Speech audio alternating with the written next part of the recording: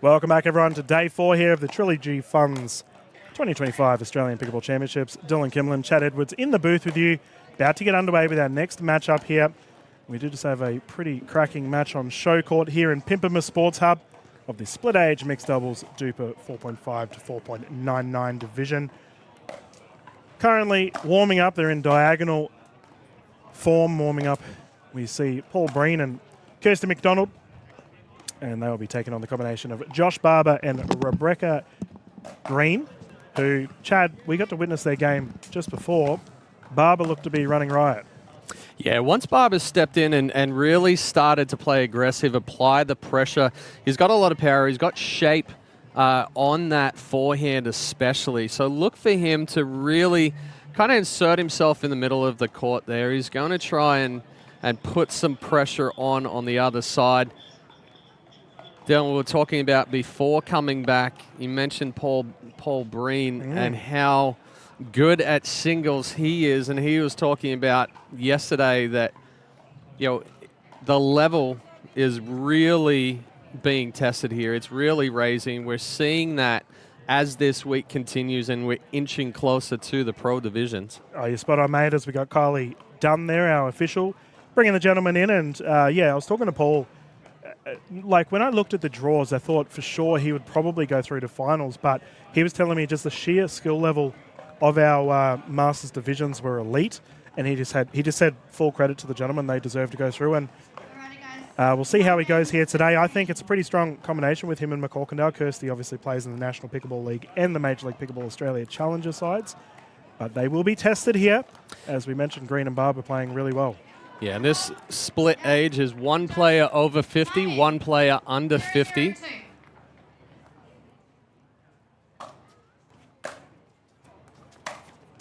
There's that forehand shape on that drive there from Barber. You see how much dip that has below the net. Green caught trying to come up after that return. Yeah, and we've just heard official done call. This will be 1 game to 15 viewers with the players rotating at 8, utilising the Franklin X40s. Franklin, the official ball of the Australian Pickleball Championships. That one just a little wide. So Barber already coming in. Big serve, big forehand.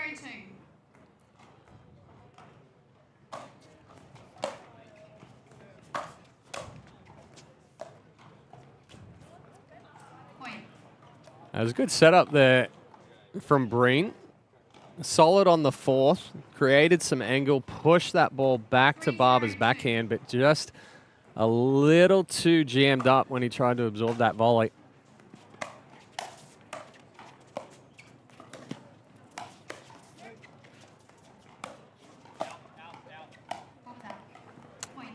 Good little firefight there, and Rebecca Green with a solid defensive effort. And viewers, you at home can have a running tally of how many times Chad and I get Breen and Green mixed up. Thank you for pointing that out, because I mean, I'm just looking at the names on the screen, and I'm like, I'm going to trip over Green and Breen and McCorkindale, and yeah, the only one in there that's kind of safe is Barber.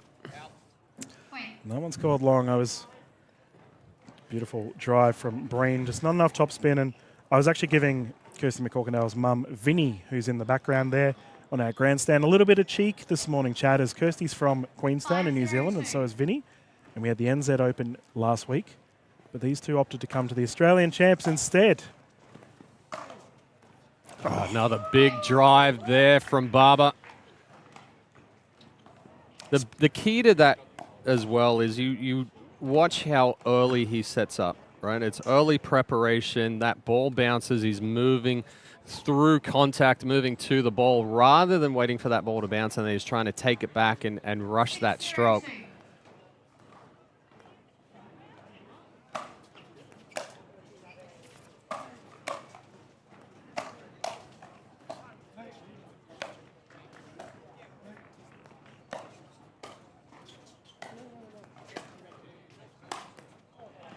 Yeah, perfect angle there from McCorkindale.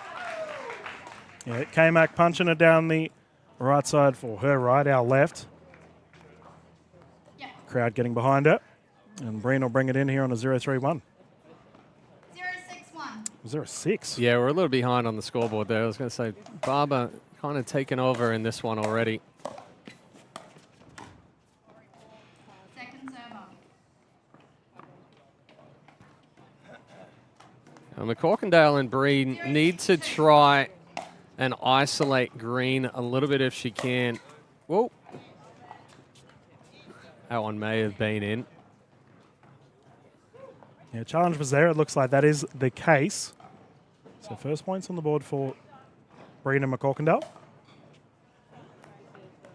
So talking about isolating Green, the issue is if you try to do it straight up, you're actually feeding 𝗙𝗹 a ball that he can move on, get extended on. That's where he's strong. You have to go behind him. Go to that backhand side.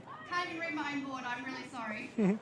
Keep him out of the middle, then go at Green. When he reestablishes, go back behind. So McCorkindale and Breen really need to look at trying to move this ball around a little bit more. Don't fall into the trap of trying to be too aggressive. Like that. Yep. You know, there's that front on you're talking about, and 𝗙𝗹 all over it. Almost opens up that 𝗙nie opportunity as well, hitting dead on. Speaking of 𝗙nies, I spoke to Dylan Infield, who's currently just at the back right watching this on the greenstand. Got his first Burt today. Hey, Chad. there you go. For those of you that don't know what a Burt is, it's a reverse 𝗙nie, taking that 𝗙nie in front of your partner. Point. He was mighty chuffed with himself. Probably one of the hardest shots in pickleball to pull off. That is very tough. I mean, you have to be able to move well, and it's in reality, it's almost one step and just a big leap across that corner. And typically, especially for a right-hander as well, there are times it's very easy to get twisted up and you end up hitting a backhand 𝗙nie right on the line. Second server. He played the shot. Yeah.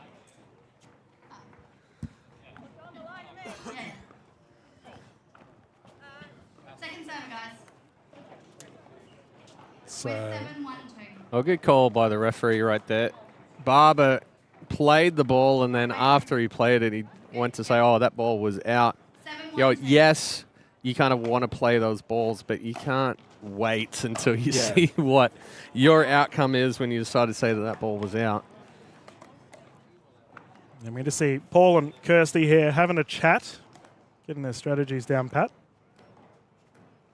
Both now residing in the sunny coast region of Australia. Point. Little stuck there from Green. You saw how high the elbow came. And when that elbow comes up, we have a tendency that when we punch back out, we punch down. We're going to try and keep that paddle head above the wrist. That keeps that elbow down. That's a better spot there from Green. Rebecca Solid. I've had the chance of calling Green quite a few times over the years. Very consistent player.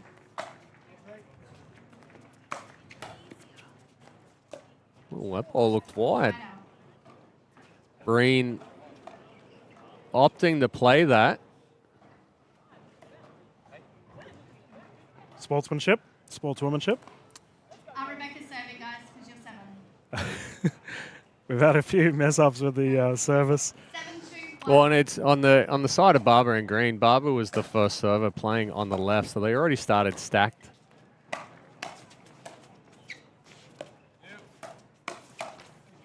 Second server. Good read there from McCorkindale. Yeah, Kirsty likes initiating that speed up off the high bounce. Takes advantage of it in that situation.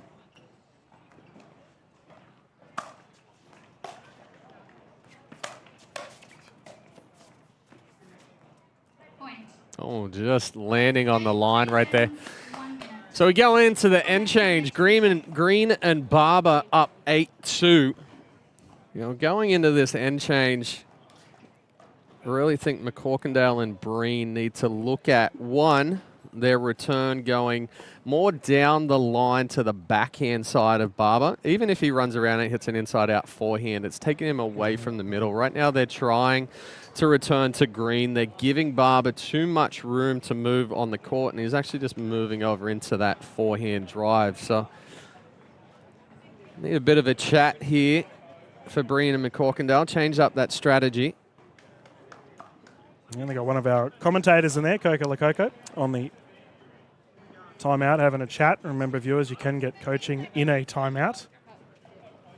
So the players are returning here on the rotation, and it's all Green and Barber at the moment. Josh, your 8. We haven't seen, speaking of Barbers, we haven't seen many mullets this week yet. Yet. Good, Paul. The young guys are yet to come out and play. Good. Yep. Josh, good. Yeah, the mullet all but disappeared for a while. Oh, mate. Very popular in Australia at the moment. It's popular everywhere. Side out. Popular everywhere. That ball just trickling back behind the booth here. Yeah, but that was to Barber's backhand. Yep. You're talking about it, so. Crowd slowly starting to trickle in here at show court, viewers. 1. Well, there's plenty of shade here on championship court. Take a little break from the sun. Just a little too big there on that forehand from Green. There was the first one. We got one. Almost said Green. 3-8-1.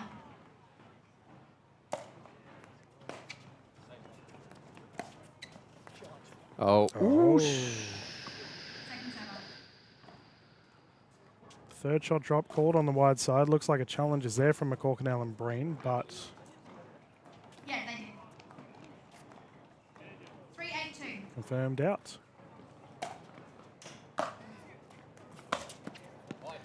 Oh, Breen had the opening there down the line as Barber was uncoiling from the stack. Just rushed it a little bit, ended up pulling across the body. That's where that right hip just gets a little too quick with the rotation. I don't mind that, though. The shot was there. Oh, no, absolutely. It's there. Take it. Just don't have to be as fine. Point. You saw the shoulders come up. Everything stand up there for Breen. That paddle getting a little too tight to the body. Paul. Thank you. 9-3-1.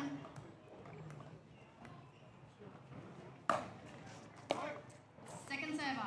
Service goes long, and viewers, the split age division quickly becoming one of the most favourite divisions in Australian pickleball. We had it feature last year at the Australian Pickleball Championships. 9-3-2.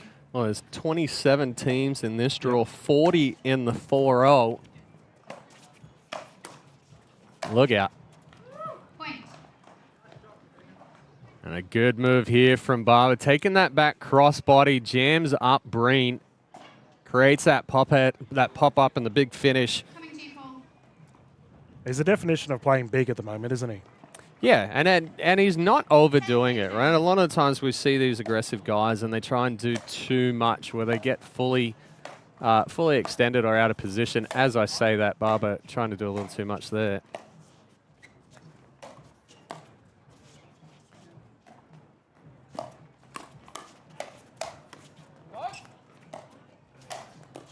Oh, defense. Stay in it. Good read. Oh!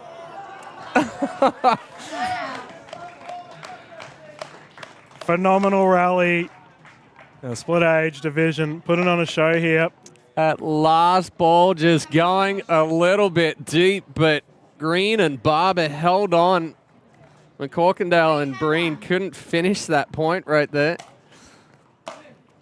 Until that last little miss hit. Foot fault. Paddle in the kitchen. Yep, paddle tap. In the kitchen after the shot. Yeah, Yep. good call there. Again, and I just said that Barber wasn't trying to do too much. He wasn't getting overextended. Then the last couple of points, he's trying to take up too much court. That one there, you see how extended he was on that forehand, and then as he kind of came back, he tried to catch his balance. That paddle hit the kitchen. All right. 4-10-1.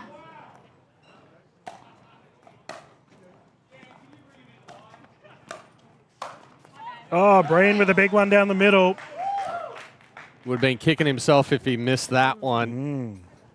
Green, not really doing much with that ball. Just tried to bump it back, but it ended up popping up. And a good finish there from Breen. Point.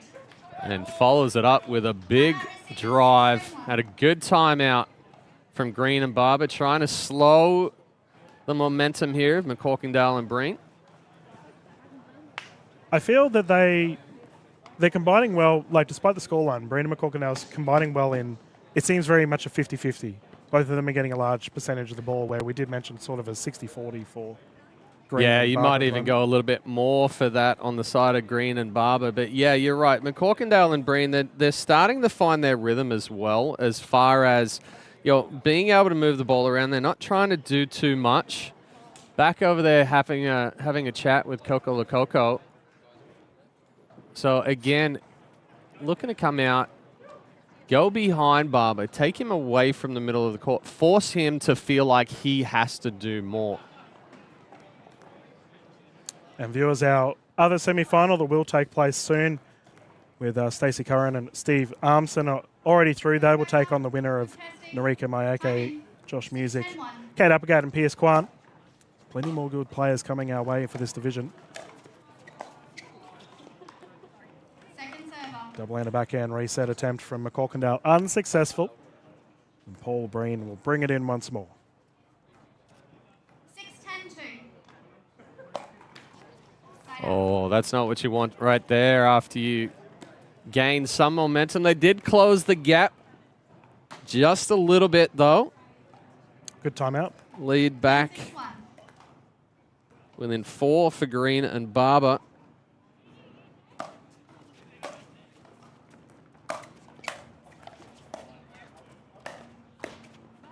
That was all set up by the 4th there from Breen. Yes, the return went a little bit more middle. Barber came over, took that drive, but an excellent backhand volley.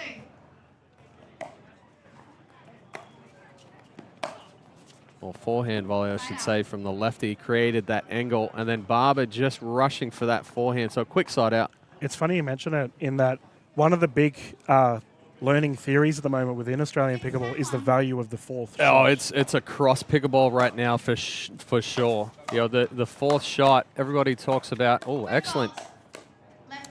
Breen done for the foot fault. But yeah, to your point there, the 4th shot used to be valued as just get the ball back deep or just get the ball down. You're not putting any pressure on your opponents coming forward through transition. But if you can create that angle off of the 4th, now you've already got your opponents moving. Now that ball movement is heightened. If you wait for your opponents to get to the kitchen line and then start moving the ball, there's not as much value in it.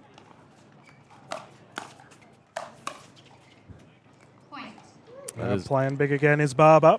There's a lot of value in there from that big forehand there of Barber, though.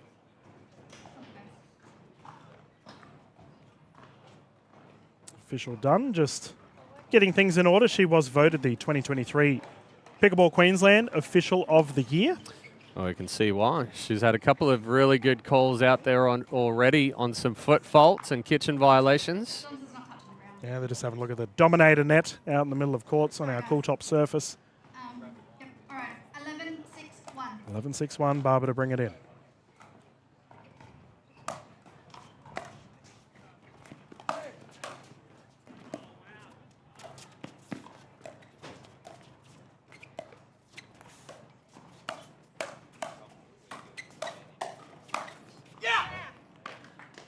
Good control there. Good movement from Barber.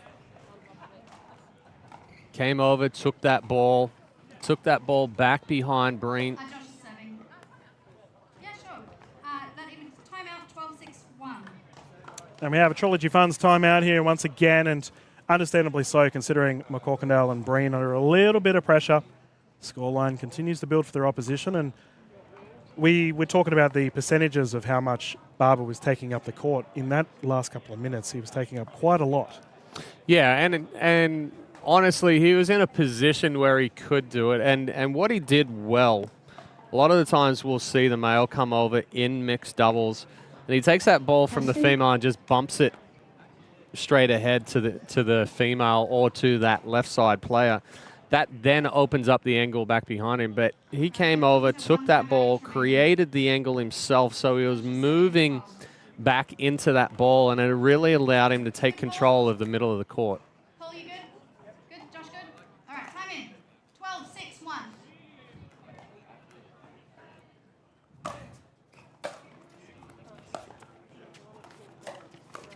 Oh.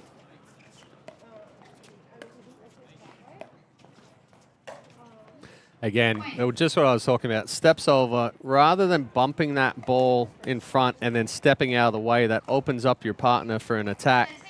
He keeps control with creating the angles.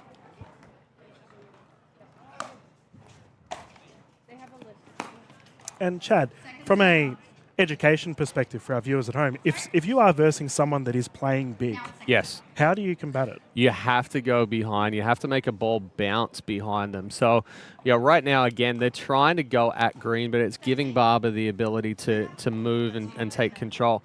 That ball actually needs, if Breen gets that ball, bump it down the line behind Barber. Now with that ball coming back, now you can isolate green. And it's almost a rinse and repeat process where you can't be afraid to go behind the guy. Oh, well left from Rebecca. And the movement of Barber created that as well. Yep. Breen's trying to go even further cross court to get it to green. 14-6-2. And we got another timeout here on the side of McCorkindale and Barber at a 14-6. So this here is a game point opportunity for Green and Barber. And viewers, we will be having a post-game interview here straight after this one. Over to Tatiana Wild, who'll be leading all of our interviews throughout this week. And viewers will be broadcasting all the way through to Championship Monday. We do have a public holiday for all of our international viewers tuning in and watching, so Monday's going to be an absolute doozy. Chad and I will be in the booth. It's going to be a lot of fun.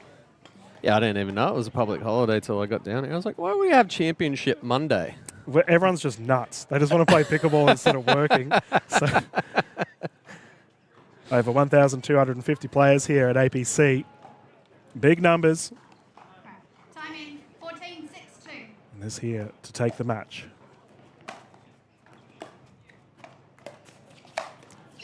And Barber with the big yes, he liked it. And they have secured the victory here. Well played. We will see Green and Barber go through to the gold medal, which they will be taking on the victors of either Josh Music, Marika Mayeke, Applegate and Kwan. As we have a little highlight reel for you all here from Trilogy Funds as always, and you were talking about it earlier, Chad, just some of the tactics here for Barber and Green. Yeah, again, Barber getting big in the middle, trying to isolate Green, and again, it just gave Barber the opportunity to really be aggressive, come over, take control. You see a little foot fault there, but we'll throw it down to Tatiana for our post-match interview. Yes, we're just getting our players ready, and Tatty, let's see how our winners have taken this match.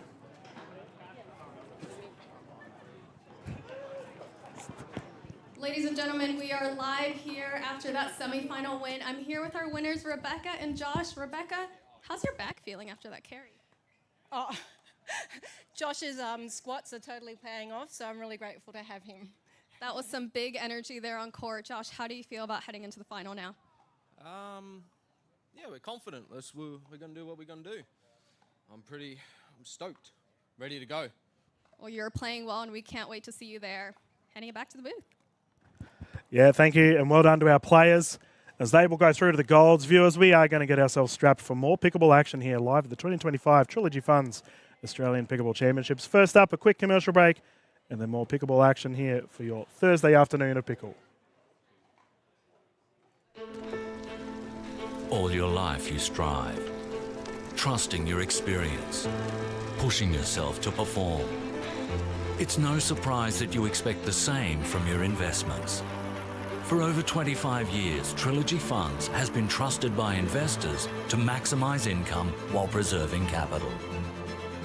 So, for income performance, invest with Trilogy Funds.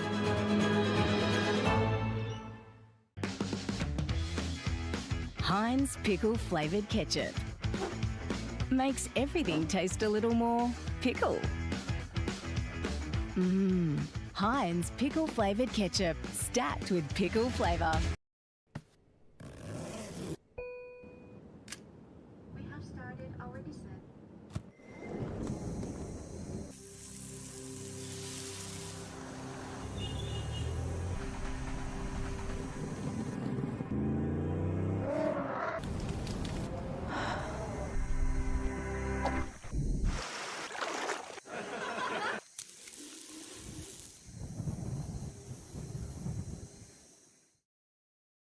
I love life. I just enjoy every day more than the previous one. I feel like they are my second family here. Living in a retirement village has been fantastic. We have a lot of laughs. I never had a woodwork shop like this one, like a kid in a toy shop, you know. Life is a choice in so many ways, and I choose happy every day. This is the best decision I ever made, to move here to Keaton. Are you ready for this? Are you ready? Are you ready? Are you ready for this? I run the space, I run the scene that light up the face. Check the mirror, see the reflection. Ain't nobody quite like me, see I'm perfection. Unique vibe, can't duplicate. Swag is so cool, every day I celebrate. No copycats, just one original. Couldn't hide out even if I was invisible. Pull it in the breeze, brushes in the air. No comparison, I'm beyond comparing. This is Dave. He didn't picture his Sunday to be like this. The lawnmower breaking down for the 5th time this year. 45-degree heat. But here he is. Dave! Dave! Yes! Don't forget the back again! Clearly he's having a shocker. But deep down, he knows he loves it. Oh. Die for it.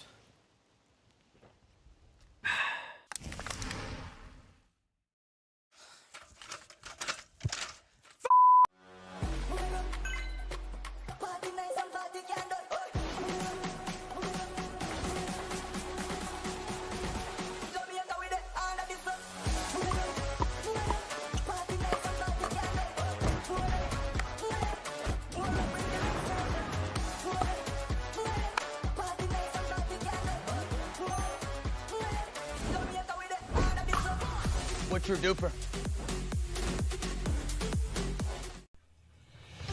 Cooltop. Stay cooler, play longer.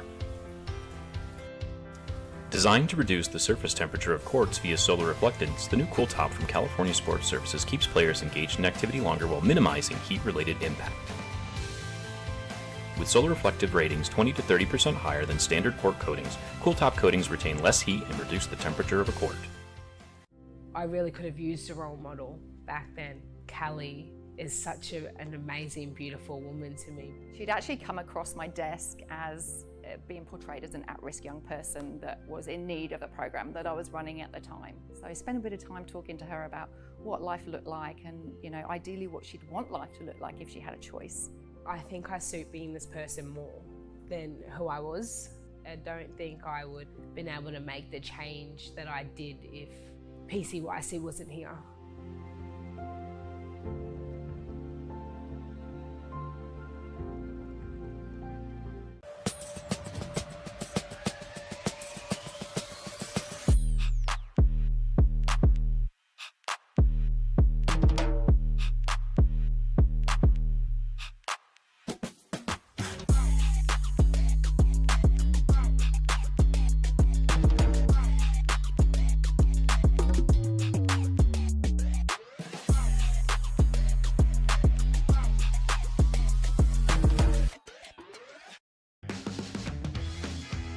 Heinz pickle flavoured ketchup makes everything taste a little more pickle. Heinz pickle flavoured ketchup, stacked with pickle flavour.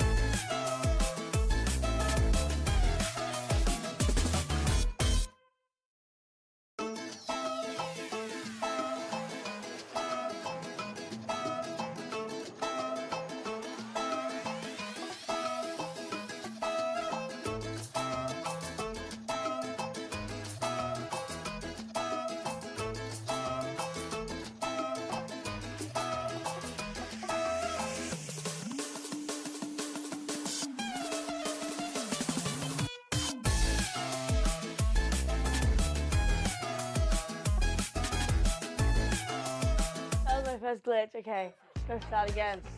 I'm using my brain. Hold on. I think I finished every sentence with so yeah. So yeah. So yeah. So yeah.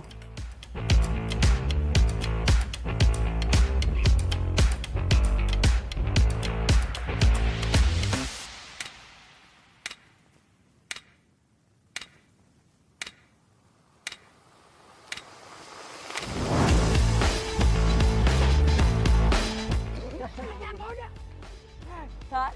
That is a cut. That cannot go into the video. It's a fun stat, but every PPA mixed finals I've won, I've fallen face first on the court. That's my statistic. Oh, never all. Oh, no, she's okay. Yapping with Katie, take one. I'm Katie Hart. I'm probably the loudest pickleball player in Australia. I live here on the Gold Coast. I've been playing pickleball for about 3 years, and I've been playing full-time from 2025. We all know Mike. He's been coaching me tennis since I was 11. Went back to the States and came back with pickleball and brought it to the tennis center we were training at. I didn't pick it up for a while because I just thought it was a stupid sport and I was still playing tennis, but over time he broke me down to play just some mixed with him, so that's how I started pickleball. I would just go to tournaments just to play mixed with Mike, and then so that's sort of how I picked up pickleball. And I met Rose, so it made it like a lot easier because I had someone to play with. Yeah, that's how I started pickleball after 15 years of tennis. We're down here at Momentum Sport where I do all my strength and conditioning training. We're in Burleigh. I'm here like 2-3 times a week with my trainer Wade. It's been a changer this year for me. It's been about 6 months I've been working here and it's been great. Running like Usain Bolt, swimming if I can't float. With it, take the paper, rip it clean slate. Here we go, dropping like Geronimo. Popping Tropicana flows, boats till we bubble up. Undercover. First week of October is like our national, so it's like for a lead up for that. Like, Yeah, sweet. She's in Pimpama. Yeah, okay, That's sick. good. That's cool. 20 minutes away. That's cool. It's easy. That beats all the travel you've had to do so far. Really. Okay, so for our strength component, obviously with gameplay tomorrow plus your training load today, we're going to reduce volume significantly. We're only going to do 2 sets. So first of all, we examine the sport, the movement, the common patterns that are within the sport. Then we will go through a movement screen with the athlete. Obviously, all athletes are very, very different. Katie is a large human, nice and tall. Her reach is one of her major skill sets. So she outlines to me the strengths and weaknesses in her game. So we want to make her strengths even stronger and we want to improve on those weaknesses. Now, reach was one of those things that was a strength for you. Your power was one of your strengths, and she outlined that movement could be better, speed could be better, mobility could be better. So those were the key components where these are the needs, and then I have a look at the human movement of Katie. We go through a movement screen and say, okay, why can't you move like that, or why is that speed not there? And we put that into a program, and that's where we roll. Today we were getting me ready for the matches on the weekend, less of the strength stuff and a bit more of the power movements, to just prep my body after a lot of travelling recently. It's just nice to get back moving, my mobility up and my power. We specifically worked on like my explosive movements through all my slams on the wall and my ball slams into the floor, just to get the blood flowing, get the quick twitch fibers moving. This year I've seen a decrease in injuries, but also like just strength on court. I'm moving better, playing better singles especially. And I'm just feeling a bit more stable, like at the kitchen line and stuff with my strength. We're all done here at Momentum and we're heading off to KTV for a drilling session.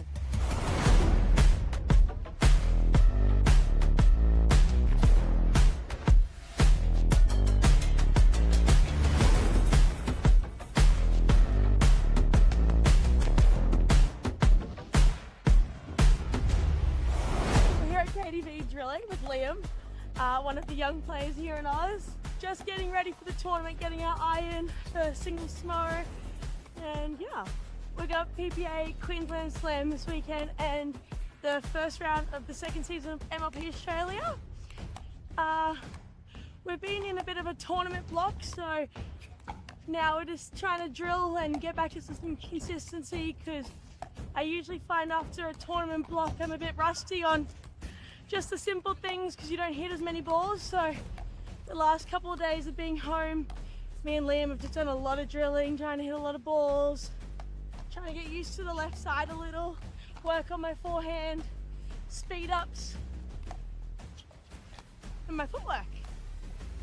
Leading up to the APC, I've been working a lot on my backhand, my two-handed backhand roll in the kitchen to be able to change up my spots. So usually from the right side, being able to play it line and cross with a bit more disguise rather than trying to show such a tell, which hopefully will help me once we get there. When we're looking for a training partner, it's someone who wants to work hard and doesn't matter on the level so much. It's just putting in the effort, wanting to help each other. Pickleball is still such a new sport that me and Liam have been drilling a lot together recently, that we know what each other need to work on as well, so we can help point out things to each other that maybe you won't notice by yourself. You gotta have a bit of fun out here too. Liam's a really easy target to body bag. Okay, let's see one. That's the cameraman. Nearly got the cameraman.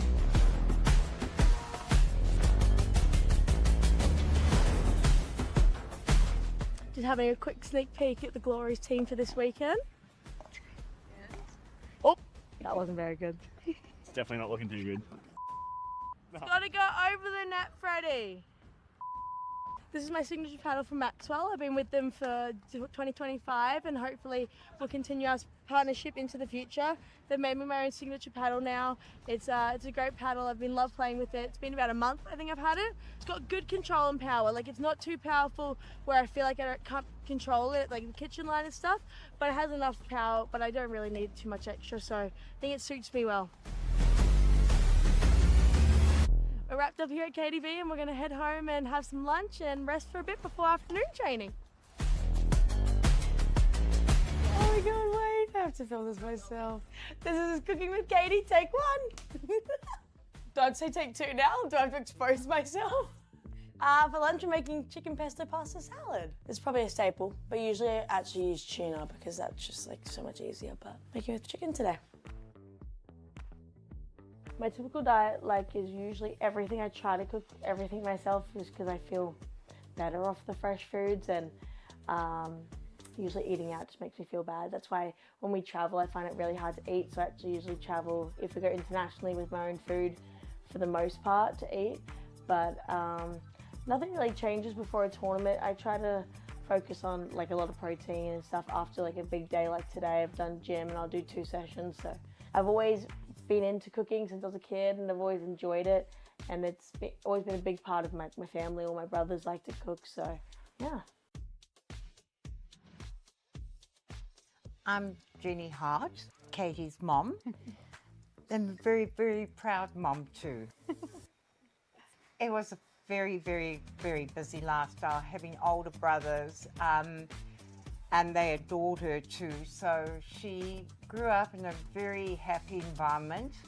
She went, I wanted her to play tennis. So we got her on court with Danny, and she really didn't like it. She performed every time. Anyway, eventually she loved it. She really was fiery. They knew when Katie Hart was on court, one of the umpires said, "Zip it one day, Katie, zip it." I've always been a fiery competitor since I was playing tennis. I think it comes from, having 5 older brothers. My household was always loud and competitive. Never anything against the opponent, it's always to myself, and I think that's just how I get myself pumped up. Yeah, when it was a change to pickleball, I wasn't quite sure at first, but now I really think she's made the good move. Trying to calm myself down, pumping myself up with that fire competitive is probably my best way.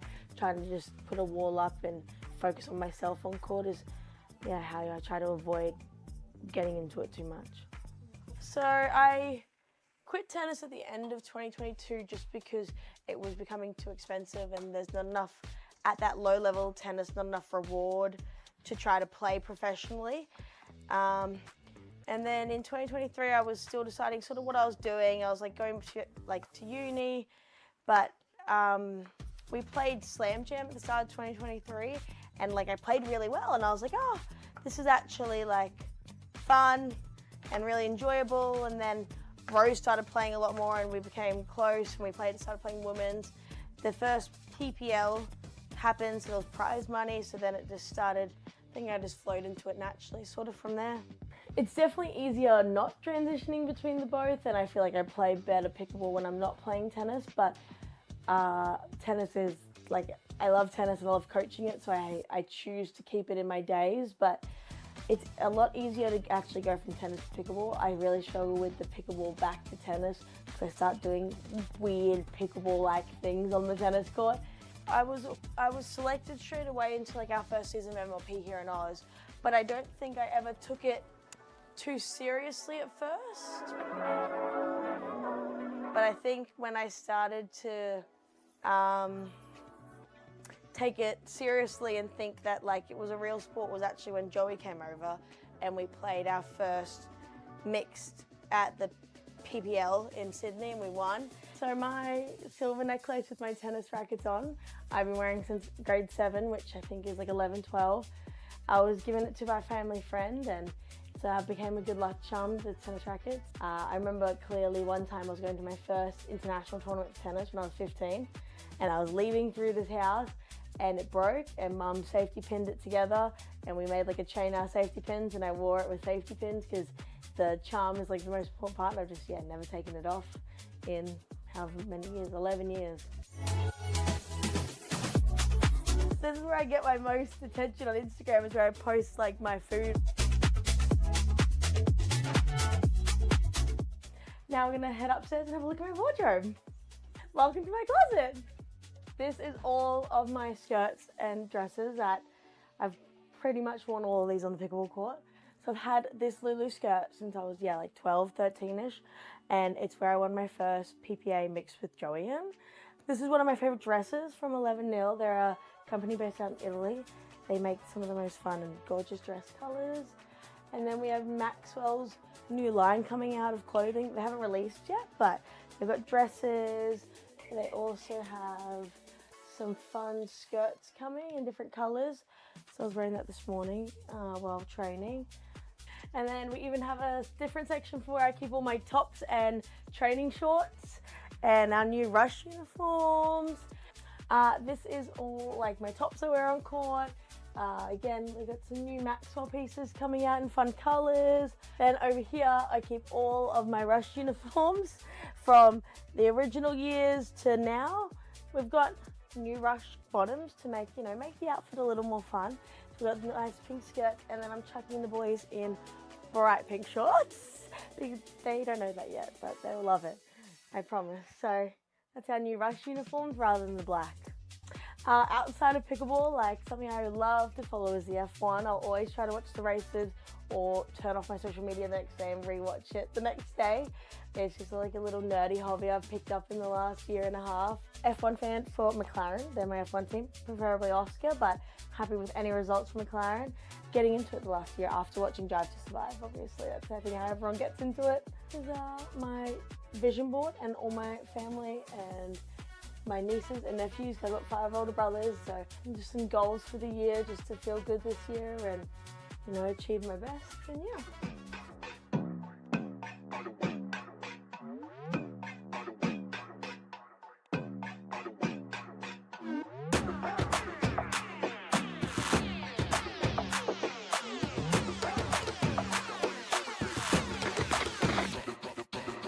So we're out here at Runaway Bay where I coach some of my pickleball lessons. Tiana is my favourite pickleball lesson I coach. We've been working together since the end of last year. We've seen a lot of improvement. Our next tournament is APC, so that's what we're getting ready for.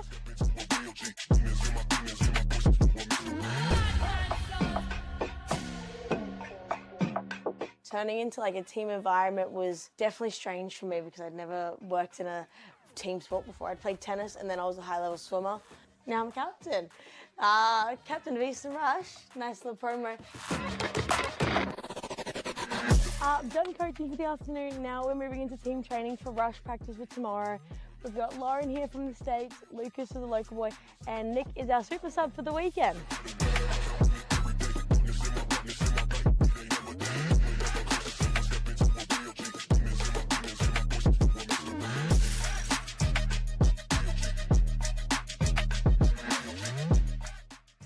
Alright, welcome to the Eastern Rush.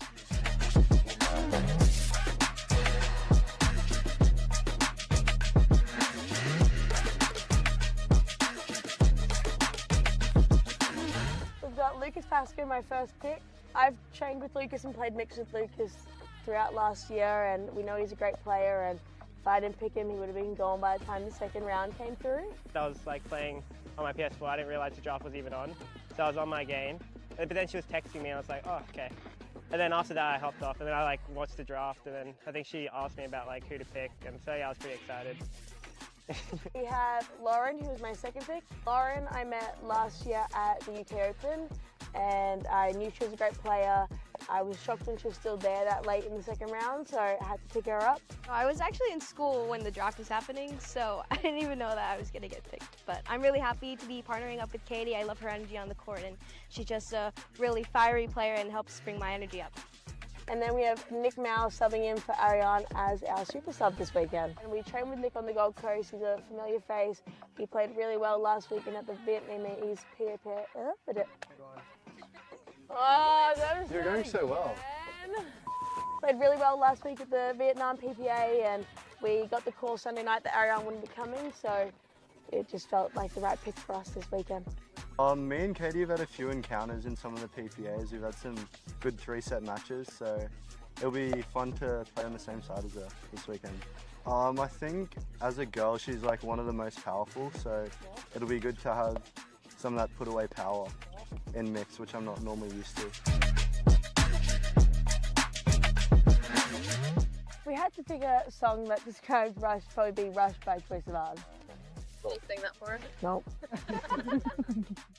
Our biggest win as a team, our probably most impressive when we beat the Crocs in New Zealand, who have gone, I think, almost undefeated outside of that. So we beat them 3-1, which was a pretty comfy win. And now we have game point and match point for the Eastern Rush. And there it is. So the Eastern Rush taking down the Gold Coast champions of the Northern Crocs. Yeah, so I've had a lot of injuries from early on in my tennis career to straight into pickleball. Learning to deal with it comes with injuries over time. The first injury you have, you think you can push through it and keep going, but I learned the hard way and had to have knee surgery at 15. Yeah, so at that New Zealand event, we had a really tough day on court, honestly. We came up to the finals against Danny and Michelle. First set, we played really well. Everything was coming together. Point game.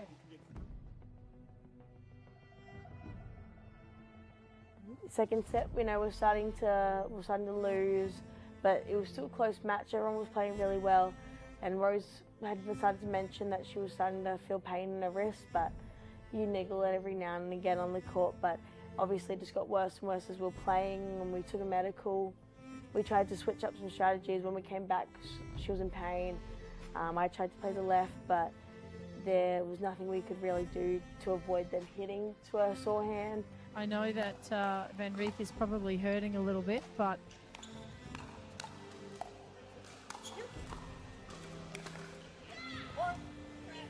yeah, that's a timeout there. Oh no, it's over. Oh my goodness, I'd say that's due to Van Riek's wrist. It was hard on me because I had not won a PPA Women's yet. Rose has won a few, so I was a little devastated because we were so close, but I think it comes with the sport and it was out of my control and definitely a bit heartbreaking, but that's part of it. As someone who's had a lot of injuries in the past, supporting your partners, you actually work out, it's really important to have that and to also make your partner feel like it's okay for them to pull out. There will always be another tournament. It is just pickleball at the end of the day.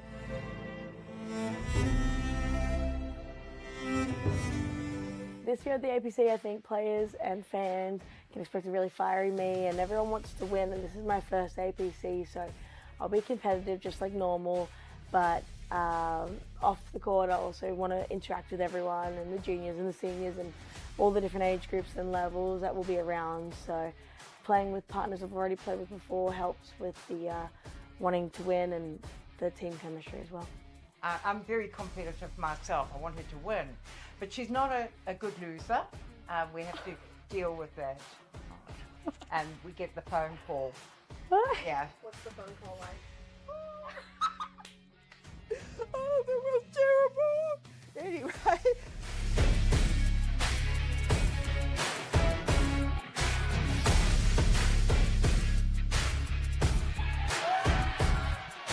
Thanks for joining me for a day in my life. I hope to see you all at the Australian Pickleball Champs, and hopefully you get to see me win everything.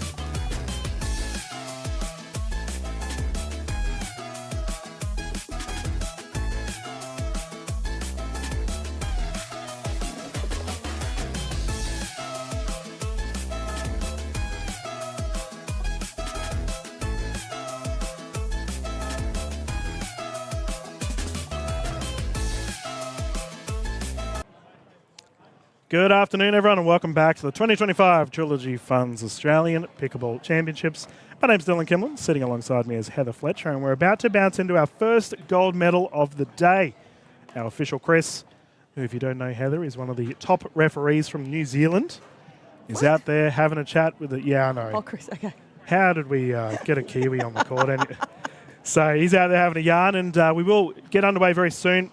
Pierce Kwan and Kate Applegate in the black tops just managed to get through their semi-final, which I might add, viewers, was a very long semi-final. They played incredibly well. It was. I did actually watch some of that. I was over there checking it out. Both of them played so well. Kate reckons she has peaked at this point, so she thinks she's at the perfect time to play a final. Wow. Yep. I've always regarded Kate Applegate as the most underrated player in Australian pickleball. She is exceptional. And viewers, our split age mixed doubles 4.5 to 4.9 division has been a whole bunch of fun throughout today. We saw Josh Green and Rebecca Barber earlier today. They played and got through their semi-final. Barber was playing big, covering a whole lot of court, and it's going to be very interesting to see how, as we mentioned, Kate Applegate, she's a defensive rock, so how she's going to put up with that pressure. But viewers, we are live at the Pimpama Sports Hub in the Gold Coast. A warm day today, just on lunch. Go grab yourself a cool beverage, some yummy food if you're down in the village. Have you tucked into any of the food down there yet? No, I went to the cafe. Oh, actually, no, I did on day 2. Went down there. It was actually pretty good. Yes. Yeah. They got a few different food vans with different things, and no. I'll be honest, I've been eyeing off that ice cream truck for a little while now. Oh, don't talk to me about ice cream. It's I a can't warm eat it. day. But viewers, this will be 3 to 11 with the players rotating at 6 should we get to a third. Of course, we're using the Franklin X40s. I just saw Rebecca Green leave the court, so I imagine we might have a little bit of a delay here. But Heather, you and I can have a yarn anyway. So have you played this week? No, I'm not playing this week, unfortunately. I decided to go and do the refs course, actually. Oh, how was it? Tell us about it. Yeah, no, it was really good. I did it with Pierce, so he was there as well. Okay. So I went to the refs course. I've been reffing for the last couple of days. It gives you a different perspective on the game. Big time. And yeah, and it's funny. It really teaches you that you need to call those out balls because we're not looking at the ball. Yes. So when Pierce makes a mistake during this gold medal, you can pick him up on and educate him. I will definitely. Although he can educate himself now. Yes. Yeah, true. So he should. Yeah. So no, but that's awesome. And as a qualified referee myself, it's I've always said it's such a beneficial course to get involved in. Did you do the level 1? Yes, the level 1. Yep. Yep. It's a very good time, and we've had a bunch of referee courses throughout the week, viewers. As I believe we have a level 4 on today, which is really cool. Yeah, there's a 3 last night. Yeah. 4 today, and then I think it's a 2 tomorrow. Yes. Yeah. Fantastic to see, and a big thank you as always to all of our tournament team, officials, and volunteers for this week at the APC. It is a great way to get involved if you either have a lot of time off, yes, or can't play at all. If you've got an injury or something, volunteer or get into it. It really puts you in the spirit of the tournament. And you mentioned the spirit. We do have the Spirit of Pickleball Award that will be given during this week, which will it always gets given to someone that is generally voted upon by a wide variety of people that really embody Australian pickleball. Nice. Last year, Kath Griffin won it. The year before that was Ray Ware. Oh, okay, yeah. Beautiful people in our scene. Yes. That's Kath Griffin from Queensland, not Kath Griffin from South Australia. Yep. They're both here this week. They are. And both fierce competitors. We've been given the 2-minute mark as official Chris out there checking everyone out. But we will also have the MVP of the tournament. So Karen Denman has already won a Triple Crown. She's on track for a Grand Slam. Wow. So it'll be someone like that Yes. that'll get the MVP award. Definitely. There's Green and Barber out there having a wallop on the court. Doesn't this centre court look amazing? It's really pretty, isn't it? Yeah, it is. It's turns out really good on the TV. Yes, I'm a big fan of the green and white. I feel, I don't know, just APC, it's a special tournament. Like, did you get a chance to play last year at APC? I did play last year, yes. Yeah, it was a good time, and I think for me, as someone that's a tournament director, it's one of those legacy tournaments. Like, you want to be involved as much as you can. Yes. With over 1,250 players here. It's amazing, isn't it? Oh, it's exceptional. Yeah. Yeah. Like, who would have thought that like 5 years ago? Mate, you're telling me. Yeah. I remember doing QPC, so Queensland Champs. Yeah. 5 or so years ago. And we were absolutely overjoyed to get over 100 players.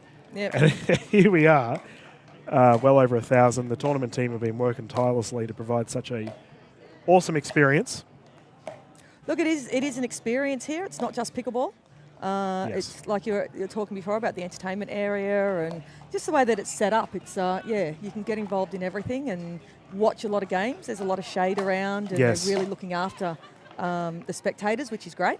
Well, for me, right, like I was walking around while we were waiting for the semi-final to finish up with Applegate and Kwan, who's currently on camera, and there's just so many friends. Yes. Like all of our friends from around the country, international friends, like I saw talking to a bunch of Kiwis earlier. Everyone's together. Yes. And it's just like, oh, I haven't seen you since this tournament or this tournament. Hey, you did the referee course, or hey, yeah, I'm doing the coaching clinic, whatever. Like everyone's doing stuff. Yes. So our official has called the players in. I had some guy before think I was someone else, and he went to hug me. He goes, "Oh, sorry, you're someone else." I said, "No, you can still hug me." Yeah. Hugs for everyone. Positive vibes here at APC, and it looks like we will have the combination of Kwan and Applegate closest to camera. Pierce Kwan, I regard as one of the strongest people in the Australian pickleball scene. He doesn't look it. No. He is very much involved in the strength and conditioning world. And our gold medals kicked off immediately. We saw this in the semi-final, Heather, and it'd be great to get your coaching expertise here. Barbara plays big. Yes. 0-0-1.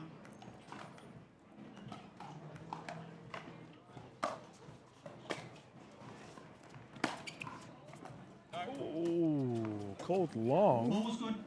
Challenges there, and top spin. Kate Applegate is asking us where the ball is. That's about in our commentary booth, does it? Heather can do it all. I've always said we need to invent a pickleball Roomba, like a little Roomba that can go and collect the balls for you. But I'm just lazy. I don't want to go and get my own balls after a rally, especially if you lose them.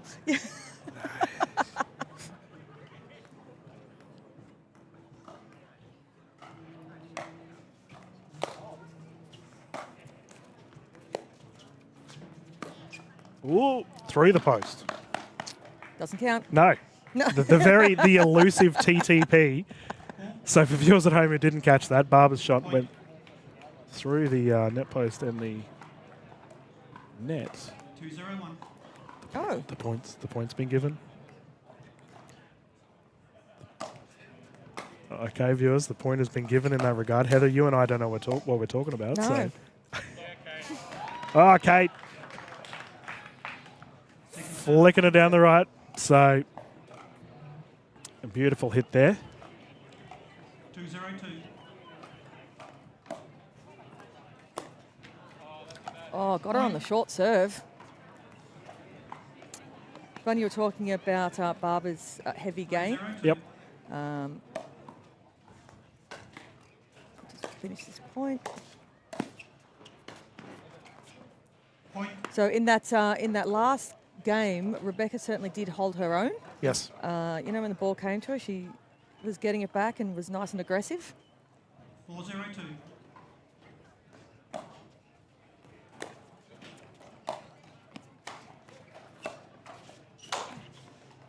Bang. Side out. Pierce hits that so hard it ends up over near our volunteer tent. Yeah. Let me asking for another ball. Come on. Yep. The next 40. Well over 40 k's an hour. I would love to see a speedo. Like for some of our fast servers. You hit the ball pretty hard, Heather. I can, but I choose not to a lot. Placement overpower. Yes. Second serve. I think you'll always get more points from a deep serve than you will a hard serve. But it's good to throw a hard serve in.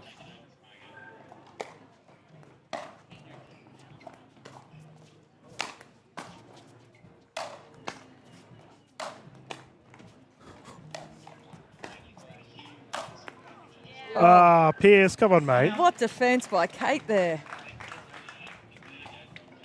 Kate, regarded as one of the best defensive players in the Australian pickleball scene, did everything to get it back. Pierce Kwan, straight into the net. Yeah. No, let's see who they target now. I know. Yeah.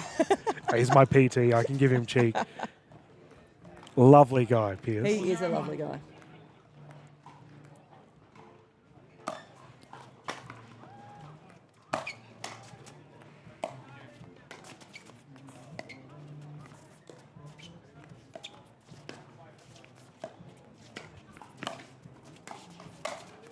Oh, Josh Barber, well played.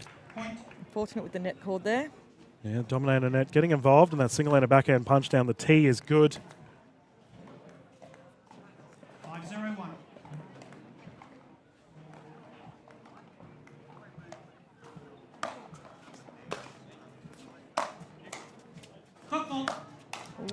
Kate. Point. If you haven't seen Kate play before, she has a two-handed forehand Yes. serve. 6-0-1.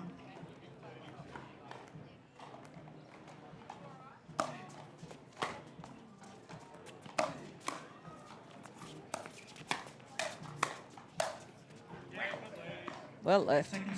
Yeah, Kate had the dancing shoes on, got out of the way. And that one's gone long. And I felt there, Heather, that Barber was several times caught hit while moving. And as such, that was hit a bit awkwardly. Yes. Obviously, he's covering so much court. Maybe that is a potential strategy they could try to look into.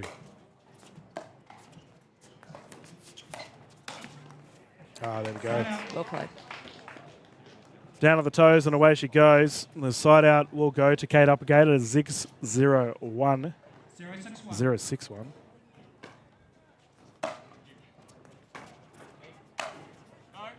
Speaking of 6-0, one of our store holders here this weekend at the APC. Down at the Player Village. If you're down there, I can hear the live music currently underway. Enjoy some of that yummy food and ice cream that we were referring to earlier. Go and visit our store holders, of course.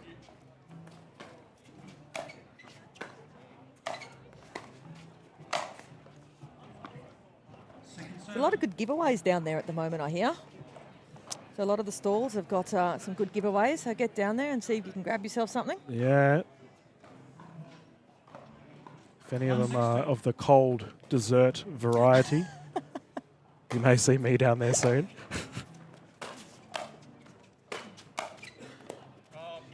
Well done, Green. Rebecca forcing it down low. 𝗙cie𝗹𝗹liche with the error into the Dominator net. 6-1-1.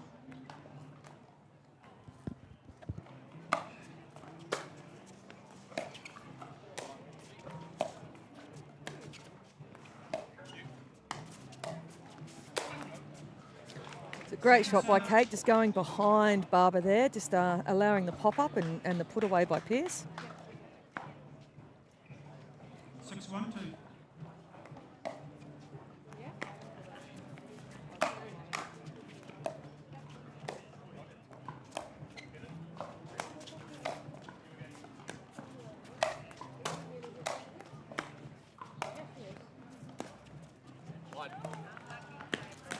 That was a terrific effort there from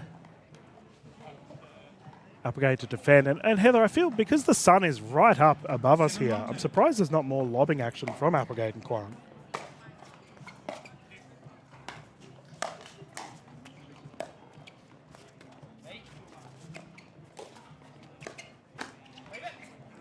Thinking it'd be pretty hard to lob over Barber's head.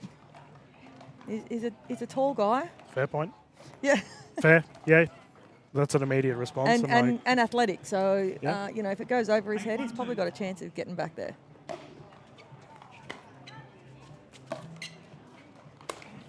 Oh. Talking about lobs. I love how polite he was to himself. He is then. such a gentleman. Yeah, he is, even to himself. 9-1-2.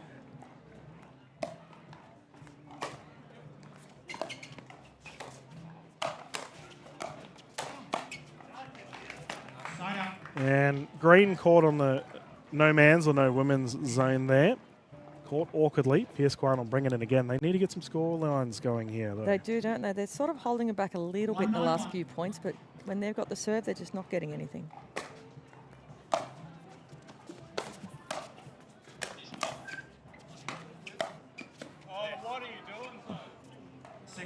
Pearce hitting the top of the paddle. And now is when I would suggest a timeout, Heather.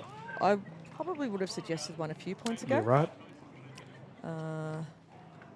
See if they can change things around a little bit, talk about how to change the game. There's that double-handed forehand serve you're referring to.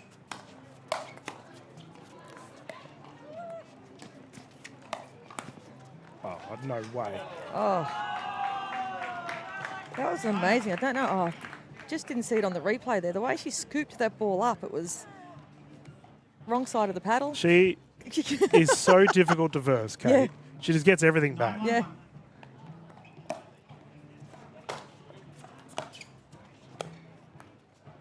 ATP? No. Oh, Oh, he's over the down. fence. Wiping out the Trilogy Funds banner there. I watched a game the other day, the other week, when Oliver Gray went over the fence and he got stuck. Oh, no. He could not get up Well, again. He is about as graceful as a baby giraffe. So I'm not surprised to hear that happen. I love that everyone just laughed for a while and then helped him. He'll be right. Oh, backhand flick unsuccessful. A side out here. And we'll see how Quan and Applegate go. They've been stuck on one for a little bit now. 191.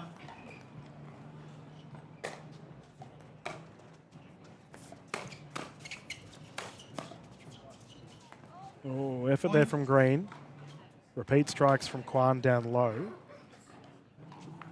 I think the pairing of Applegate and Quan would also be one of the nicest pairings. Yes.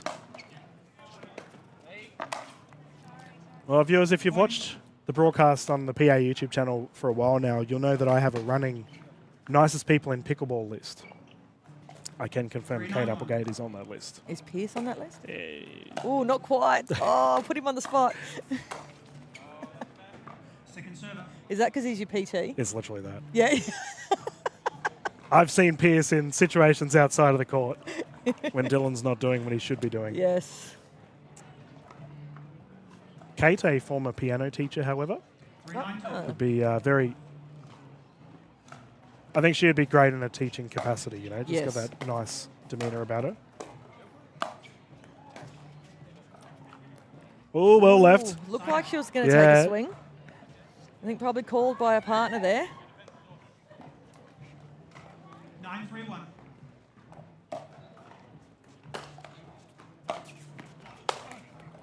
Oh, great smash there. Pierce has got hops. Getting up and Lock plucking him that one up. down back. 932.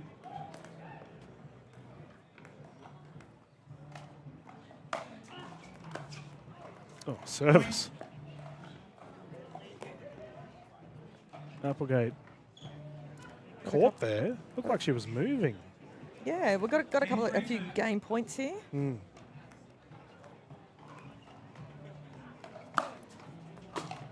Point and game. And again, 2 aces in a row there for Barber, and they will take the first at a 11-3 scoreline. Well done to Green and Barber. Heather, any insights into that match? Anything you'd like to see Applegate and Quan do to change the tide? Look, I think they've got to try and keep Barber quiet a little bit. Yeah, he certainly came over a lot. Maybe going behind him a couple of times might keep him quiet. See what happens there. Obviously, Kate's defending has been amazing. Yes. So that's no surprise. Yeah, well, we will see how this one pans out, viewers. It is lunchtime here at Pimpama. As always, a big thank you to Heinz getting behind us with a... Have you tried the tomato pickle sauce yet? No, but I have been told it is amazing. Someone had some the other day, and I'm like, "Oh, you're trying that?" And Oh, mate. and they were like, "Oh, it's good. Yeah, it is good." Viewers, if you are going down and having a sausage sizzle, hamburger, something of a warm variety, definitely try the Heinz sauce out. Big thank you to them for getting behind us here at the Australian Pickleball Championships. I know everyone got a bottle in their Mate. welcome pack. Yeah, it's good. It's you know, I think sauce is just so Australian. Just quintessential Australia. I was like, as soon as I heard Heinz was on board, I'm like, yes. Yeah. Oh, I thought when you said quintessential Australian, you were going to go on about your cake stalls. There's none here, mate. There's ice cream. There's something of this sweet variety. Dylan is happy. And to be fair, I will always be happy watching pickleball. As the players can return here. Barber to bring it in. First serve is 0-0-2.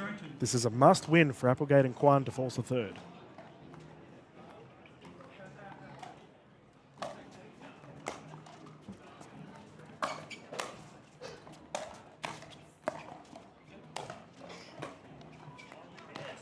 Just caught in the transition, though, was green. She did, didn't she? Just trying to follow her partner in, but then he ran back.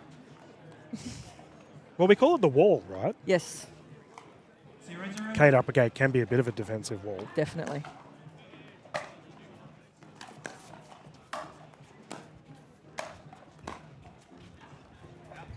Lob is long, right on the P there on our Cooltop surface.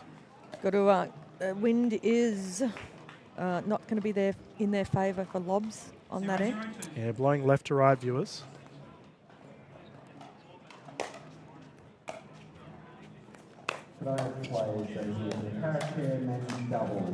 Oh, he was there. It was. Two great gets there from Rebecca Bupp. Yeah. Applegate smacking it into the net. 0-0-1. Another side out.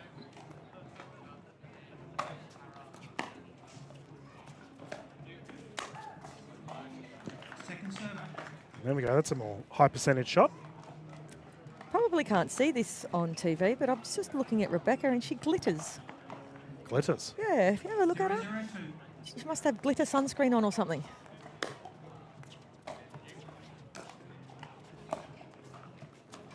So, yeah, I'm going to try and follow you there. I'm thinking, how can I spin this into a story? Yeah. So I used to work in childcare, viewers, and glitter was banned in my classroom. Oh.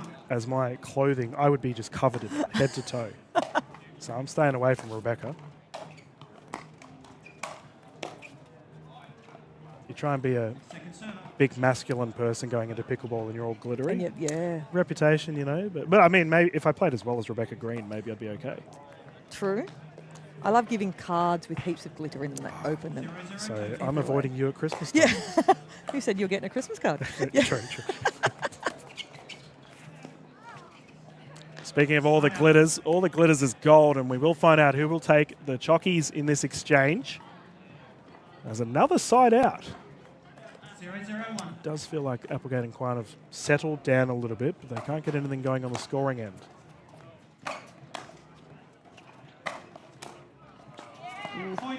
Bit of confusion there. Yeah, I refer to that as a high five hit, where both your paddles touch at the same time as you go for the ball down the middle. Happens to all of us.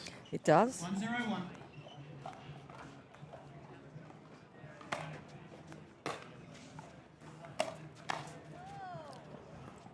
Point. Catching that one a little bit late there. 2-0-1.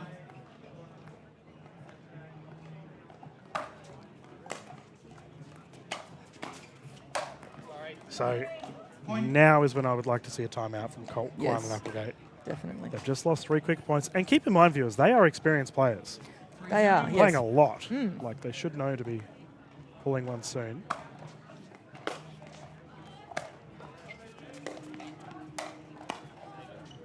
But they just can't handle Josh Barber at the I moment. was going to say, he's really nailing those serves on the baseline. Yes. Very much a crash play style. Shake and bake, running in. Yeah, just setting it up perfectly from that serve.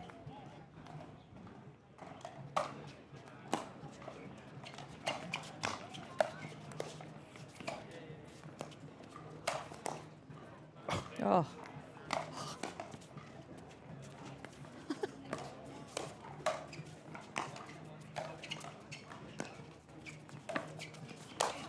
Oh, what an what a amazing rally. point. Oh. Pierce Quan with a big finish. Kate Applegate somehow getting about 15 impossible returns off. And just getting them in awkward spots as well when she Yeah. got a paddle to it. Exceptional defense. That's what she's renowned for. A bit of confusion on where to stand here. Yeah, 4-0-2. 4-0-2.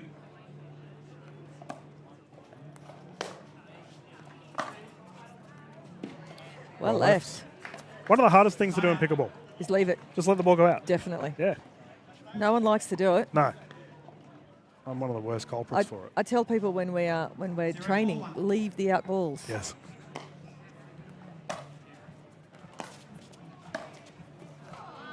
Oh, no way. What was that angle? Oh, net the roll. net. Yeah, Okay, I was going to say, how did he get that? Crazy. Barber pulling all the shots out at the moment.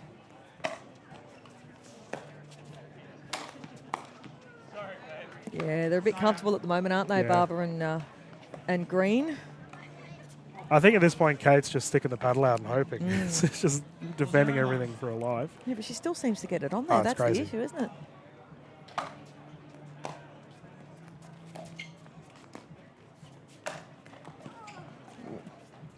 So I said about getting it over his head. Yeah, we've nearly had a classic catch in the crowd. I've already said in the broadcast this week that we need to keep an eye out for any awesome catches from our spectators. Awesome seating here on Championship Court, viewers.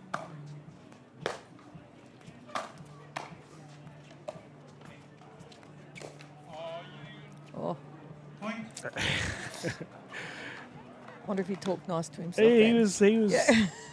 just having a chat. We all do it.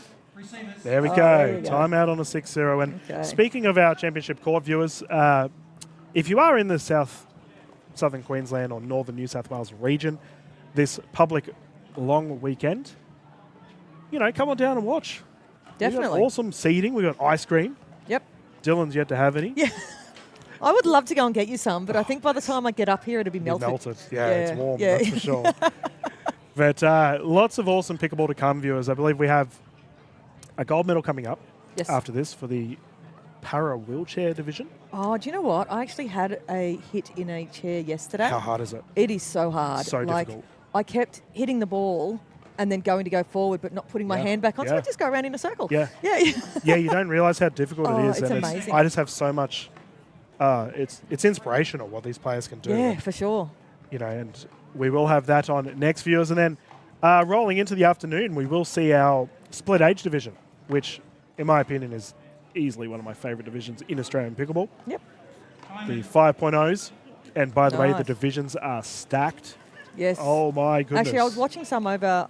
They're playing their round matches now, aren't Yeah, they? yeah. I was over there watching some of it, and it is good pickleball. Yeah, fiery viewers for your Thursday Arvie. Let us continue here to 6-0-1 scoreline. Barber and Green in cruise control.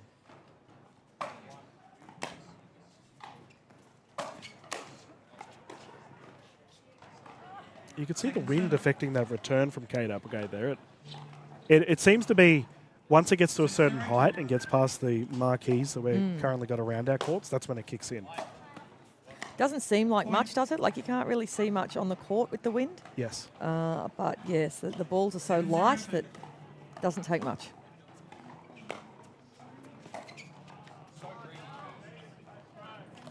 Side out. So I got to ask, I see one of the sponsors a Better Beer. Yep. Had one of those yet? I haven't this tournament. This tournament. I mean, they're yummy. And I'm sure a few... Oh, Oh, nice hands. Good I'm sure a hands. few of our spectators, as the day progresses, will get stuck into some cool bevies, and maybe, who knows, some of the staff here in the broadcast. I can see some very enthusiastic nodding here in the broadcast booth. Quan to bring it in.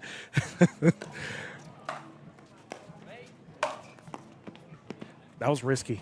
A bird attempt. It was kind of a half bird. it was. I think it was more risky because Green stayed on the line. Yeah. So he Yeah, the really had to work whole- hard to stay out of the kitchen. Whole half of the court was available. I mean, it worked out. But if Applegate had got hold of it, Yep. 7-0-1.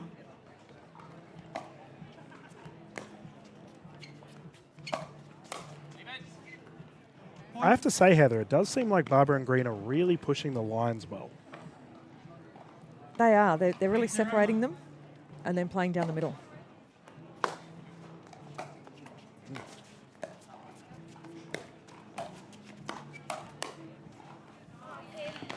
Quick hands from Pearce. Gunning it back. Have a paddle out in front. How often do we see our coaches talk about that, Heather? We do. Rebecca's got an unusual backhand where she hits with the same side as her forehand. Oh, yeah, the windscreen wipe. Yep.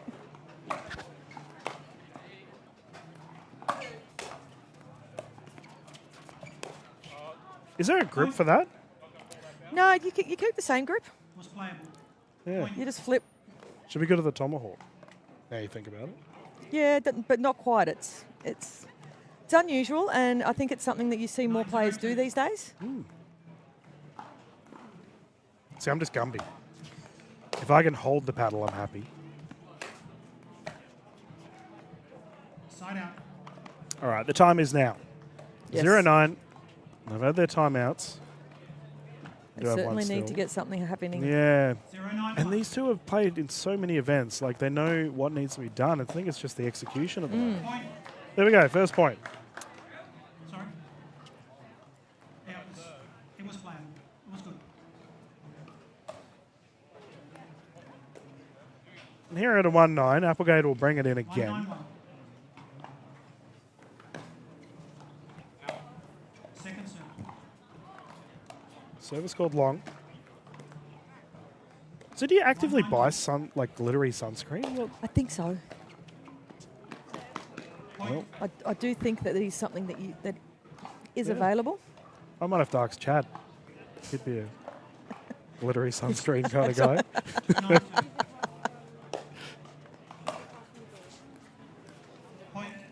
We have fun in the broadcast booth, viewers. Media team constantly giving each other cheek. 3-9-2. 3-9.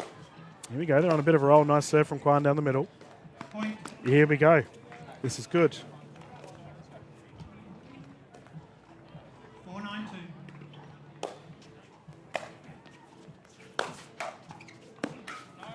Oh. Side out.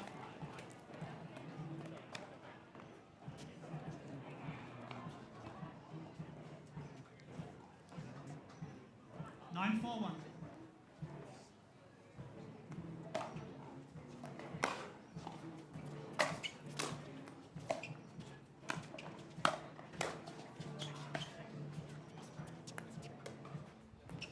Oh, switch.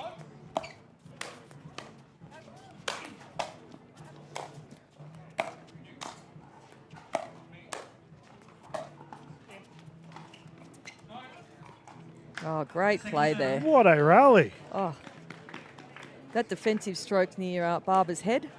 Well, we talked about it earlier, didn't we, where Barber takes a lot of the court. Applegate recovered this time and went down the left. Yes. And the end result was pandemonium and the one rally. Viewers, I believe we will have an interview with Tatiana Wild after this with our winning duo. Point. And she may be talking to these two closest to camera very soon. Championship point here 10-4-2. for Rebecca Green. And Barber to serve.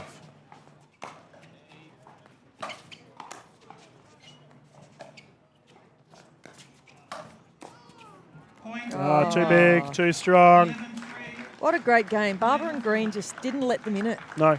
Just, they couldn't figure out a way to get through that game, so it was a great play by Barber and Green. Yeah, a dominant effort there, and as a result, they have taken the cookies in this exchange. Gold medalists, viewers. And we can have a look at their highlight reel. Heather, what really stuck out for you? I think the hands of Barber. Yep. When he's at the net there, he's got great hands and taking control of a lot of the court. But like I said in the semi-final, Green still held her own. Yeah. It was actually hard to isolate Green in that. Yeah, she was a defensive rock, Yeah. that is for sure. Yep. So we're just waiting for Tatiana Wild to get ready with our players and viewers. We will have a sticky beak over there at the Collette court side, our post-game match. Look at the crowd slowly starting to stream in. As you can see on court, viewers, we will have our para wheelchair players hopping on next. Tell you what, if you have a chance, come out and watch this Oh, because my you will goodness. be amazed. Tough to play as well. Like we mentioned, the skill level required. The gentlemen are out here getting ready to go. Yep. Getting their warm-ups ready to go. We will have Matt Hansen jumping in the booth on next to call this one, but the Dominator Net was definitely involved a fair few rallies during that one there, Heather. It was. There wasn't popped up a couple of balls. And viewers, it looks like Taddy is ready to go over with our victors here and taking the gold medal. The combination of... Josh, I have to admit, I'm feeling a little bit of deja vu right now. How does it feel for you to win gold at a national championships? It's pretty good. I'm really happy with our performance, and yeah, I think we brought it here, and yeah, I'm keen for singles as well tomorrow.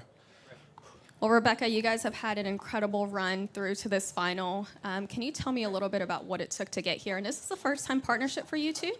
It is a first-time partnership, and it took Josh, so watch this space. And I'm sure this is not the last that we were going to see of you. What else can we expect from you in the cards here at this APC? Playing pro men's singles tomorrow. Not sure what time, but yeah. I don't even know. I'm playing some single and some gender doubles. Oh, both gender doubles. Well, that is incredible. We cannot wait to see you there. Congratulations on this well-deserved win. We will pass it back to Brad and Dylan. Yep, thank you, Taddy. And viewers, as we see our players starting to warm up for the wheelchair events. Heather, you've had a name change. Oh, it's all right. It's not the worst thing I've been called. Yeah, true. Brad's a nice name. Big shout out to Brad Class. But viewers, we are going to bounce into a quick little commercial break. And when we return, let's get into some wheelchair action live here at the 2025 Trilogy Funds Australian Pickleball Championships.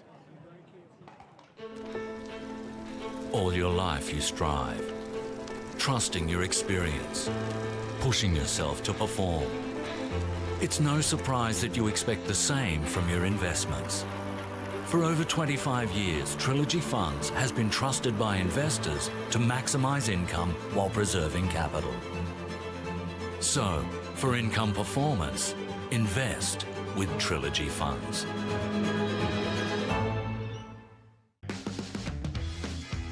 Heinz pickle flavoured ketchup makes everything taste a little more pickle.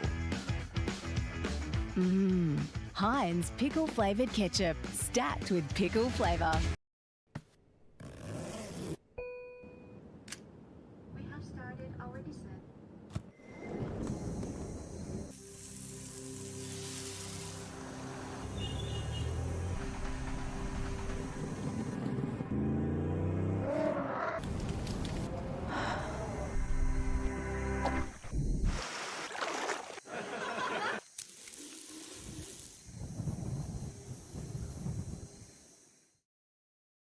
I love life. I just enjoy every day more than the previous one. I feel like they are my second family here. Living in a retirement village has been fantastic. We have a lot of laughs. I never had a woodwork shop like this one, like a kid in a toy shop, you know. Life is a choice in so many ways, and I choose happy every day. This is the best decision I ever made, to move here to Keaton. Are you ready for this? Are you ready? Are you ready? Are you ready for this? I run the space, I run the scene that light up the face. Check the mirror, see the reflection. Ain't nobody quite like me, see I'm perfection. Unique vibe, can't duplicate. Swag is so cool, every day I celebrate. No copycat, just one original. Couldn't hide out even if I was invisible. Pull it in the breeze, brushes in the air. No comparison, I'm beyond comparing. This is Dave. It didn't picture his Sunday to be like this. The lawnmower breaking down for the 5th time this year, 45-degree heat, but here he is. Dave! Dave! Yes! Don't forget the back again! Clearly he's having a shocker, but deep down, he knows he loves it. Oh. Die for it.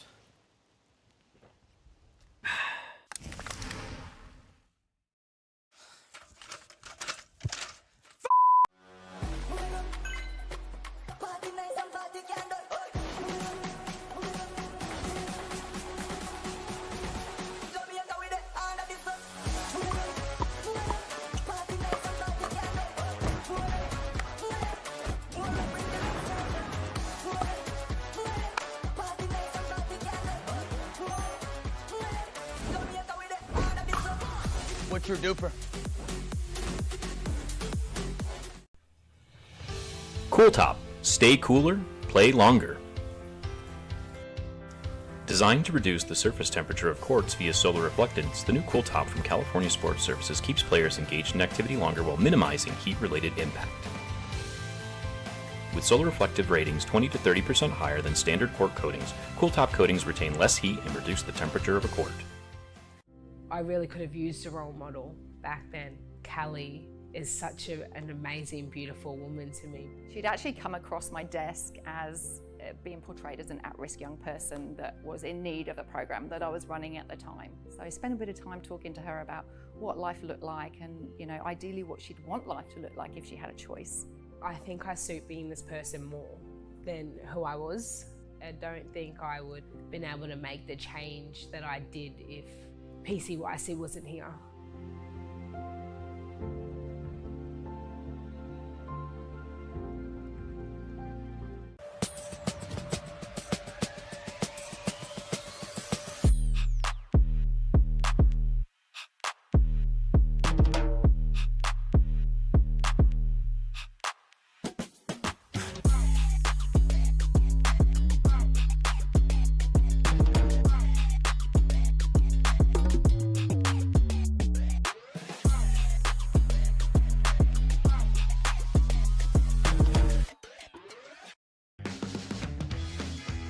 Heinz pickle flavoured ketchup makes everything taste a little more pickle.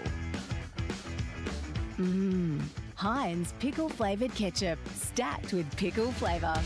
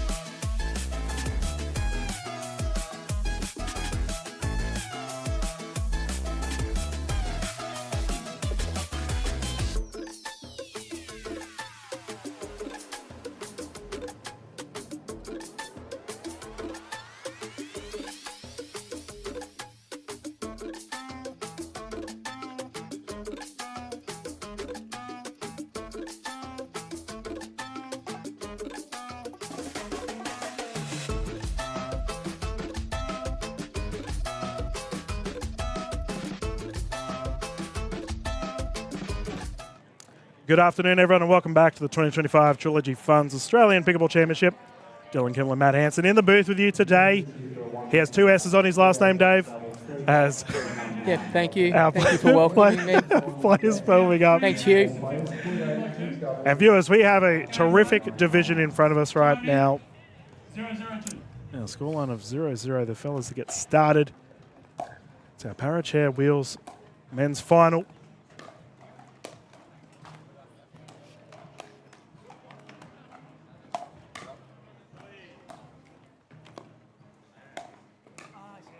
Oh, what a rally to get us underway. That's not a bad start, is it? Yeah, geez. Now, viewers, you might have noticed that a double bounce is allowed with our Parachair Wheels events. And Matt Hanson coming in as the para expert across the Australian pickleball scene. Closest to camera, we have the combination of Rowetti and Dobby Bridges. Ooh, serve just gone wide there from Dion.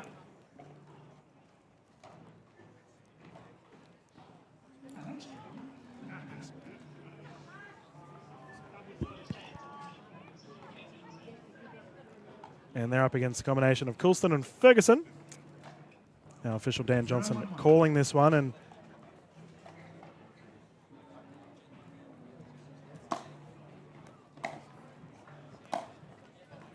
Matt, I've made it very clear across the Australian pickleball scene that commentators are one of the few people that can give cheek to our officials and referees. There are about 17 referees sitting in the grandstand watching this match. There's not many of them have called a full para wheelchair match before. No, and I think Dan does have the little benefit that he was reffing a bit of the hybrid event this morning. Yeah. So I was going to ask him if he knew the double bounce rule, but I decided against it. That's right. We back our refs. Either way, first point here. 1-1-2. And a 1-1 for the duo of Coulston and Ferguson. But no, it's a really good point that you do make with the double bounce. So for the viewers at home, only the first bounce actually has to land in the court. Yes. So definitely opens up ATPs Yep. for the boys, but we'll see how they play this one out.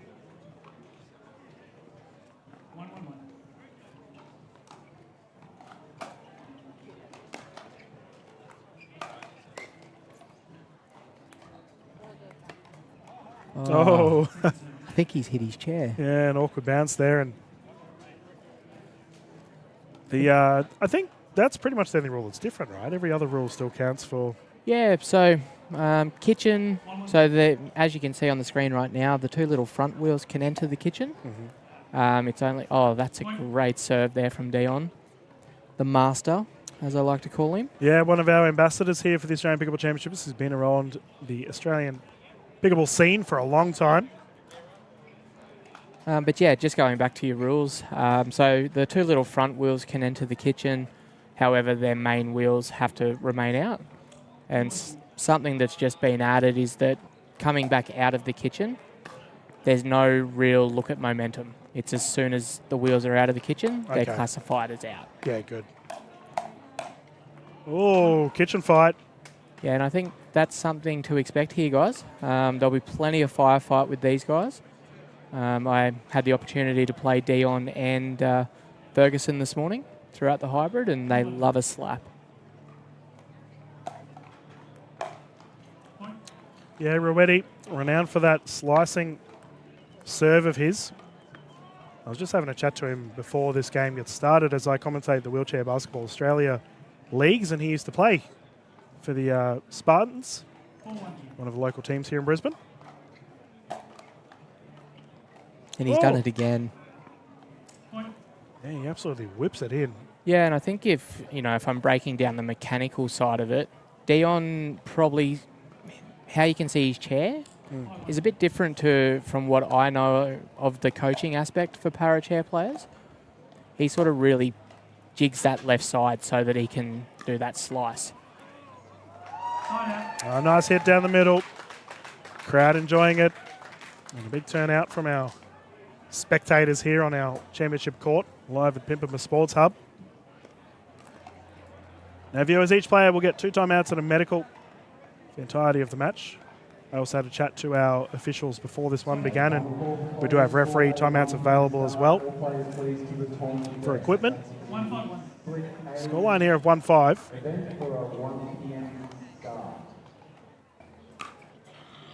Oh, service error. So how did the hybrids go? Yeah, good. So Dion picked up the bronze. Yeah, nice. With Lockie Donnelly. Oh, what a duo. Yeah. Lockie's such a gun, man. Yeah, I got him early, so we played him in round 2. Yep. And then I picked up the silver with my partner Tam Levo. Also a gun player. And then Roy Priest from Victoria. He picked up the gold with Darryl Wyatt from the USA. Yeah. So good to see Roy out there. But it was great. We had 10 pairs. So really good to see us continue to build the para space here in Australia. Yeah, the Priest's are big in the Victorian pickleball scene. And a big congratulations to that duo for taking the gold in the hybrid. Already an awkward one into the net.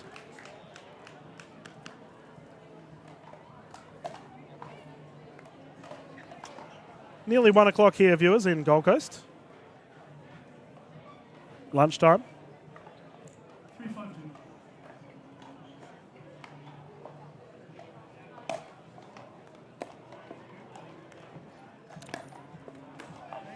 Oh, it's a great pick up there from Dobby Bridges. Now, viewers, if we go back to our primary camera, one of our co-commentators, a certain Coco La Coco, has definitely just spilt some of that Heinz tomato pickle sauce all over herself. She was just wiping herself down. Our camera crew are quickly rushing to try and find her, but she looks like she's cleaned herself up sitting next to Nate Pink. I nearly had her there, Matt. Oh, she'd love that too. Oh, there's a reason why I'm all the way over here. Let us continue, 6-3. Yummy sauce, by the way, Matt. I actually haven't tried mine yet. Ooh, mate. I'll have to rip into it when I get home. Yeah, tuck into some Super Rooster and new sauce.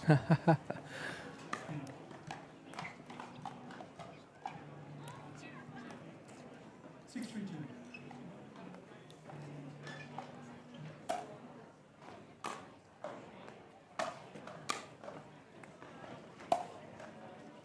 Oh, well left. The fellas thought about it and sailed long. Yeah, and I think it's actually really good to see Michael Dobby Bridges on the court. So, not sure if he's still involved with Sports for All or Sporting Wheelies, but I know he was last year.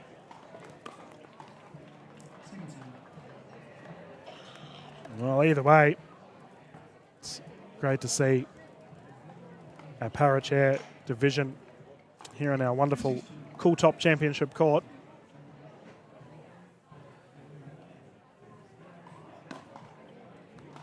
Ooh, played on.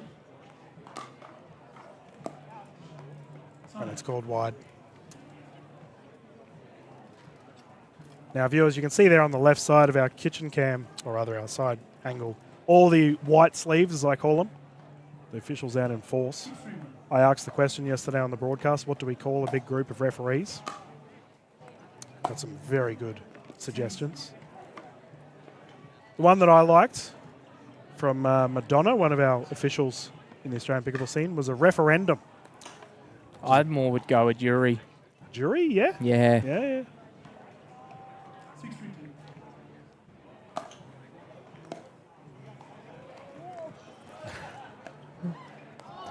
Well, I guess if we are looking at why, I can see you laughing at me. I'm amazed. That was a terrific dink.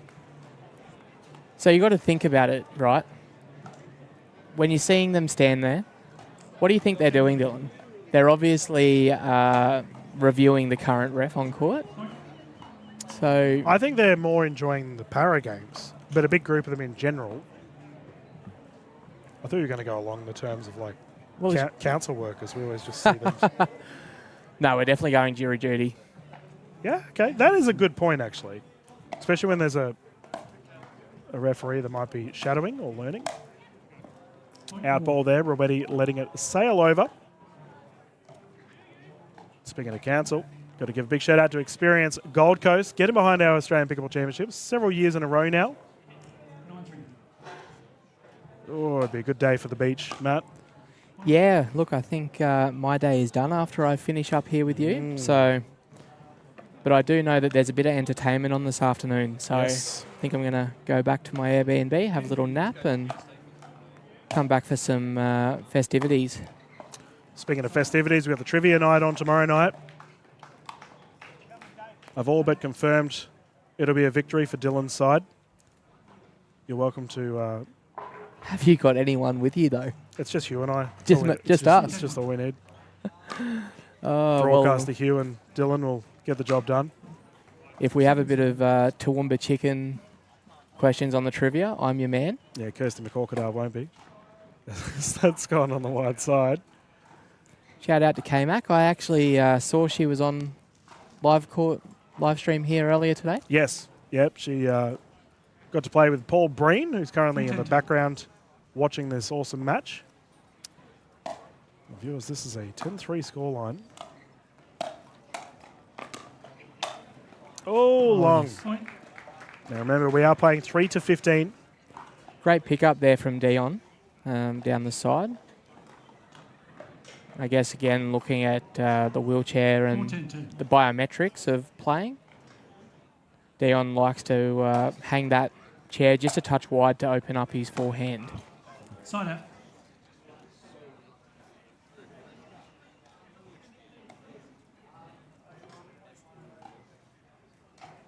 So I think when you're looking at his serve here, Dylan, you'll see that he spins, opens up.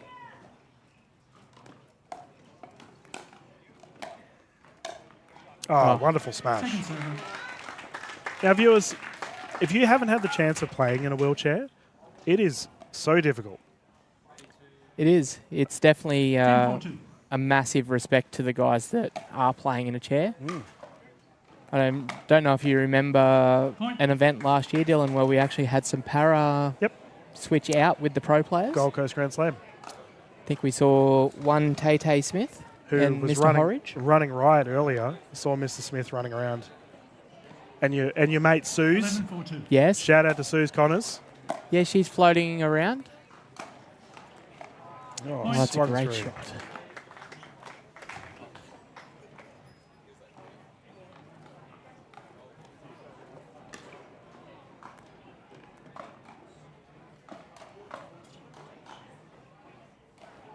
It's a nice court.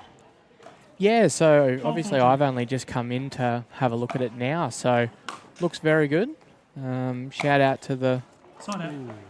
volunteers in the team that have put this all together. Yes. Yeah, we have to give a big thank you to our Pickleball Australia volunteers unit and the tournament team because they have been working tirelessly. 4-12-1.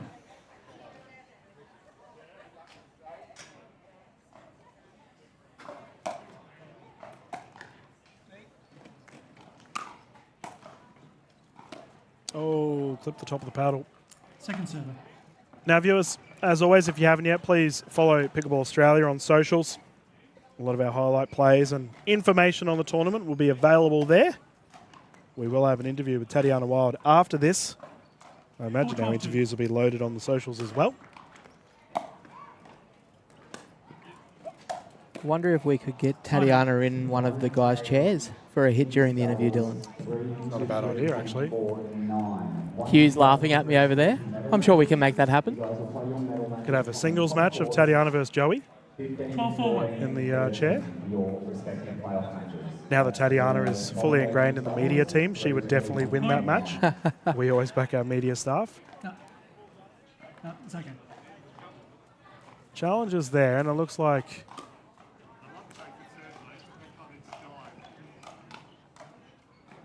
the point has gone the way of Rowetty and Dobby Bridges. 13-4-1.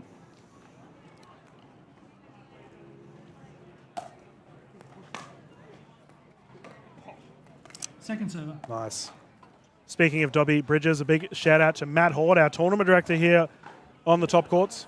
Been working tirelessly, Mr. Horde has been. 13-4-2. It's actually good that he's getting out and about around the courts. Point. I was hitting this morning, and then all of a sudden I heard a heckler from behind me. Turned around, and it was our friend Dobby. Of course. Game point here for game one. Oh, what a service. Right on the line, and game 1 here. He goes the way of Rowetty and Dobby Bridges.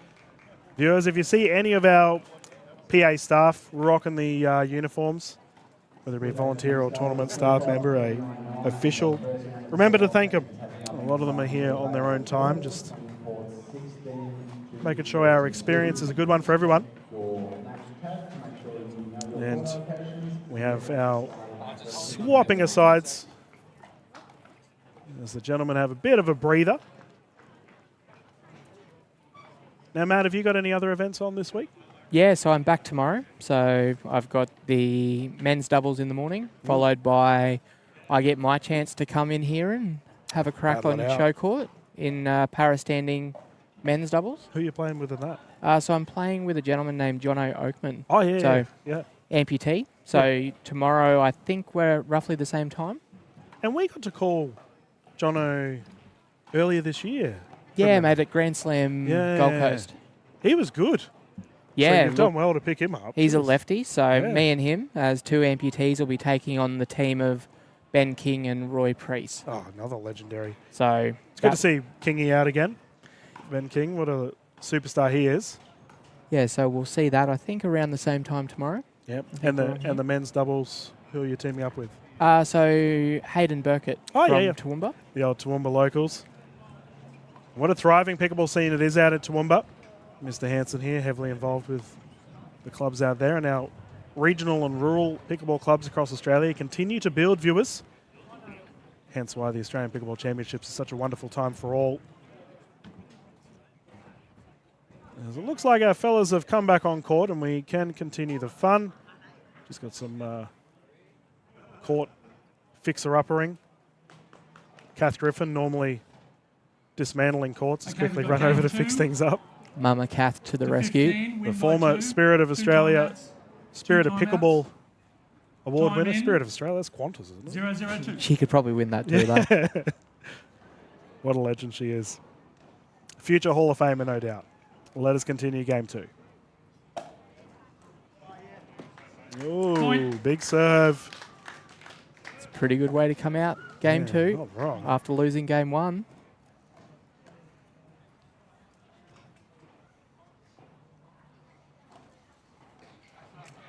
One 0-2.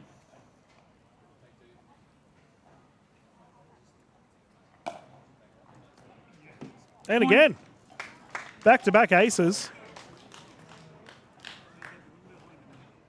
He does get a lot of slice on it, doesn't he? Yeah, and I think you can definitely notice the spin on this court. And 2-0-2. all these gentlemen definitely do like to use that slice and topspin. Side out.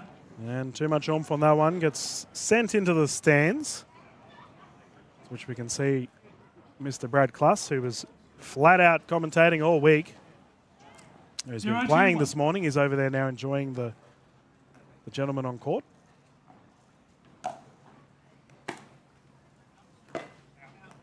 Ball is long. Geez, can that hat get any more fluoro from Mr. Kluss? Look, he doesn't shine away from the limelight, Brad. Likes to be noticed. His socks especially, very bright and colourful.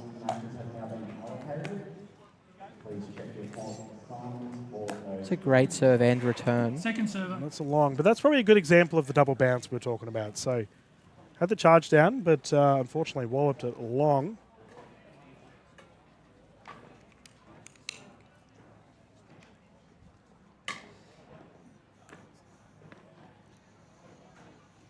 One, 2-2.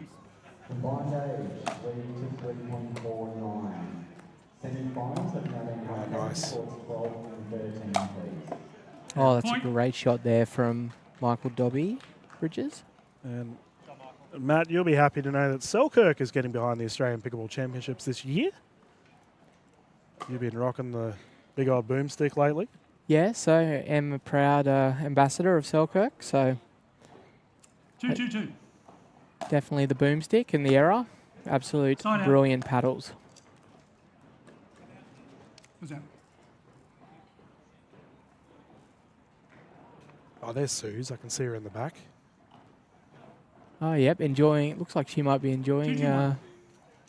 Oh no, she's on her phone. There's iPad kids. But what a trio! Up in the back left corner behind play, you've got Suze Connors, Nay Pinkerton, Coco Lococo. Yeah, and they're having a chat to Heather Fletcher. That is probably one of the loudest groups in Australian pickleball you could get. Oh my goodness. 3-2-1. That might be worthy of a zoom in at some point. When we have our next time out. As that ball is good. Second server. It does seem, Matt, that the gentlemen definitely try and... They're going for a lot more drop 3-2-2. shots. Yeah, which, you know, I've got the chance to watch a lot of wheelchair pickleball. And it looks like they're definitely bringing it a bit more conventional.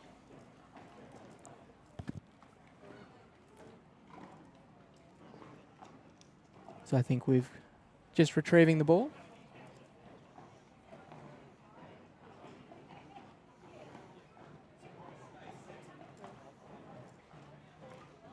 Four, 2-2. And that's a lovely serve there with that curve. Oh, ATP lob. Oh, sails long. Oh, the effort was good.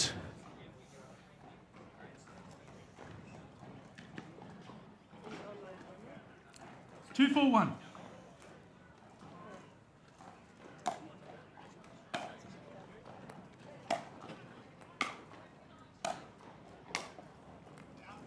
Oh, called wide. Really good intent, though, from the pair of Coulston and Ferguson.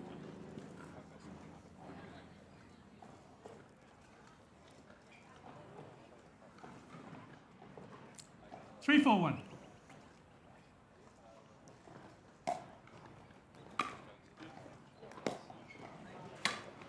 Oh, pick up. And as you can see here, just keeping them back. Oh, that looks like a nice little attempted lob there from Dion.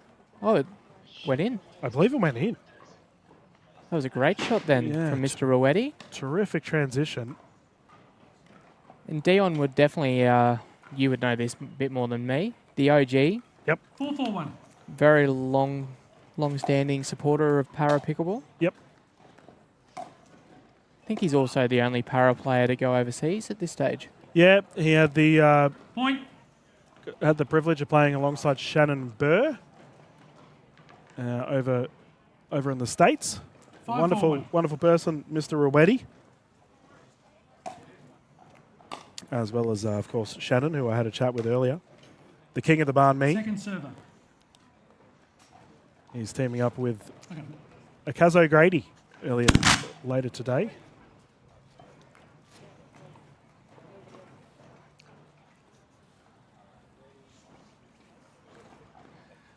Five, 4-2.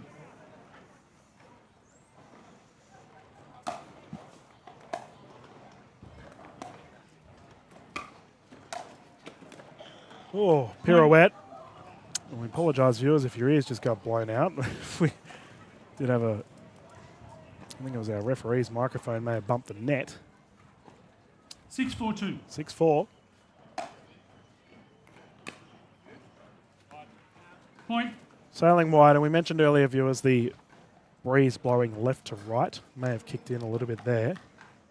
It actually does make it quite difficult on these courts. 7-4-2. This wind at the moment, so I'm not sure if it's been like that in here today, Dylan, but out on the outside courts, it's been really hard to do drops.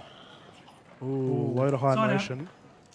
No, I did say earlier in the broadcast that it does seem that the marquees are blocking a chunk of the wind, but then once it gets past it, like vertically, then it really spirals. So yep. You'll have no wind and then it will take off.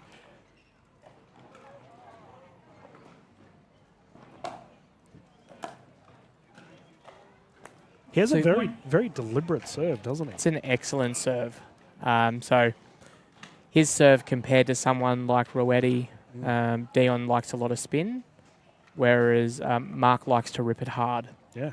And I think just because of obviously at the chair being at that lower level, gets really good skid. Second server. Commentator's curse? Yeah, that's your first one of the day, Matt. Welcome to the broadcast. But it's very deliberate, isn't it? He sits, gets ready, and then bang. Yeah. Delivers.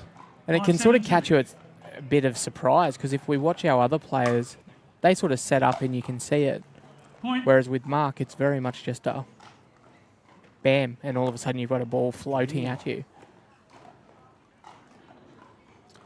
And this right-handed 6-7-2. left-handed combination. They've made it a 1-point difference here, and unfortunately service down the wide side will result in a side out. 7-6-1.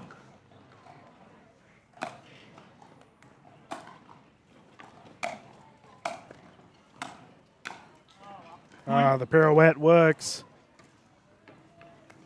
Yeah, and you can just see that he knew it was coming, so swinging to the left there on the side of Coulston and Ferguson, but just putting it into the net.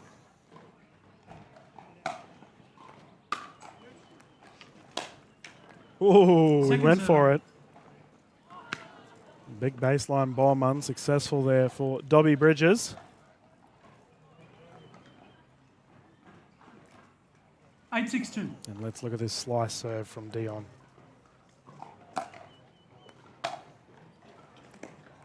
Ooh, that's a great return of serve there. Yeah. Deep down the middle is good. Dion almost hits under the ball. It's like a backspin. Yeah, look, it's very hard to play when he really gets it wide. So he really likes to target that back right corner. And if he gets it to spin away, it's difficult. Point. Ball goes wide.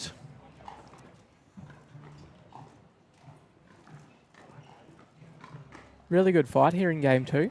Yeah. From the team of Coulston and Ferguson. Yeah, whatever they discussed during the swap has been 7-8-1. productive. 7-8, 1 point the difference. And there's that whipping serve we were talking about. Second server. Unfortunately, it's gone long.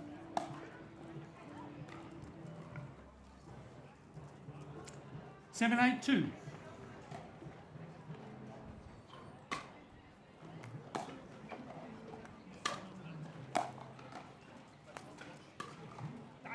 Oh. Just try to be cheeky down the line. Yeah, open the paddle face up. And that can be a difficult shot, right? Especially because he's either trying to lob the opposition or do a passing shot. Yeah, and I think with that width as well, you know, it is probably safer to be really targeting the middle. Especially from the end closest to camera. Oh, that's a great shot down the line. Now, if you just look at that technique. Oh, my goodness, the top spin. A shake and bake. And Dobby Bridges straight down the middle. And they now have a 2-point lead. Second server.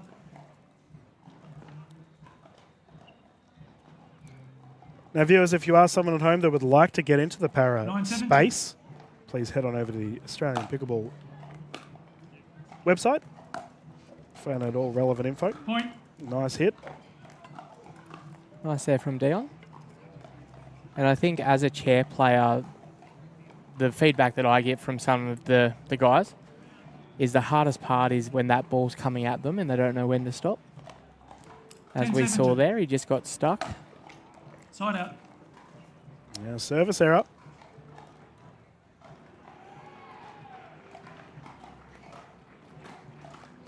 Yeah, I got the pleasure to play a little bit of para pickleball with Corey Mostrin.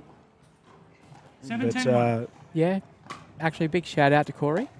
Can't believe it though, he gave up, I think it was his brother or sister's wedding. Yeah, he had family matters, and the drive from Dion is good. I was very surprised when I did see Corey on the list. Family first. Well, I told him he could have snuck both in. 7-10-2. But I think he might be a best man or groomsman. Excuses, Corey. Oh, look at the whip on that. Lob called long. We'll go back the way here of Rowetty and Dobby Bridges, who, should they take this game, viewers, they will take the gold.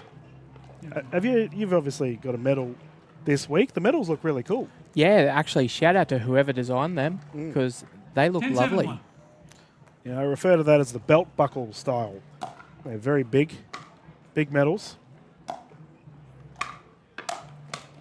Oh, that is a great shot there. Sheesh. And as you saw, he just kept himself out of the kitchen. Yeah, the reactions were elite. Plucked it out of the air and dealt with it appropriately.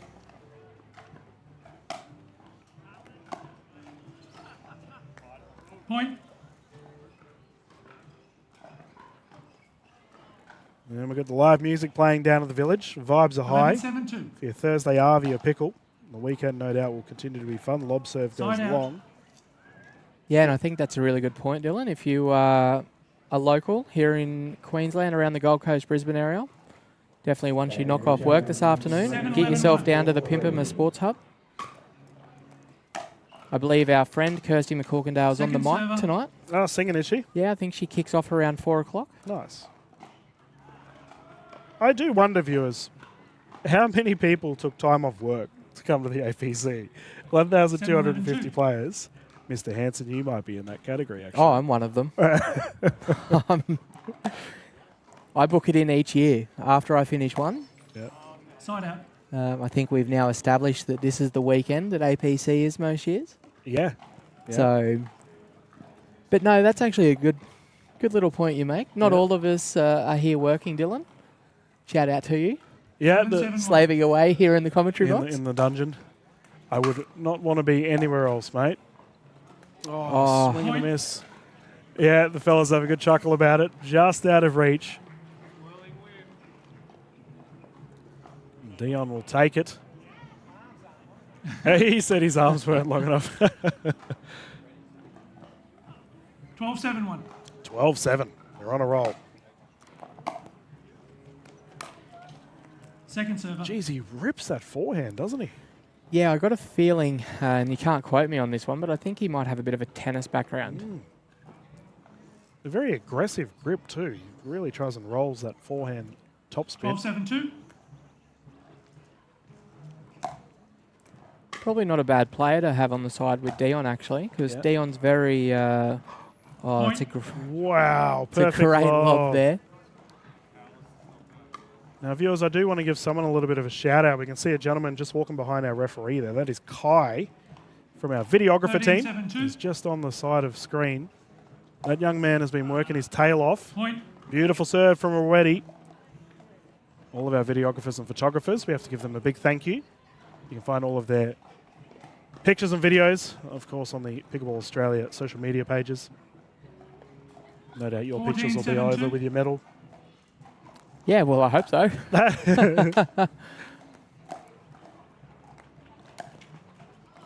Net roll, double bounce, Side out.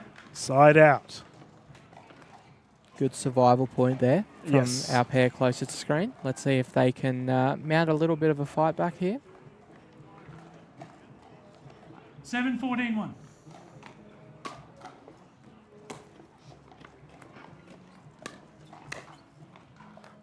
Ooh. Second server. Let's see if that was... Oh. I don't know what the My call is, goodness. but geez, I'm going to pay that. I think that was called in. Yeah, second server. Jeez, what a shot. 7-14-2.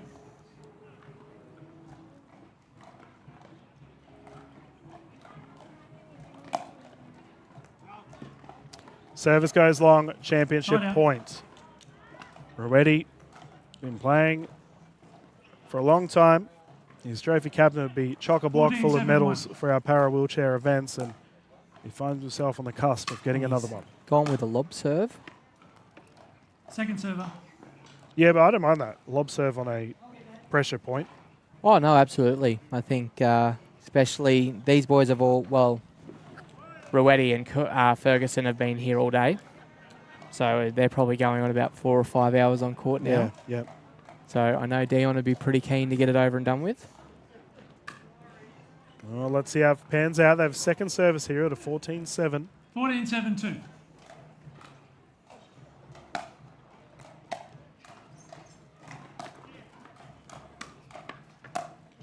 Side Lovely out. shot there. Yes. Just getting Dion stuck on that little transition.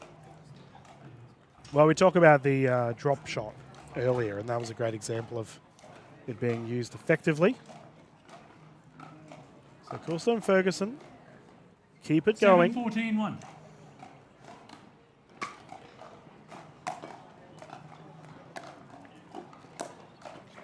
Done it again. Point. Yeah, good use of a drop. Yeah, just catching Dion, slowly creeping in. Probably not making massive intent to come in. Which I guess for those at home going, why aren't they coming straight up? It's probably a wheelchair thing. The boys tend to stay back a bit just to give themselves that chance for the bounce. Oh, called wide. Yeah, and you're right. There is obviously different strategies for different divisions, and you're obviously a pro in the hybrid space, and I imagine hybrid's different again. 9-14-1. Yeah, look, hybrid can be a mixture of things. So for those at home that have no idea what we mean, let's admire that serve first. I think the boys on court are even admiring it. He kissed the ball. I love it. Chef's kiss. Yeah, so the hybrid Point. division. So for those at home that have no idea what we're saying, hybrid is where it's one player with a disability and one player that I guess you would classify able-bodied. 11-14-1. So we had that this morning, which, yeah, mate, it's a different kettle of fish. Whoa, the angle. Can we just talk about this comeback? Yeah. 12-14. Game on. Coulston and Ferguson not going out without a fight. Terrific to see. They were down 7-14, viewers, and some exceptional serving. 12-14-1. Has got them back in the mix of it. Second server. Dylan, you had one job, my friend, and that was not to put the mocker on them. I need to consistently remind myself, just do not compliment the player. Goes pear-shaped immediately. Sorry, fellas.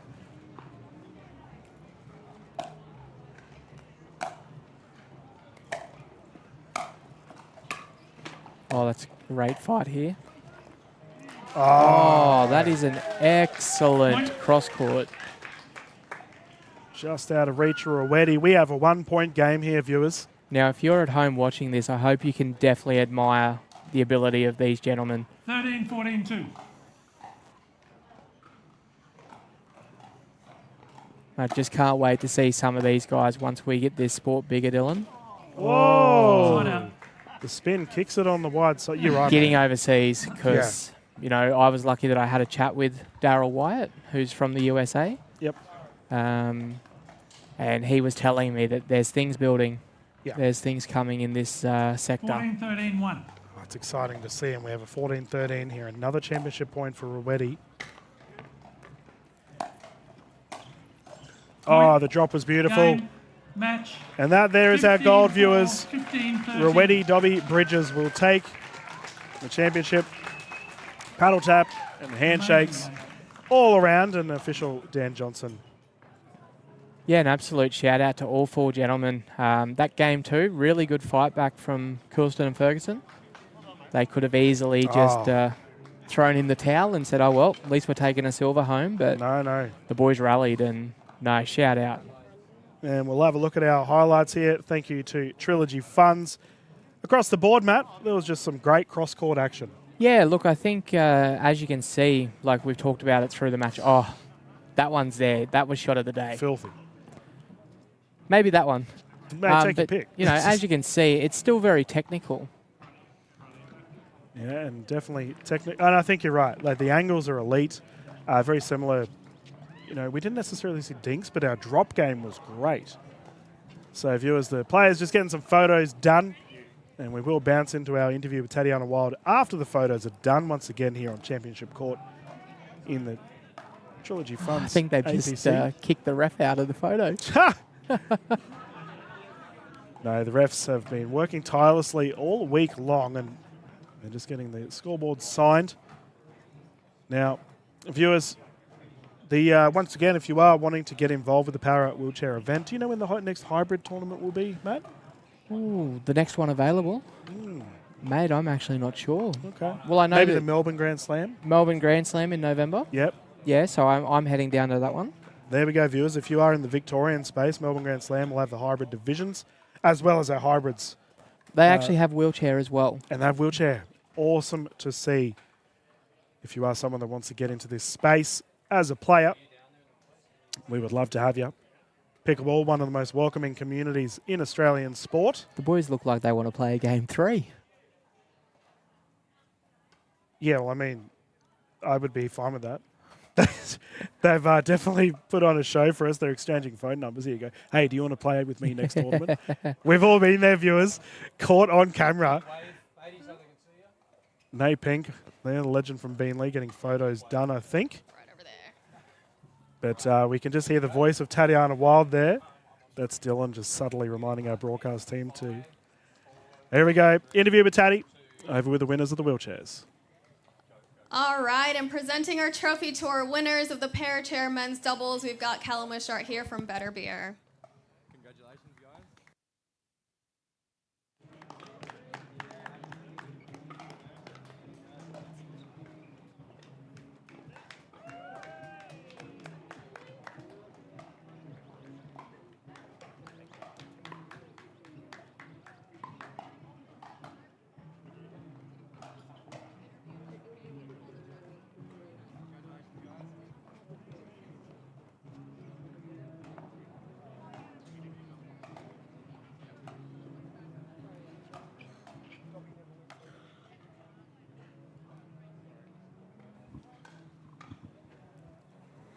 Dion and Michael, that was an incredible finish there in this finals. Dion, you're one of our APC ambassadors. How does it feel to win gold here on this national stage?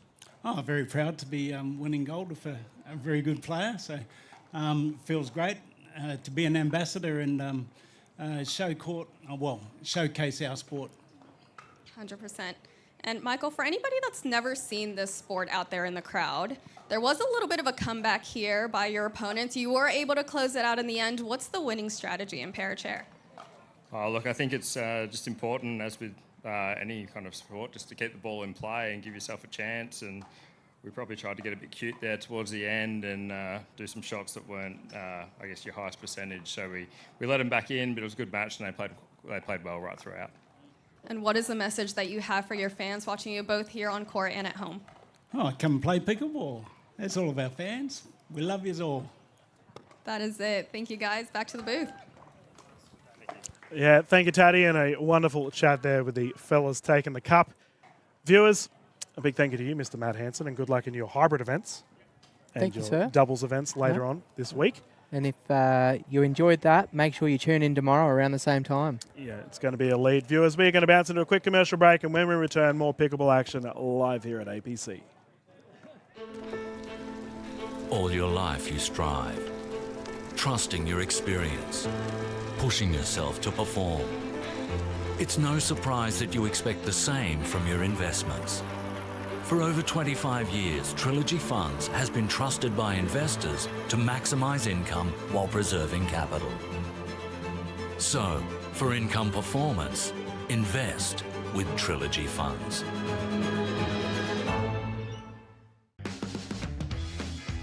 Heinz pickle flavoured ketchup makes everything taste a little more pickle. Heinz pickle flavoured ketchup, stacked with pickle flavour. We have started our descent.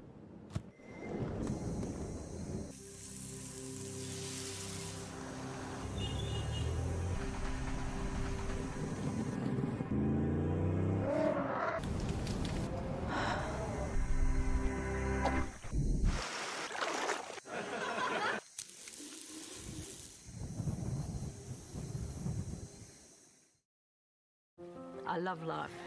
I just enjoy every day more than the previous one. I feel like they are my second family here. Living in a retirement village has been fantastic. We have a lot of laughs. I never had a woodwork shop like this one, like a kid in a toy shop, you know. Life is a choice in so many ways, and I choose happy every day. This is the best decision I ever made to move here to 𝗙cie𝗹𝗹. Are you ready for this? Are you ready? Are you ready? Are you ready for this? I run the space, I run the scene that light up the face. Check the mirror, see the reflection. Ain't nobody quite like me, see I'm perfection. Unique vibe, can't duplicate. Swag is so cool, every day I celebrate. No copycat, just one original. Couldn't hide out even if I wasn't visible. Pull it in the breeze, brushes in the air. No comparison, I'm beyond comparing. This is Dave. We didn't picture his Sunday to be like this. The lawnmower breaking down for the 5th time this year, 45-degree heat, but here he is. Dave! Dave! Yes! Don't forget the back again! Clearly he's having a shocker, but deep down, he knows he loves it. Die for it.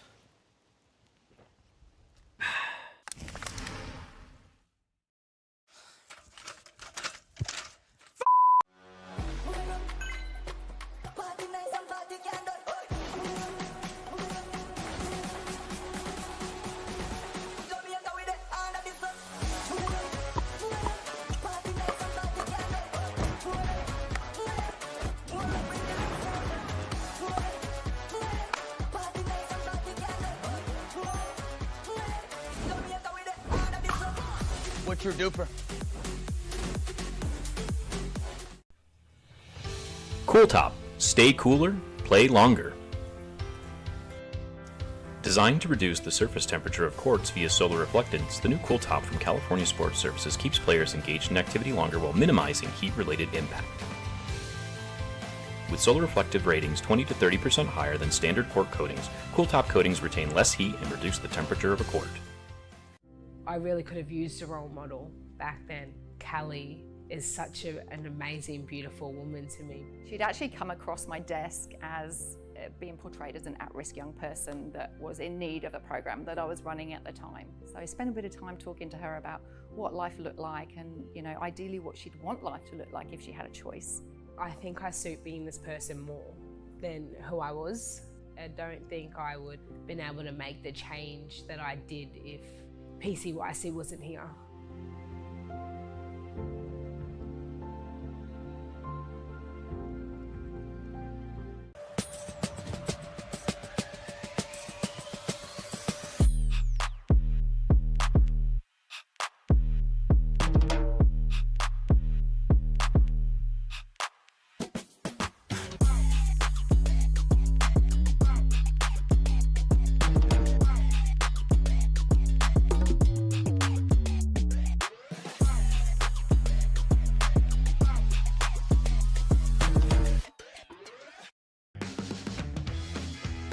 Heinz pickle flavoured ketchup.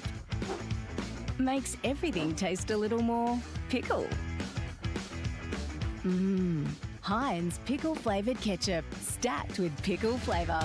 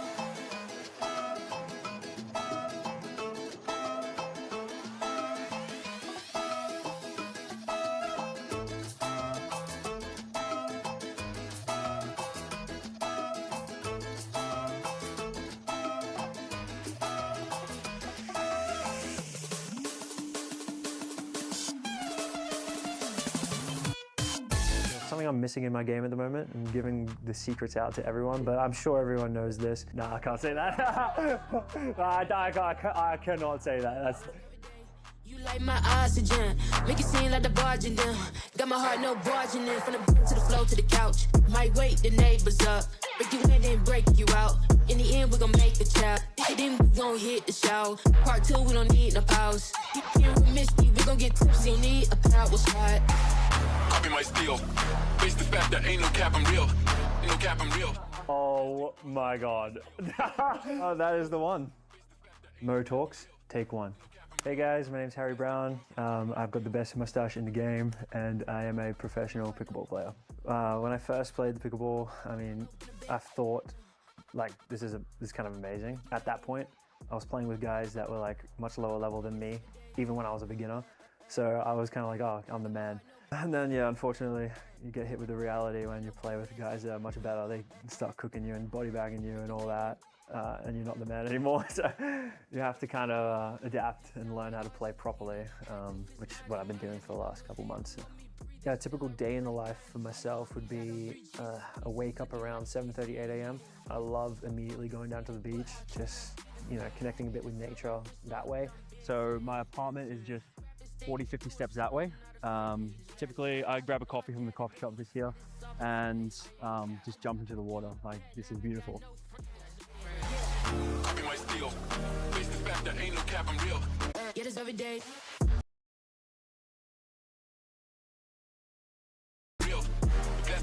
Typically, like in these sessions, you want to practice like every point's like a match situation. So you don't want to like mess around on a bunch of points here and there. You try and like stay locked in every point.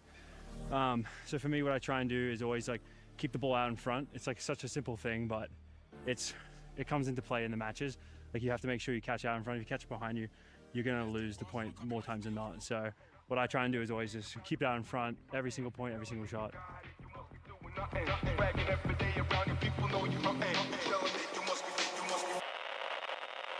Ridiculous.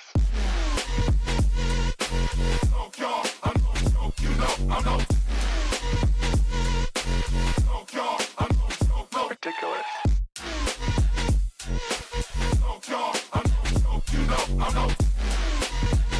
So leading up to APC in a few weeks' time, well, we got to get it back on court a bit more. So we'll do a bit more drilling. And then when we get closer to the tournament, we'll probably do a bit more like match play with other people in the area. So Sarah and I versus whoever is around. So that's probably the best way that we can prepare. Yeah, I love playing with new partners, so I'm excited to have the new partnership with Harry. He's like a really explosive, athletic player, got a lot of length, a lot of power, loves his drives, so we'll definitely be using that to our advantage, I would say. So we're going to differ a little bit. She is going to be like a big setter-upper, very consistent player. We'll be able to dig out the opponent's like strong shots, and she'll set me up to do the strong shots of my own. So she's renowned for that like this. Like she just doesn't miss much. So we'll, I think we'll have some good chemistry on court and we'll see how it goes.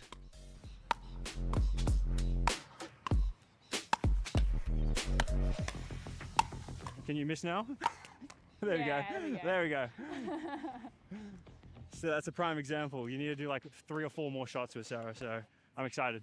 I think our game styles will complement each other pretty well. So yeah, super excited to get out there and just see like how a new partnership does. I mean, overall, really solid teams. I mean, anyone can really take it on any given day. But out of those, probably Joey and Katie kind of up there. I mean, Louie and Crystal are up there as well. Andy and Katie Morris are up there. Yeah, some really tough teams stacking up. Yeah, so Joey and Katie are another team in the competition. So yeah, obviously you got to get through all your first matches. You want to give respect to all opponents. So hopefully we can see them in the final, or if they're on our side of the draw, we'll play them before that. So yeah, we'll give it our best. We're taking them down. So Sarah's the outfit queen, so she'll be wearing like the vibrant colors, and I'll just be matching her outfits with the color of my hat. I think you'll do. Oh yeah, I've heard about his hat collection, so we're gonna make it work for sure. Yeah.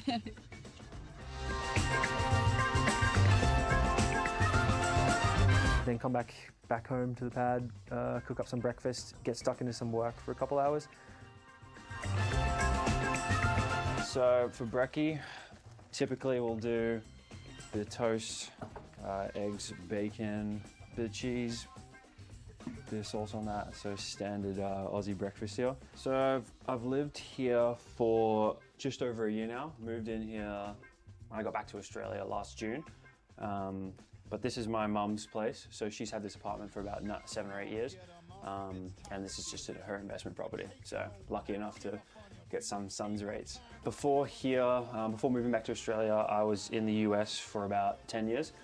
Moved over there when I was 14 and just got back when I was 24. So had a good 10-year stint over there.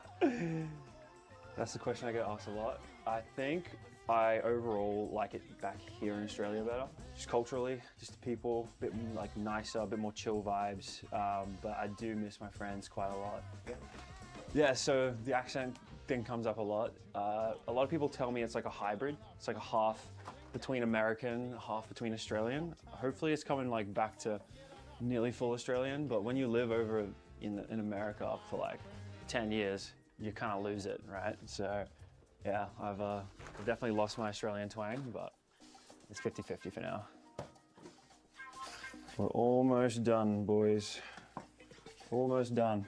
So New York pickleball scene, there's courts everywhere, indoors, outdoors, but the main ones is the outdoor ones in Central Park. I think there's about 15 or 16, and yeah, that's during the summer. During the winter, it turns into an ice skating rink. So super cool. I think they call it Wollman Rink. So super cool area. I'm sure we've all seen the recent numbers with how Pickleball Australia is growing. It's one of the fastest growing sports in Australia. So Pickleball Australia has done a really good job in getting the awareness out there for pros and for amateurs and for just everyone, the whole community can play. So tournaments are getting much bigger. I mean, APC, just look at the numbers and people competing. So yeah, only positive things to say there.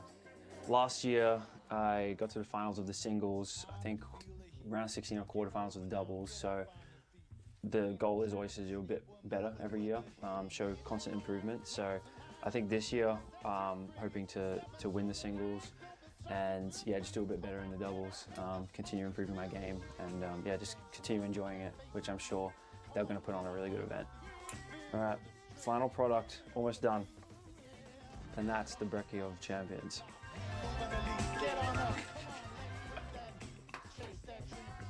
Tennis became the #1 priority when I was about 12 or 13 years old. I'd been on a bunch of team sports. I played soccer, basketball, I did a lot of swimming, I did AFL, but ultimately it became between tennis and basketball.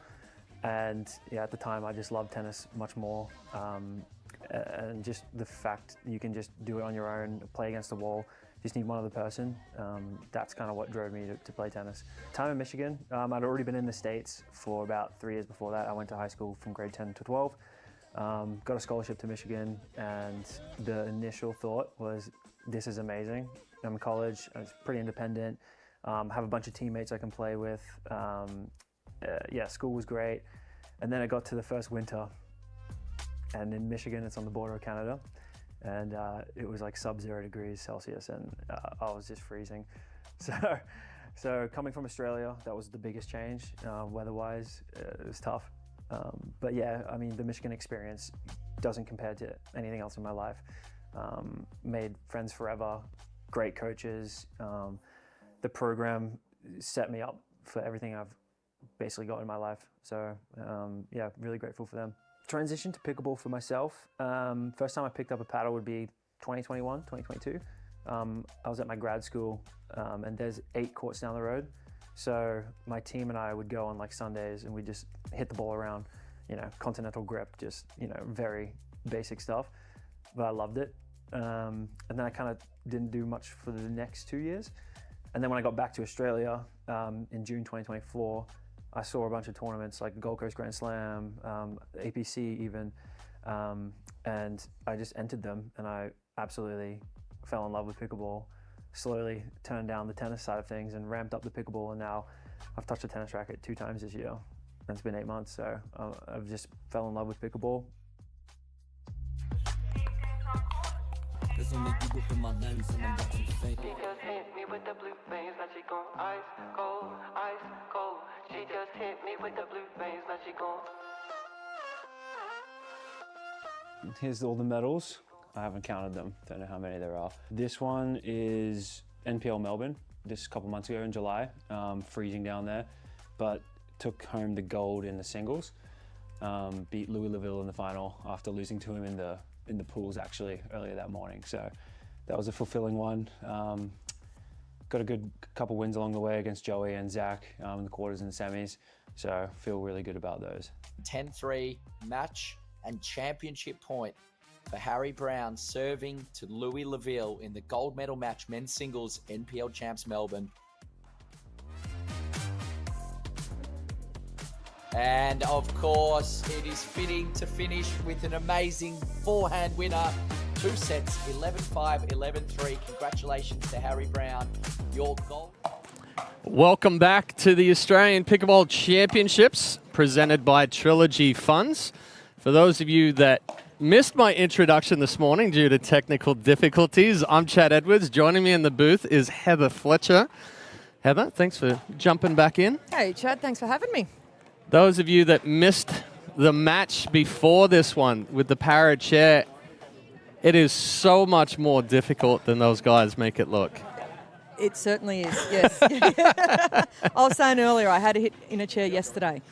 And, oh. Well, the difficulty is natural reflexes, right? The ball goes to the right, so you think about stepping to the right. But so then when you do it in the chair, you push with your right hand, you go to the left, and you go in the complete opposite direction. I've been out in the chair a couple of times over in the US, and I just kept going around in circles. That's what ends up happening. Eventually, I will get there. Eventually, I will get there. But anyway, if you go to push off in your hand and you haven't got your paddle hand on there, you're just it's going around in a circle. Going around and around. Well, we have a great match coming up for you here. It's the gold medal match in the split age mixed doubles 5-0 plus. The 1 seed Sarah Burr and Martin Clark taking on the 4 seeds Anita Smith and Sam Gibbs. Burr and Clark, 2 of the most established players in Australian pickleball. I've been watching them as they've run through today, and they really haven't been tested. They haven't, have they? They've got a solid game. Yep. You know, both forms of the game, hard and soft, so they can adjust really easily and really quickly. So it's going to be an interesting game. Yeah, I think for Smith and Gibbs, they really have to try and apply that pressure, move that ball around. We've seen Sarah Burr and how good she is on defense. Martin Clark, they've got a pretty good team here because the split age is 1 below 50, 1 above 50. We usually see the best teams that have that player that's just inside the 50s. Yep. So yeah, I mean Martin Clark can still do it all. He can get big in the middle. Sam Gibbs, he's come out. He's been aggressive today as well. So Smith going to have to look to set him up, go behind Martin Clark and kind of keep him honest a little bit. So it's going to be interesting to start this one and see just the strategy that they come out with it. It will be. I've seen Smith. She has a really nice slow game. Yep. So if she can use that to advantage today, I think she will set up Gibbs really well. But it's just the patience that you need for that game, isn't it? Yeah, yeah, and we've seen it kind of across today, and we typically see it in mixed doubles. It all comes down most of the time as to how aggressive that guy can be in the middle. But the way to diffuse it is to keep him honest, keep him back, make that ball go behind, take him out of the middle of the court. Go. So Sarah Burr to start us off.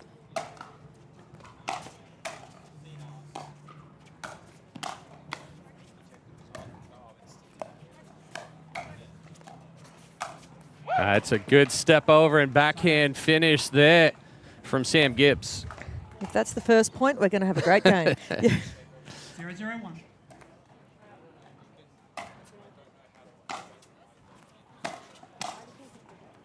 That one just a little deep. A little unconventional.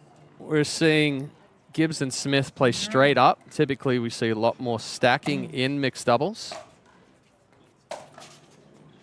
Second server. That one just a little too quick there for Smith. 1-0-2.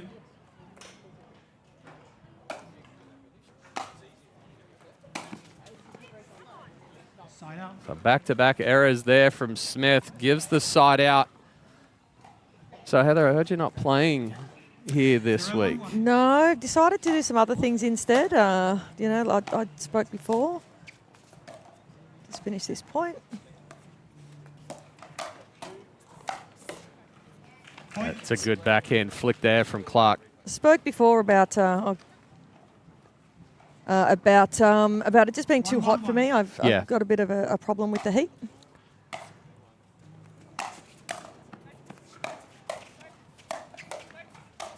There's Clark applying the pressure. Well, definitely things are heating up here on the court, but the temperatures, this is the hottest day so far this week, edging up into the lower 30s. 2-1-1.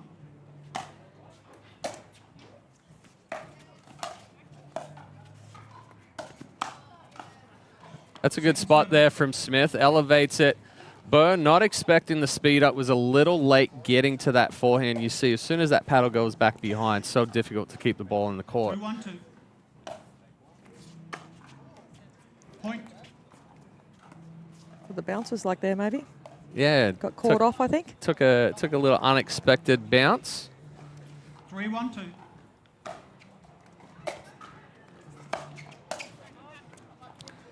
Point. Well, it was a little bit of a slow start with Burr and Clark. Smith and Gibbs got on the board first, but Burr and Clark certainly steamrolling back now. 4-1-2. Settling well. Sorry, Sarah, that was commentator's curse. Side out at 1-4-1. That one just... Taking an early timeout. So I was telling someone I'd started commentating. Yep. And their response was, it's really good to see you look for something after pickleball. I'm like, seriously? Well, I will say for myself, yeah, I kind of got to that position. I've been involved in pickleball in the US since 2015. And kind of around 2018, after playing some 5-0 and a couple of pro tournaments, I realized that I can't keep up with a 20-year-old. So then I got into commentary and coaching. So you know, it's not a bad position to be behind the mic. I do a lot of coaching as well, so I guess we'll put them together. Hey, yeah, like I know, but it's difficult when somebody says, "Oh, you're hanging them up." It's good. I feel like I've got a lot of years left. Here we go. 1-4-1.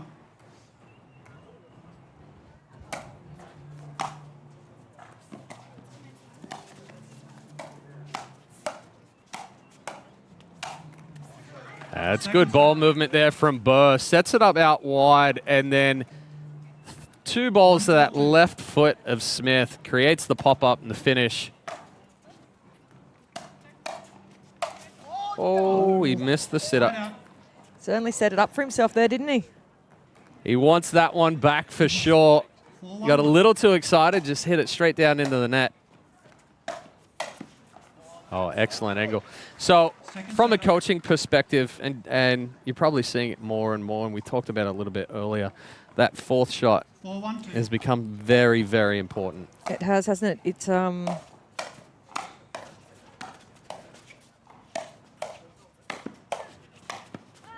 Oh, great work from Sarah there. All over the court. Just covered it so well, didn't she? But yeah, back to that 4th shot really, really quickly before we get back into play here. Well, pickleball used to be about the 3rd, didn't Yes. it? But it has changed so much.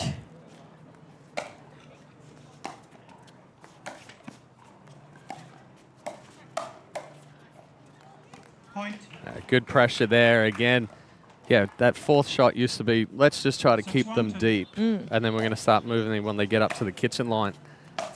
Now you have to really focus on, I think everybody's become better at that 3rd shot. So now it's like, what's the next one and how can we get them moving before getting up to the kitchen line? And that's where that 4th shot's become so important. Creating angles, change of direction.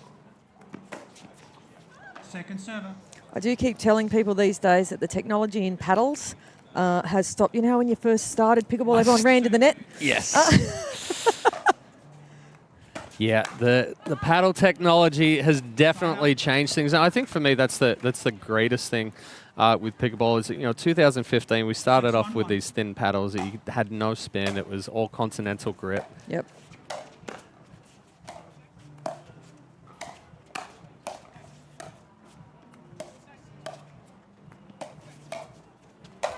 That is an excellent setup there from Smith. And that's where she can't be afraid to go behind Clark, speeds it up down the line, creates that pop-up.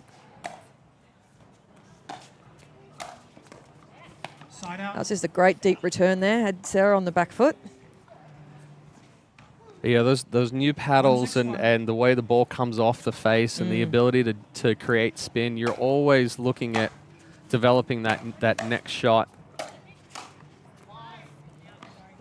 I think Bo hit an out ball right there. Up above the shoulders and then came across the body. 2-6-1. We were saying before how that is the hardest shot to leave, isn't it? You Oh, just always want to hit them. Absolutely.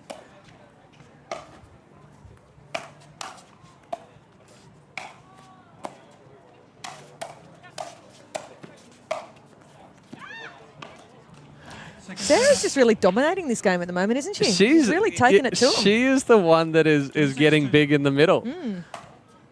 Being the more aggressive player and looking to insert some power. Oh, that's a good move. That was a very good move there from 𝗙sze. Burr and Clark were not expecting that one, and then Smith followed it up. 3-6-2.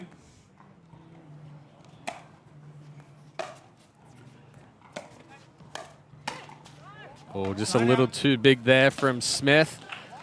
Sarah Burr, sponsored by Franklin. We're using the Franklin X40. And Franklin Pickleball, the official ball of the Australian Pickleball Championships. Round the post. Got her. Watch it again. Yeah. Second server. Well, it certainly wasn't going to go back into the court, but it went straight in the body of Burr.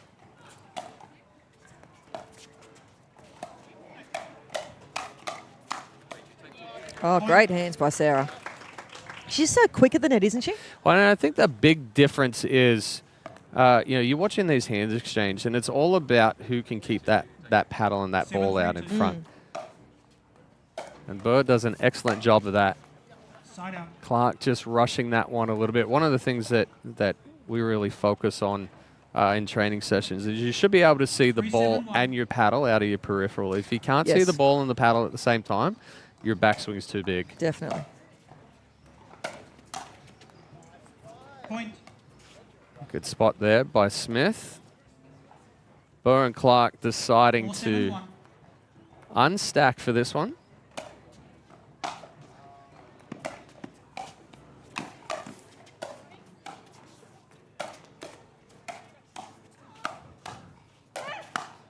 stop it.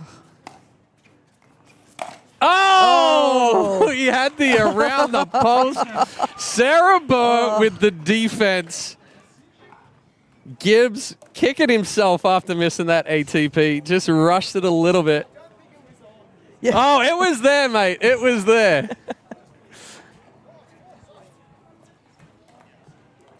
Four, 7-2.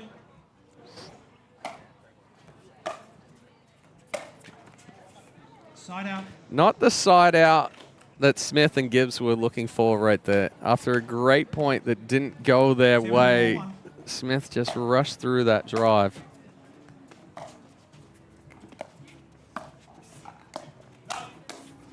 Point. Oh, it's another one. She just wanted to make sure. Burr came to play today. Clark, if he could grab her arm and bring it down, he would.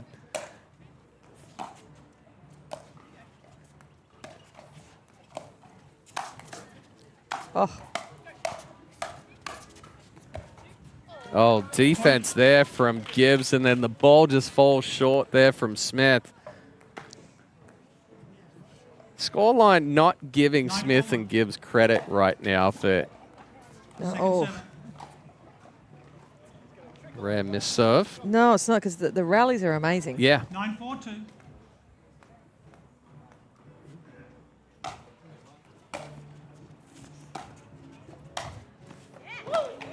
Good ball right down the middle. So we're talking about hitting out balls. What's your opinion on when you're training, hitting out balls?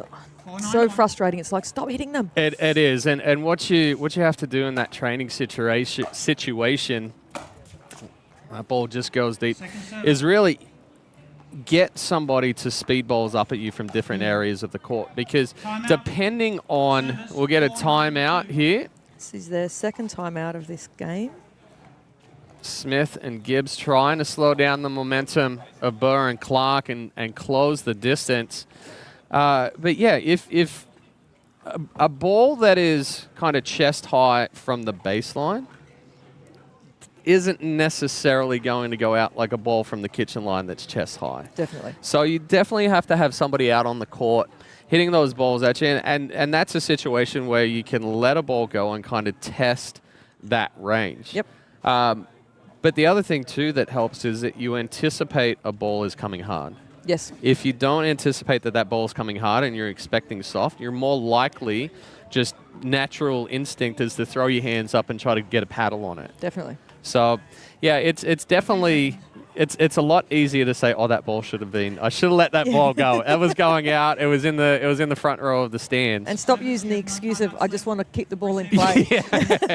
Well, and a lot of the times too, though, players will go out and they go and play rec play, and that's exactly what it is. It's like, oh, I came out to play today, and you get in that bad habit of hitting the balls above the shoulder.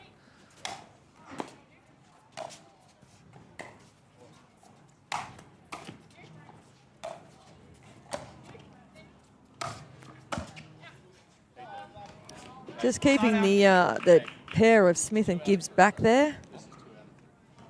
Yep. 9-4-1.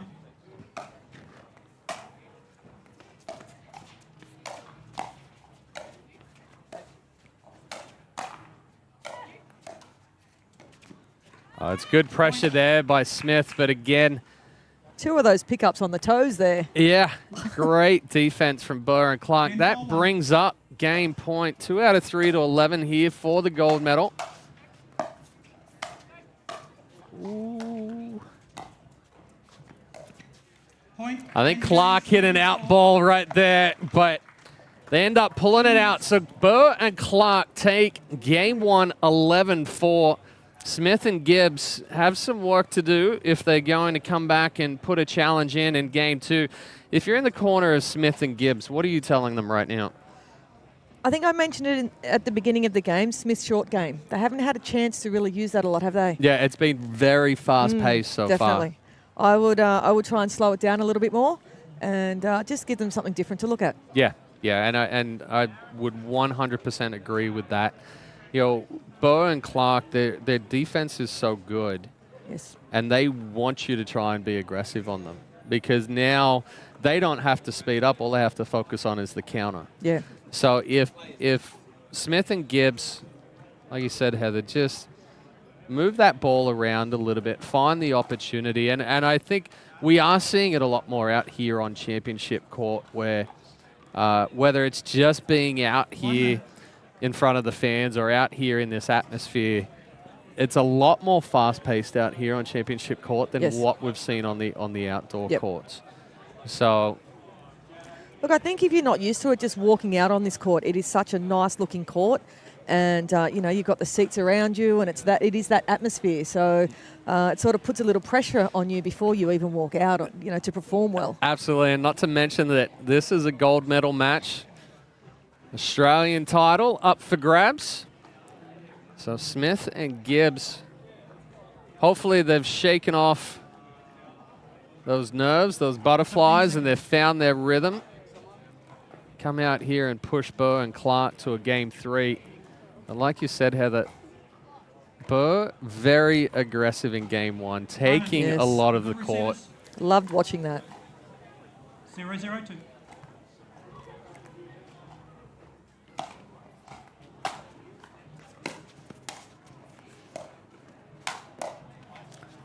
Side out. Well, it's difficult to get forward when you can't get that ball below the net as well. Because you're just getting it back at your feet, aren't you? 0-1.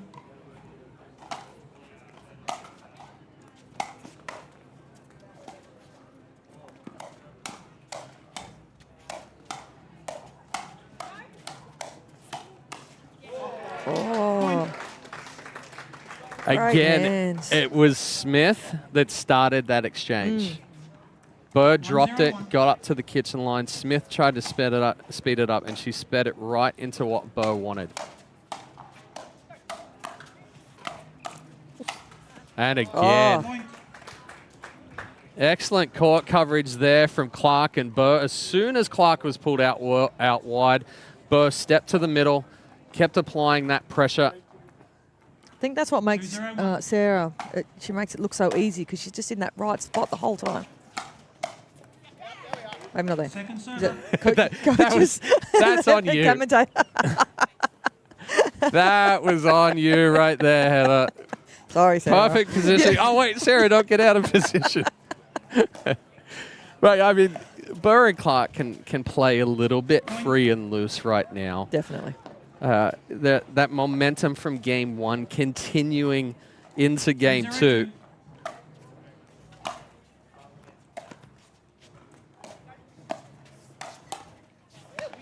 Another good step over there from Gibbs. Gibbs very strong with that backhand flick. You don't typically see somebody that has that strength right there. Second serve up. Martin Clark saying, "See, Sarah, that's how you let a ball go out."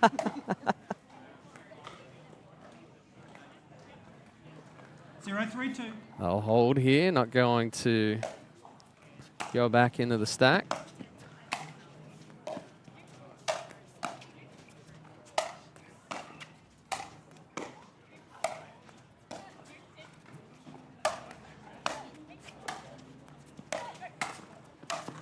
Oh! Gibbs almost threw Smith off the court right there to get in and flick that backhand. Yeah, I'm half wondering whether Smith and Gibbs target Clark a little bit more, because Sarah is on fire. Yeah, the hands, the defense are spot on right now, and I would 100% agree with you there, Heather, that Smith and Gibbs almost need to test the movement, because Clark out there with that knee brace on, we've seen them that they're unstacking. They're not looking for that stack. It's a half stack where they're stacking when they're serving. Point. Might tip a swing. Yeah, good timeout here. 5-0-2. Starting to run away from them a little bit. Well, Heather, you gave your advice in the end change, and Smith and Gibbs have pretty much come out with the same approach as they did in game 1. They're trying to test the hands of Burr and Clark. Do you think this?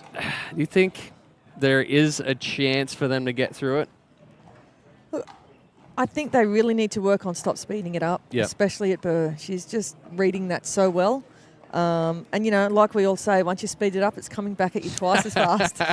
Absolutely. And Sarah is just seeing the ball so clearly out there.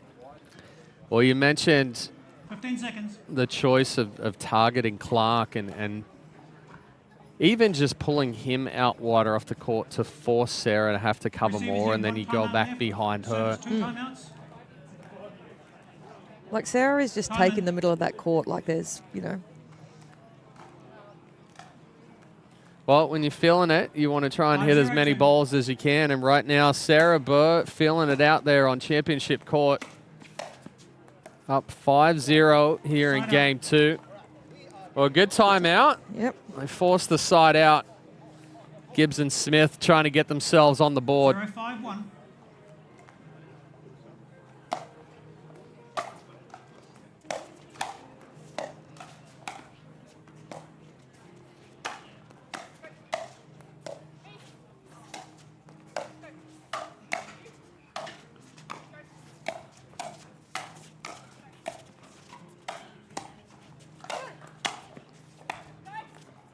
Oh, the great cut point. angle. Oh. And that one puts Gibbs and Smith on the board. But again, the defense from Martin and Clark forcing the tricky shot there from Gibbs.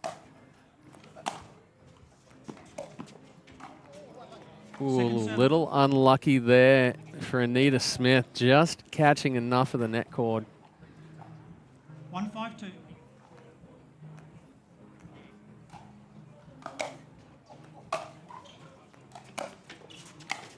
Oh, double net cord.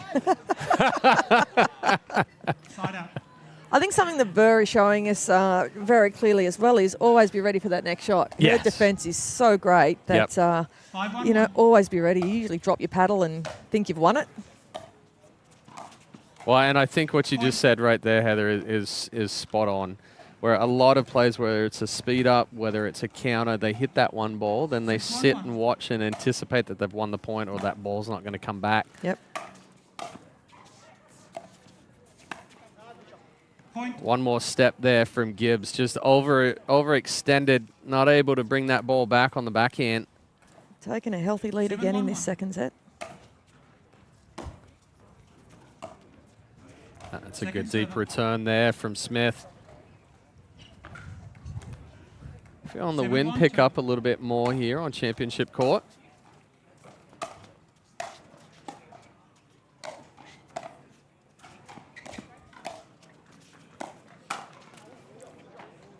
Side out. Rare miss there from Burr. Took one step to the right, and it was just enough for her to be off balance. Yeah, I think Anita must have just picked that up to play it down there. Oh. Doesn't hurt. Doesn't hurt to get lucky. Smith getting the friendly bounce off the net cord with a little dance after it. 2-7-1.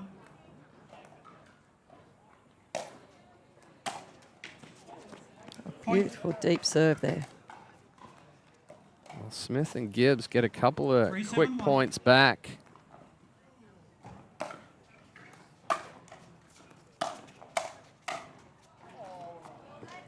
Side out. Sorry. Gibbs getting himself jammed up. You see the shadow swing after. Just wasn't able to clear the body, create that separation between the paddle and that hip or shoulder. Oh, we knew it as soon as he leaned for it. Again, we saw one on the backhand where he overstretched, and then there on the forehand. One more step, right? Even half a step. Point. Do you think you can tell what a player used to play, like a tennis player or something like that, by their routine when they serve? Yes. Typically, you're going to see the tennis players come over and bounce 4 or 5 times before they go. You know, the table tennis players may spin it on their paddle a couple of times before they hit. There's definitely little nuances. based off of your sporting background. Oh, good attacks there from Smith. Forcing Clark and Burr onto their second serve.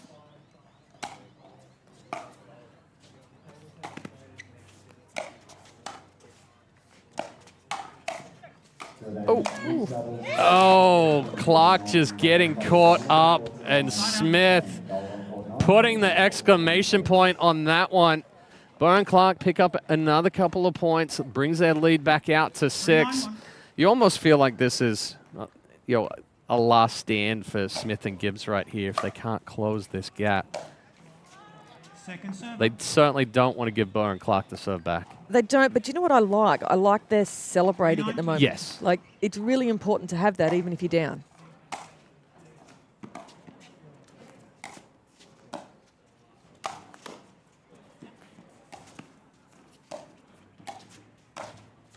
Yep. Oh. Point. Perfect roll there from Smith. Burr didn't really let that one go. It was just she couldn't get the paddle up for it. She had to get her head out of the way. Out, yeah.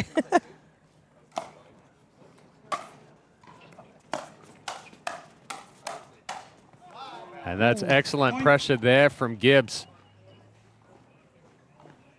I actually think I'd looking at getting a timeout soon from Burr and Clark. Yeah, I think you're right there. One more point. Oh. They get it back. Clark going right into the body of Smith. 9-5-1.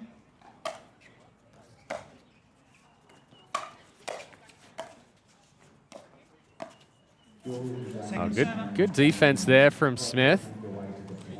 Slows that ball down, goes behind Clark, gets him off balance.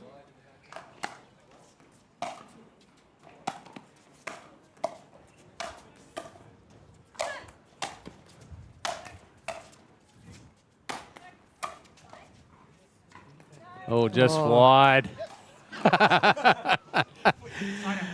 Well, like you said, Gibbs and Smith still out there celebrating. They're not out of it yet. I'll recall the score. 5-9-1.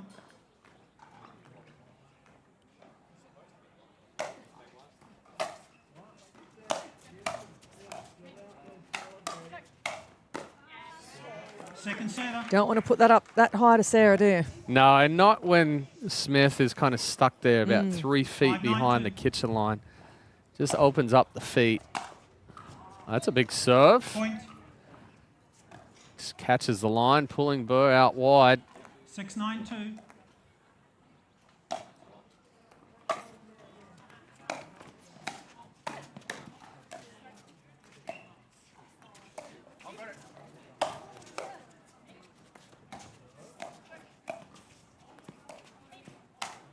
Oh, and Nice the play. net cord to finish it.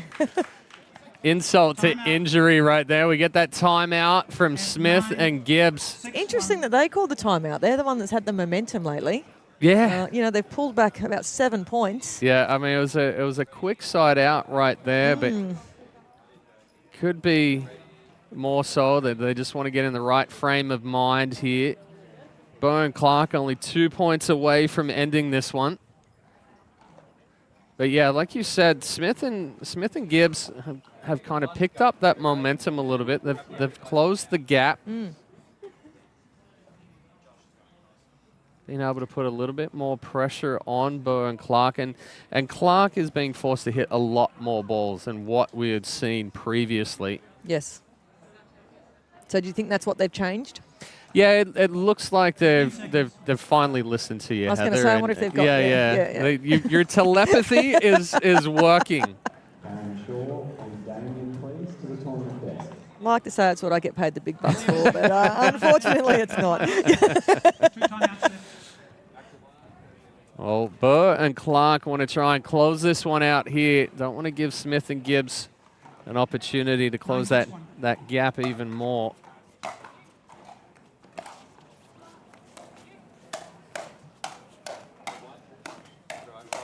Anita Smith going off right now. Testing the hands. Stayed nice and short with all of those shots right there, and that last forehand cleared the body. That ball's just wide, so the timeout worked. It did. See what they can do here. Bo and Clark frozen the last couple of service games.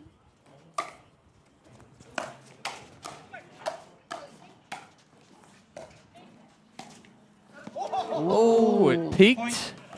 Great and hands said by Gibbs nope. here. Timeout at 7-9-1. Oh, Bo and Clark going to use their first timeout. They're sensing the pressure for Smith and Gibbs coming back. I tell you what, Anita Smith, the last few points really impressed me with the adjustment of being able to clear the body. She's anticipating that that ball's going to come back after each time she hits it. She's really started to put some pressure on specifically Burr. She's going at Burr. And in the first set, Burr didn't miss those. No.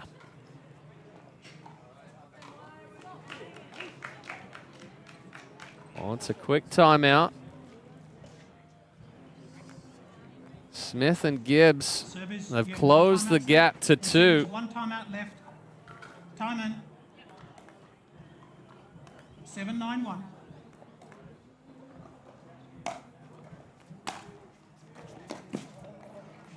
Second server. That ball didn't come up like Smith was anticipating.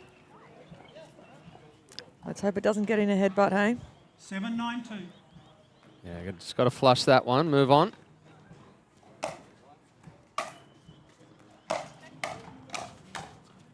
And that she did. An excellent drive and the shake and bake from Gibbs. 8-9-2. They're back within 1.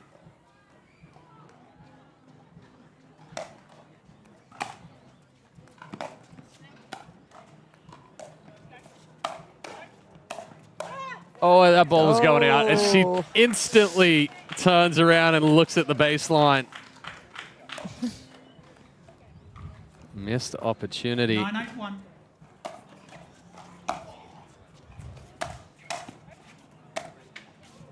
Second server. Excellent ball there from Gibbs, getting that ball back quickly on Clark. Wind certainly being taken out of the sails of Burr and Clark right now. 9-8-2.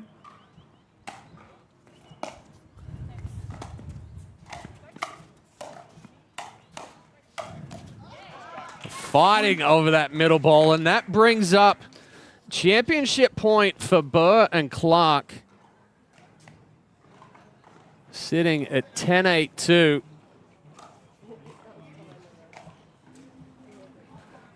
Searching for the ball that went up into the stands. Oh, here it comes.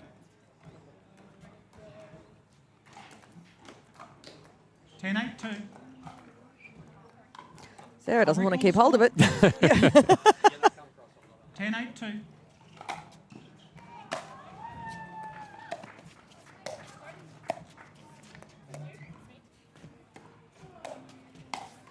And there it is, a ball into the shoulder of Smith. Burr and Clark, your Australian champions in the split age mixed doubles, DUPR 5.0 plus. Fantastic performance by them, Heather. It was a fantastic performance, but I've got to say the fight back by Smith and Clark was great to see, and the energy they had. But Burr and Clark just too good in the end. Yeah, and we saw in game 1 where Burr was just so aggressive, taking the middle of the court. They got out to an early lead in game 2. Like you said, Smith and Gibbs came storming back, but down the stretch, Sarah Burr putting a little bit more pressure on. That one was almost a dagger there for Smith. And Burr and Clark are courtside with Tatiana in our post-match interview. Well, I am standing here with the winners for split age mixed doubles here. Doc and Sarah, this is probably one of the most iconic duos in Australian pickleball history. It is so good to see the two of you paired back together again. How does it feel to be playing on the same court? Yeah, it's an absolute pleasure always to share the court with Martin, so it feels like we're back where we belong on the top, getting the gold. 100%. 100%. And Doc, you have been in your prime so far this year. How does it feel to be here with Sarah, but also the run that you've had today? Tell me about it. Just so good. Just Sarah is so good. She just didn't miss all day. Incredible player. So I was very lucky to play with her today. Really fortunate. And you both have an incredible support system here always. We've got parents, we've got partners, we've got children. What message do you have for them today after seeing you take out that gold? Yeah, just thanks for always being around and supporting us no matter what. They're long days, but they're always there with water and kind words and hugs and high fives and everything else that they do behind the scenes. So it means a lot to us. Well, congratulations, you two. You're just getting started. Yep. So we'll see you in the next one. Back to the booth. Thanks. Well, congratulations again to Sarah Burr and Martin Clark, Australian champions in the split age mixed doubles 5.0 plus. Heather, thanks for joining me in the booth.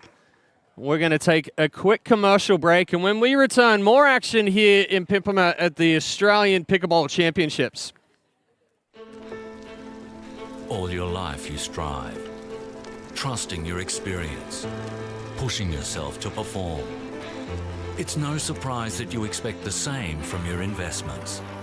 For over 25 years, Trilogy Funds has been trusted by investors to maximise income while preserving capital. So, for income performance, invest with Trilogy Funds.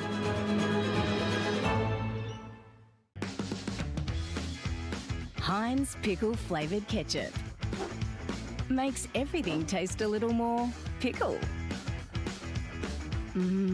Heinz pickle flavoured ketchup, stacked with pickle flavour. We have started our descent.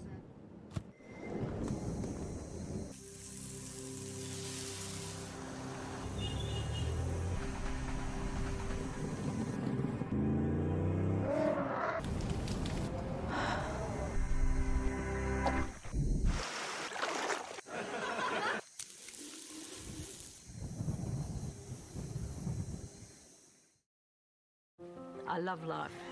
I just enjoy every day more than the previous one. I feel like they are my second family here. Living in a retirement village has been fantastic. We have a lot of laughs.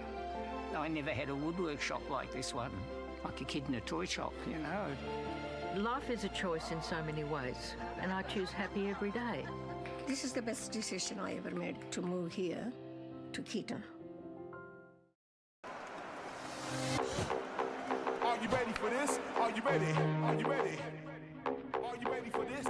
I run the space, I run the scene that light up the face.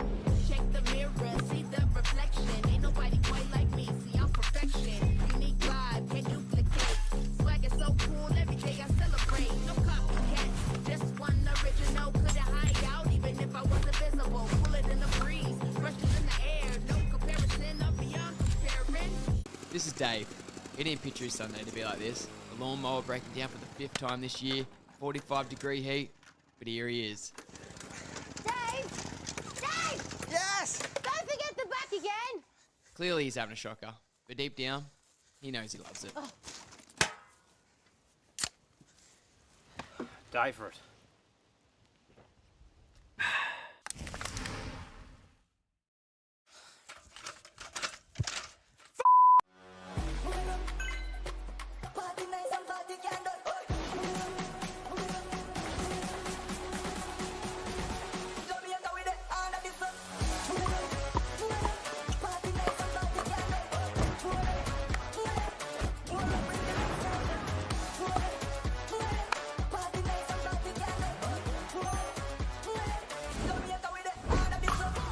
What's your DUPR? Cooltop. Stay cooler, play longer. Designed to reduce the surface temperature of courts via solar reflectance, the new Cooltop from California Sports Services keeps players engaged in activity longer while minimizing heat-related impact. With solar reflective ratings 20 to 30% higher than standard court coatings, Cooltop coatings retain less heat and reduce the temperature of a court.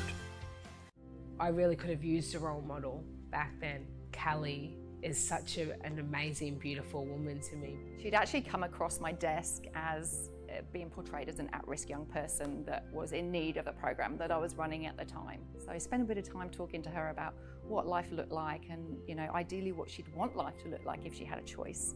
I think I suit being this person more than who I was. I don't think I would have been able to make the change that I did if 𝗙cie𝗹𝗹cie wasn't here.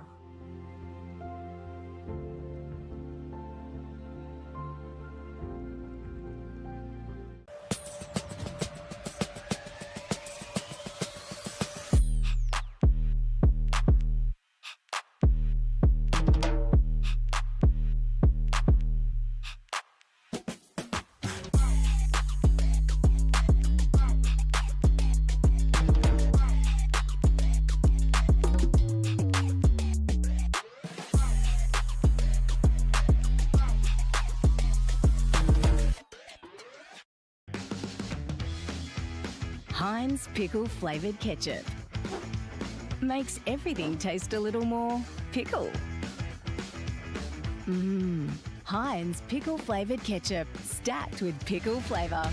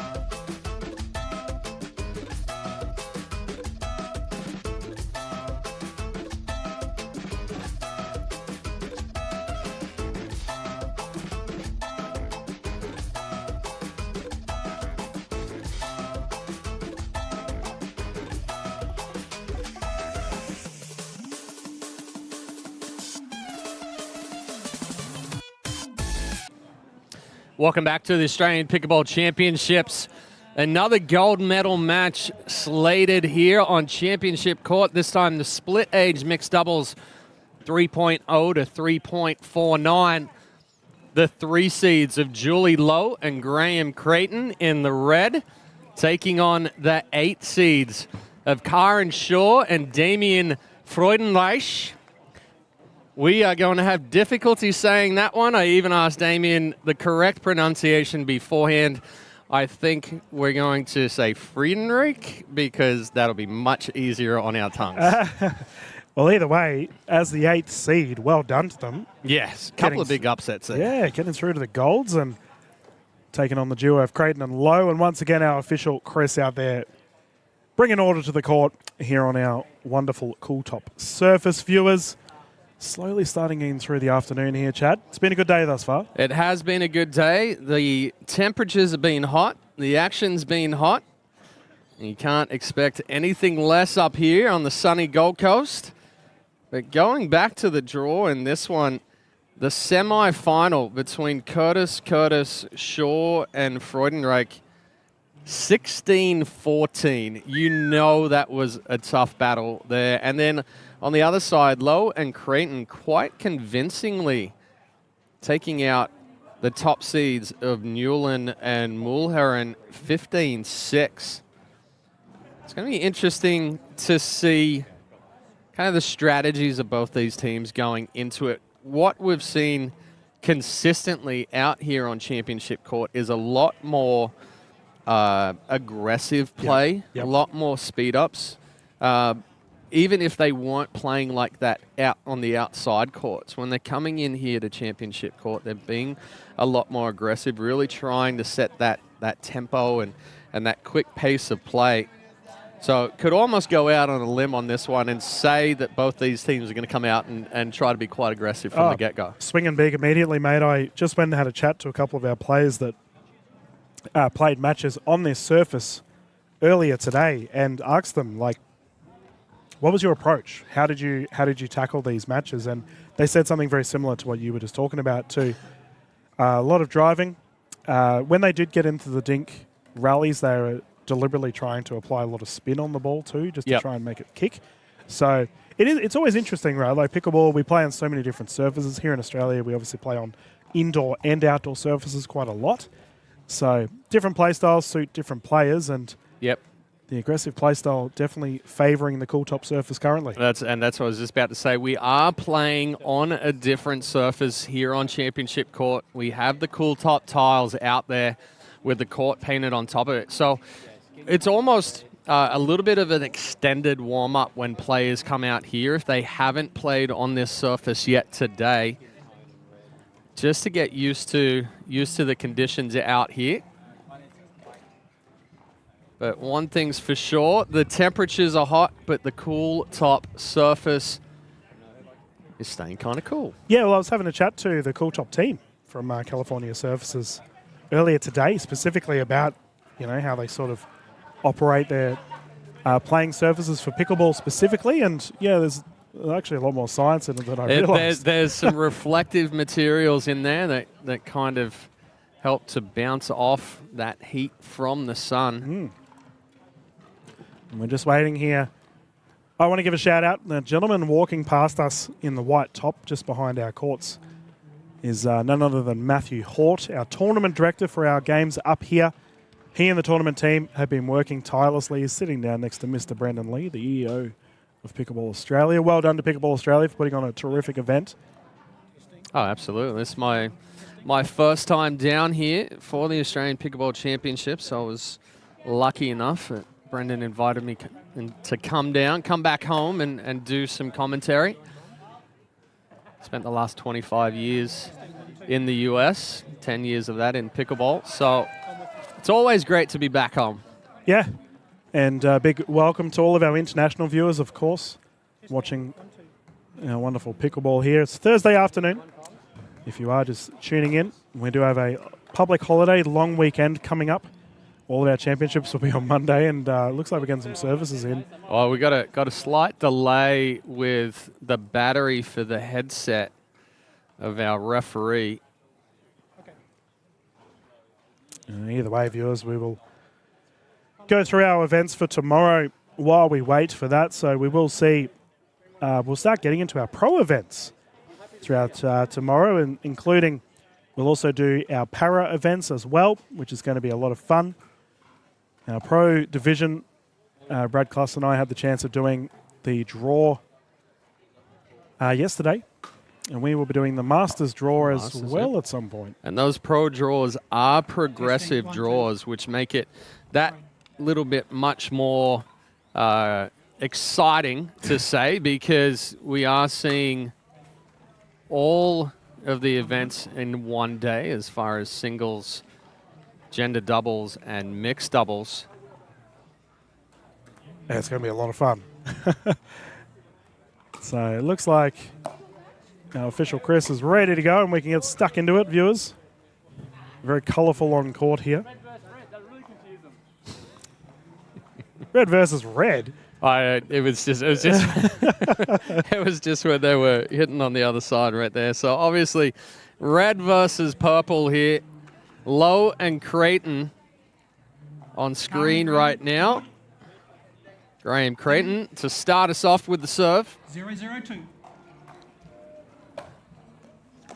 Oh, he comes out hot with a little kick on the serve right there. Well, we saw him warming up the serve, didn't we? And he's clearly ripped and ready to go. First points on the board for him.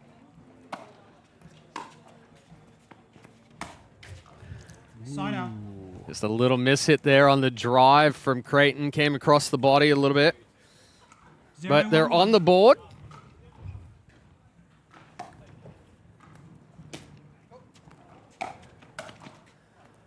Point. And conditions, viewers, we did mention the heat, but there is a lovely breeze coming across as well, blowing left to right on your screen. Yeah, it's just started to pick up before that last 5-0 split age final. And a perfect ball there from Friedenreich. Sneaking that past Creighton. Creighton took one step to the middle. And Friedenreich taking full advantage of it.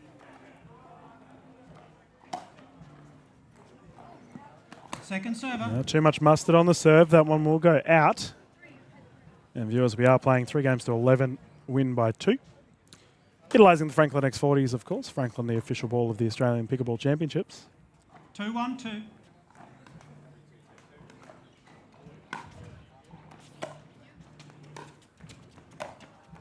That's a couple of balls there from Creighton, and he's missed into the net.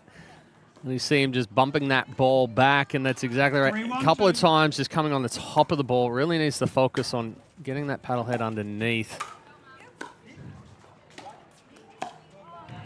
Couple of nice overheads there from Lowe. Side out. I'll get the side out, but Friedenreich and Shaw picking up 3 on that service end.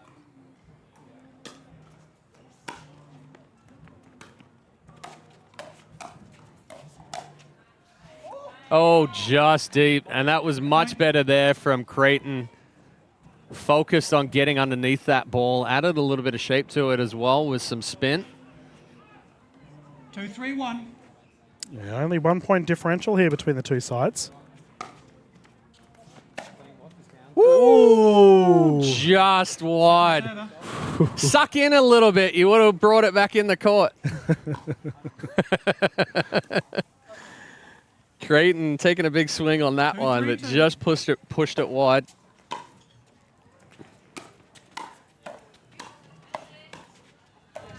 Oh, Freudenreich somehow got that one off his face. Yeah, terrific reset. And I mentioned earlier, split age is easily one of my favourite divisions in pickleball. Obviously, you had a hurler of a game earlier. Yeah, fantastic gold medal match there in 5-0 plus. Well left. Second server. I have a feeling that wasn't an intentional leave, but they did good. You meant that, right? Yeah.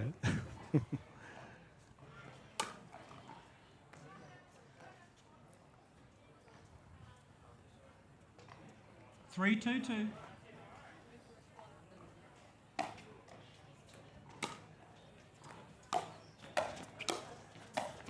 Oh, Creighton, I formation right there. Low kind of hanging back a little bit. Creighton stepping into the middle, putting that pressure on, gets that ball to sail off the paddle ashore. And I watched Chris referee yesterday, and he is spot on with the foot violations on the serve. And that one, he hadn't finished calling the score when Creighton served. So by rule, that is a violation. Point. Good Good drive there from Low. Yeah, Chad, the Australian, well, actually, Chris is New Zealand, but our part of the world with our refs 3-3-2. have really been targeting the service in the last year or so.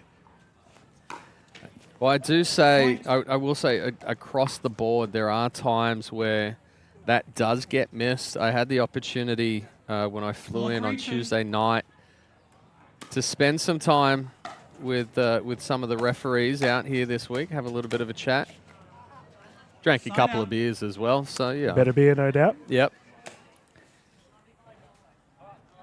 Tell you what, that better beer is actually pretty good. When I had lunch earlier, I will say there was a bunch of players tucking into it in the shade, listening to some live music.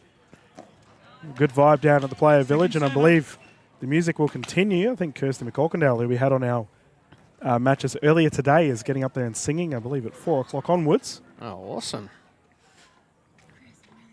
That's on the microphone, so we might want to mute our... No, we can't. Our conversation on court there. I don't know what that was. Not too sure. Short was apologising for something. 3-4-2.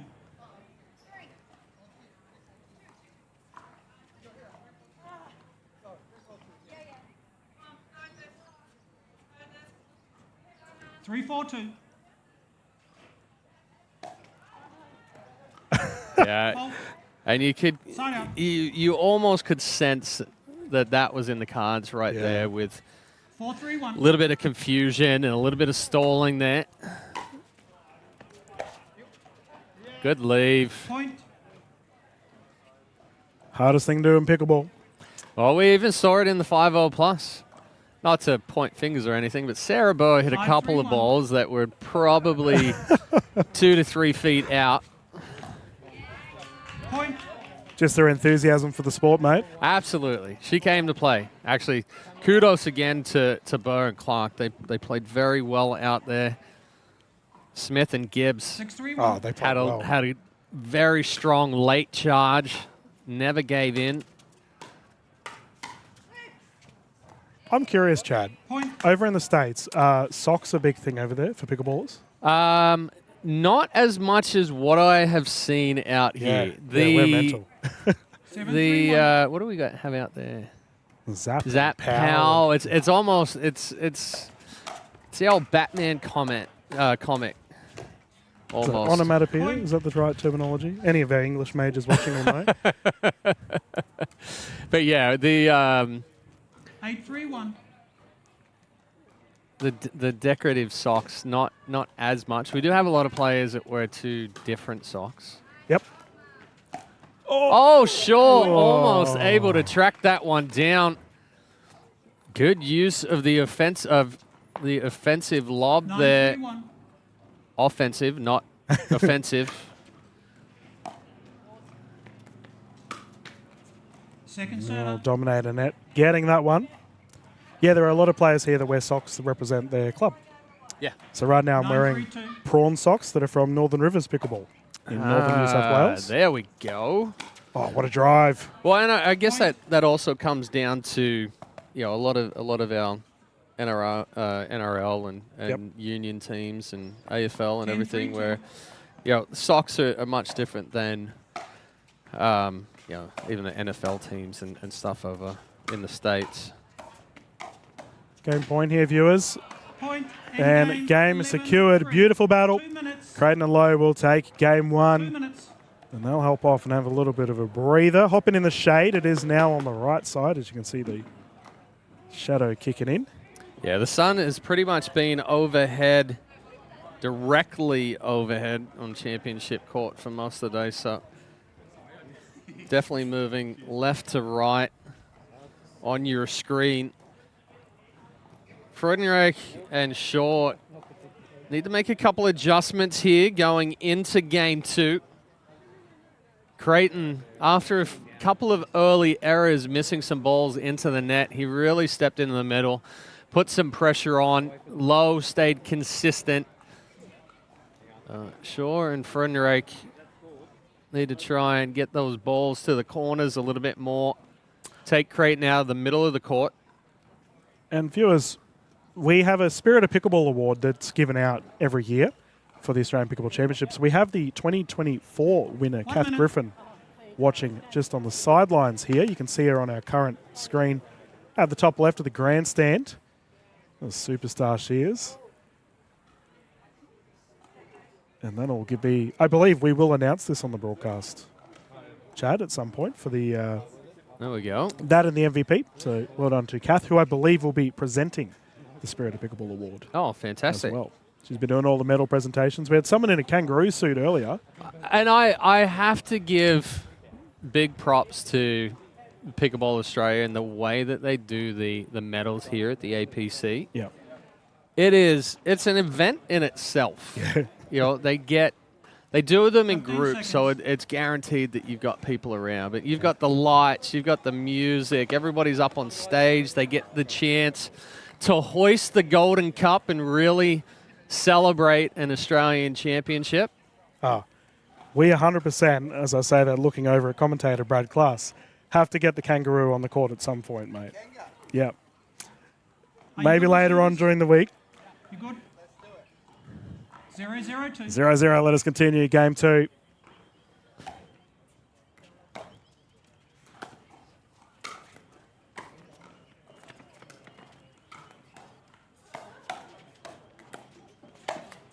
Oof. Hey, caught in the catch. slips.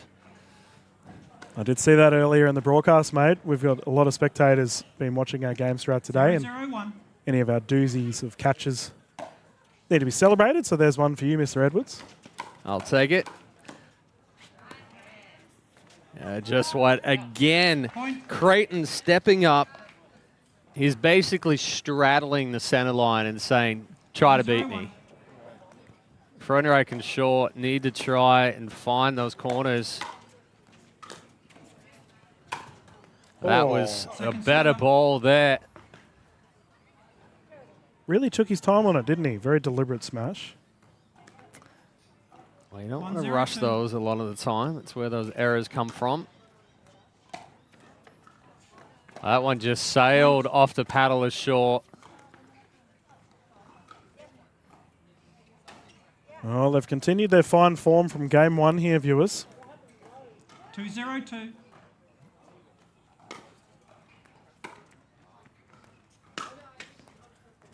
Side out. Low, just missing that one. Catches enough of the net cord that it doesn't go over. You saw the shoulders kind of drop. She saw the opening down the line. That's a good serve there from Shaw. One thing I've noticed with Shaw's serve, she's got a little bit of side spin on it, and it works. It works very well 1-2-1. out here on this court surface.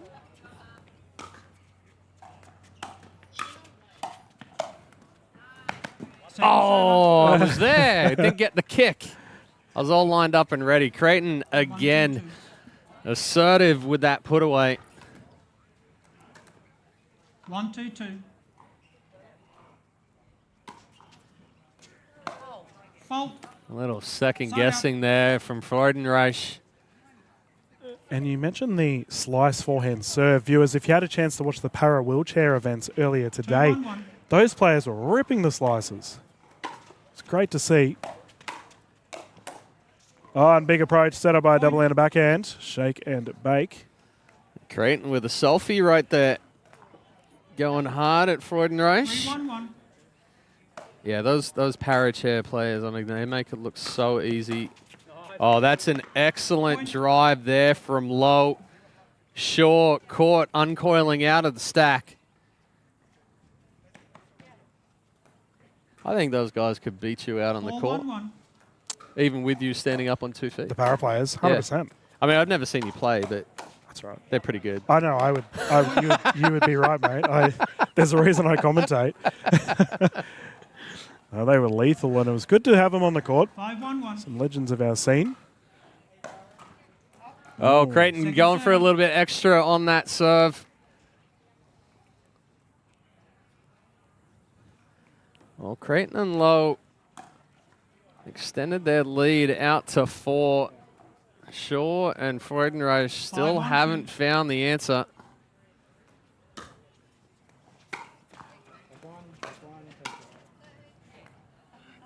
That ball just sailed as well. And I think that's probably been the tale of our events last couple of days, just limiting those unforced errors. Oh, 100%. Unforced errors is usually what every match comes down to. An unforced error is Apologies. affects match play way more than a winner does. Yes.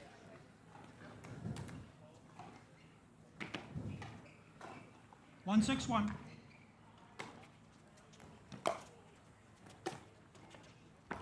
Well, on that last match that you called with Burr, Martin, Smith and Gibbs, I was sitting alongside Pierce Kwan, who played earlier today, and he said that how it looked to him, and he's a very good player, Pierce, was that it looked like Burr and Martin were just keeping the play, keeping it going. Yeah. Whereas Smith and Gibbs were trying to win the play. Yes. And as such, their level of unforced errors were a little bit higher.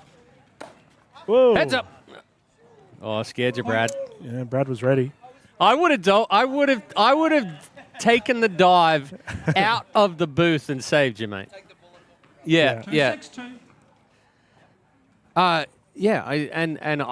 That is a very fair assessment of that gold medal match. It's a good ball there from Shaw. Clark and Burr just did a much better job defensively and staying in the point. There were a couple of times, even at 9-8 in game 2, Smith had a ball on a paddle and she put it straight into the net. And that really was the dagger in that one after a great comeback. Ooh. And that's again, Freudenreich and Shaw, they're now they're starting to find their rhythm. They're moving that ball around. They're taking it away from the middle of the court. That's a good ball out wide. Creighton is then forced to step back to the middle.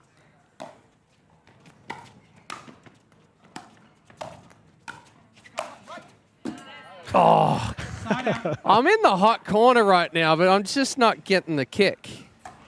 Viewers, the level of enthusiasm from Chad right now. Oh, you don't understand how excited I get when a ball comes in the booth. I will push other commentators out of the way to try and catch it. So just watch out. That ball sailed just a little deep.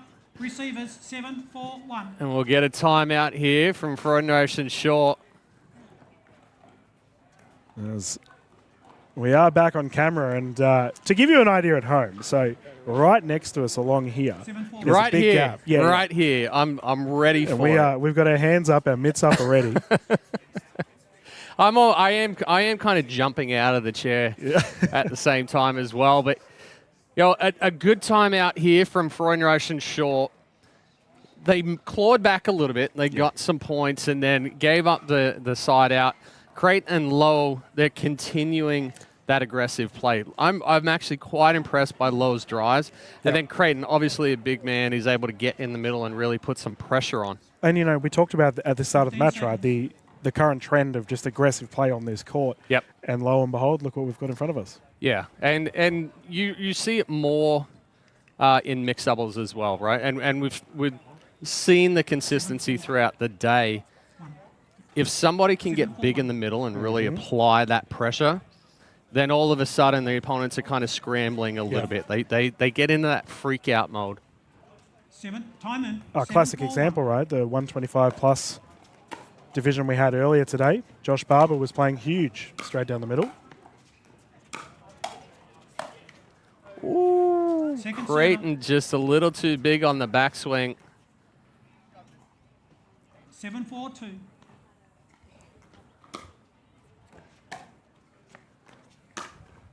Whoa, yep. Beautiful. There's that low drive again. Pinpoint accuracy just inside the sideline.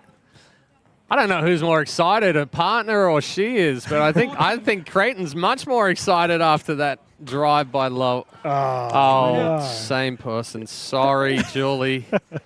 Spent too much time giving you kudos. 4-8-1. We all do it, mate. 4-8.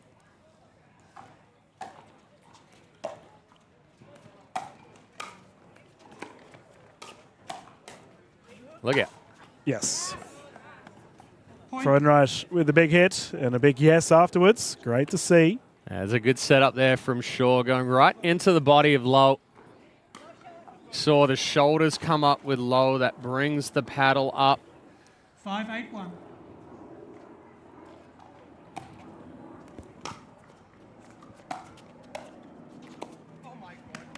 Second server. And Chad, I'm curious, with your experience over in the States, you've probably noticed there's a lot of bounce serves here, or drop serve in Australia. Yeah, but we do. I think it was a really good introduction with the drop serve, especially. Yeah, we see it a lot, especially up through 3-5, 4-0, as we're seeing out here. I have seen a couple of pro qualifiers using that drop serve as well. It is very, very easy to get the service yips. Yes. And it is all mental. Oh, what a drive. Excellent drive there from Creighton. But yeah, the service yips is all mental. You can hit a forehand drive, but then you kind of struggle with the serve.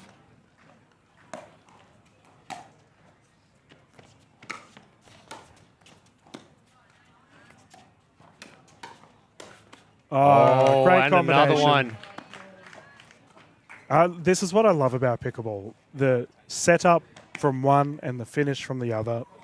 And I think that's 100% the difference for Creighton and Lowe. 5-1. And it's a good timeout here. They're trying to stave off. Creighton and Lowe have championship point. But back to your point, Dylan. Yeah, we're seeing much better partner communication and partner familiarity from Lowe and Creighton. They're moving together. When Creighton steps into the middle or he steps over, Lowe knows where she's going to slide to. They know where they're going to be on the court. I would be very, very surprised if we were to ask them how long they've been playing together and they say first time, because it doesn't look like this is the first time that they've played together. Yeah, well, I mean, how often do we hear, and viewers at home probably feel this same way, and please let us know in the YouTube comments, by the way, viewers, on the Pickleball Australia YouTube chat.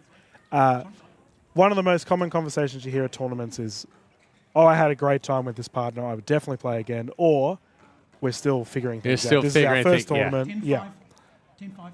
Yeah, partner familiarity is big. But coming out of the timeout, championship point here for Creighton and Lowe. And that's all right. I was just going to say you have no timeouts left. So time in. And almost, very close to a fault there, but Chris had not called the score yet. So championship point.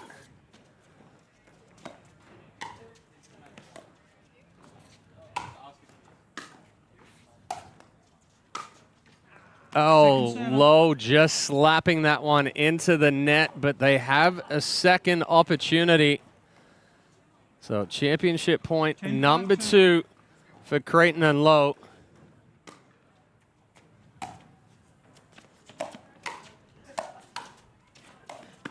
Oh, and there it is. Creighton stepping up into the middle. 11-5. Big drive, aggressive ball into the body of Freudenreich.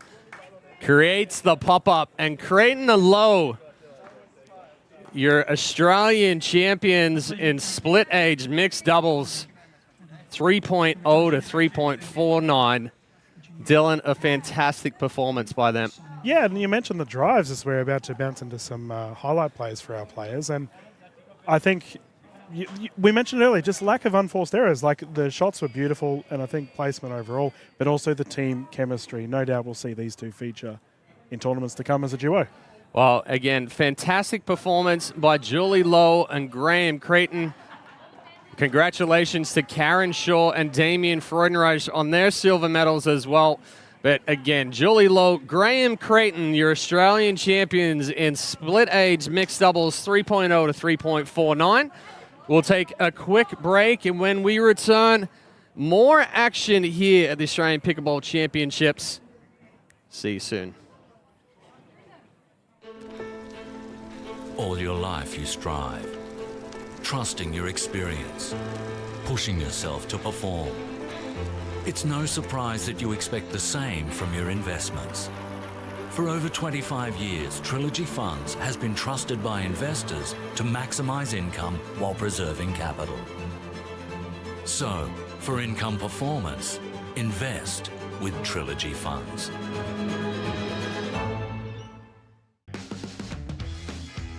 Heinz pickle-flavoured ketchup makes everything taste a little more pickle. Heinz pickle-flavoured ketchup, stacked with pickle flavour. We have started our descent.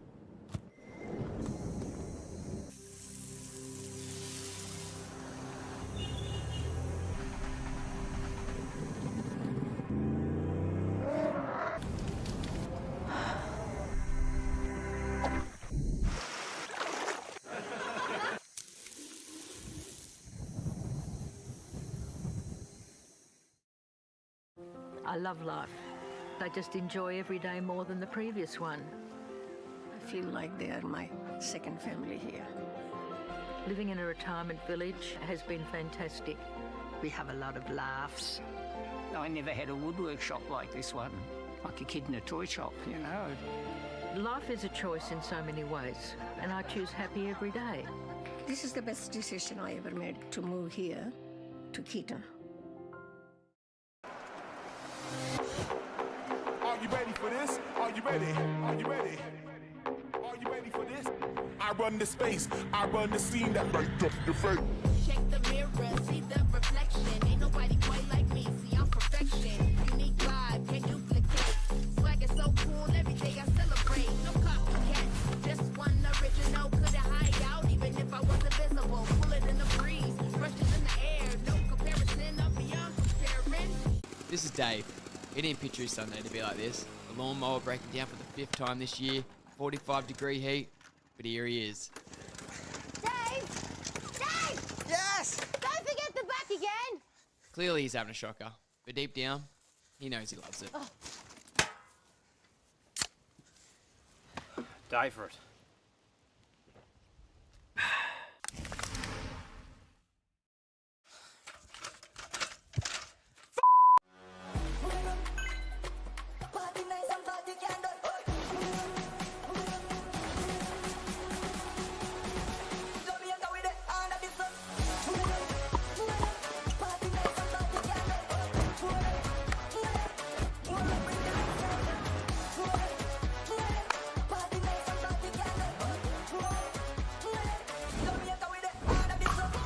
What's your DUPR? Cooltop. Stay cooler, play longer. Designed to reduce the surface temperature of courts via solar reflectance, the new Cooltop from California Sports Services keeps players engaged in activity longer while minimizing heat-related impact. With solar reflective ratings 20 to 30% higher than standard court coatings, Cooltop coatings retain less heat and reduce the temperature of a court.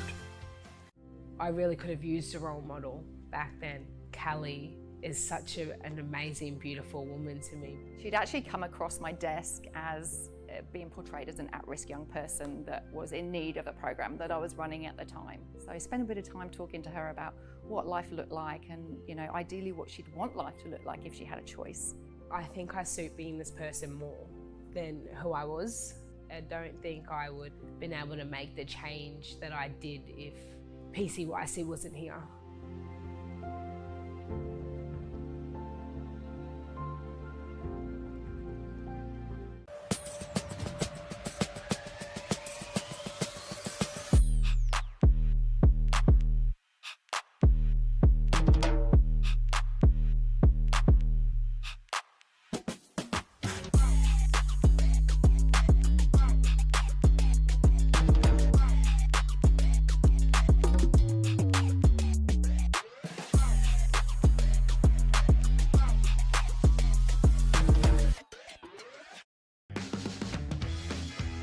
Heinz pickle flavoured ketchup.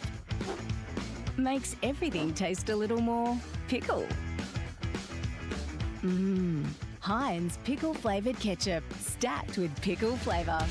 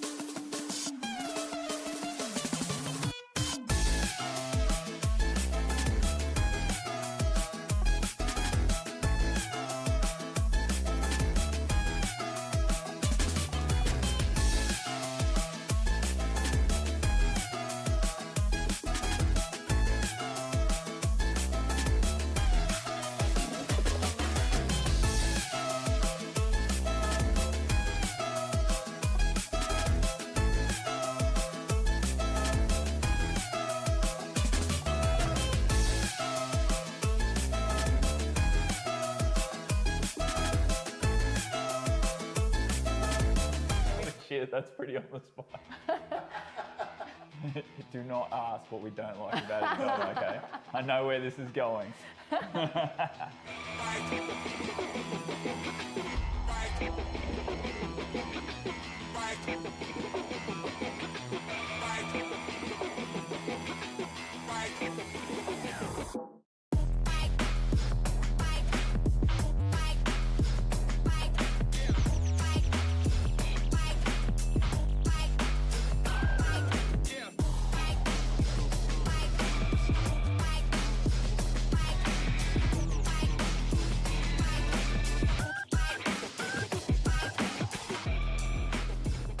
Daring to dream, take 1. Take 3. Take 3. So I'm Sarah Burr. I'm 39 years old from the Gold Coast. I've been playing pickleball since 2021. I'm about to play my 4th Australian Pickleball Championships. I've been playing in Australia, Asia, in the US. I'm married, so this is my husband Shannon. Hi. We've got 2 kids, Benji and Elle. They're 13 and 14 years old, and we have our little dog Sophie. It's pretty cool. Like, I get to brag to everybody at school. It's kind of inspiring, like, because I have goals of playing basketball at a high level, and yeah, it's good to have like a role model that plays sport at a high level.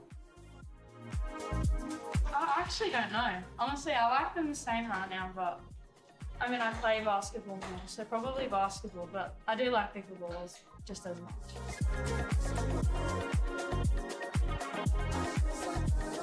What do I think Sarah does all day?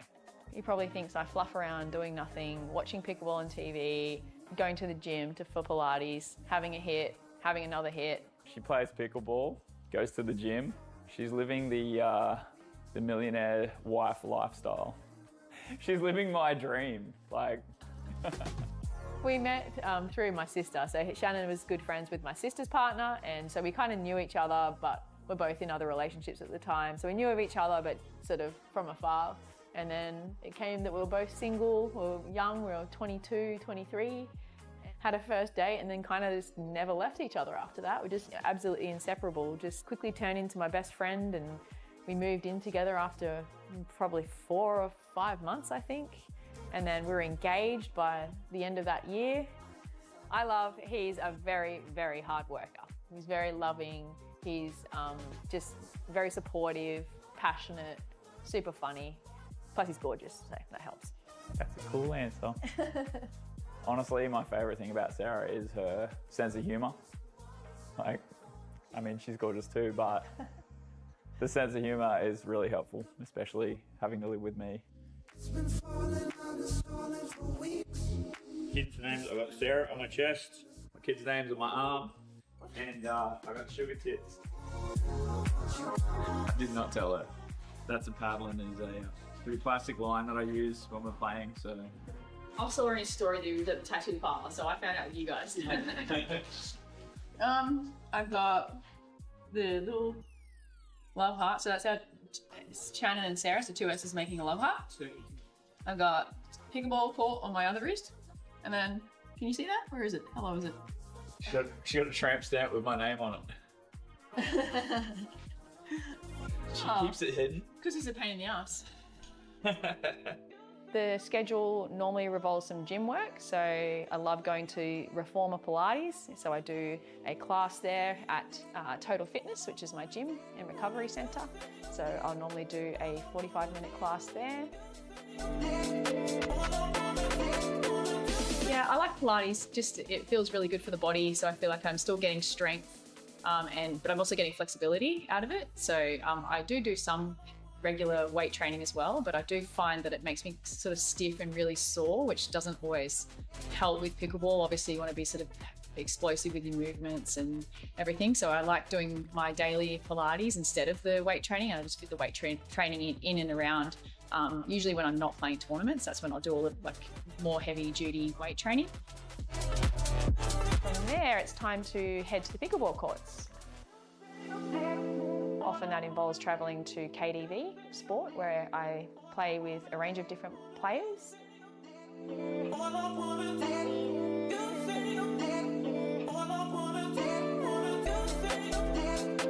So So today I was playing with Dan Fogel-𝗙liche, who happens to be on the Gold Coast Glory Challenger team.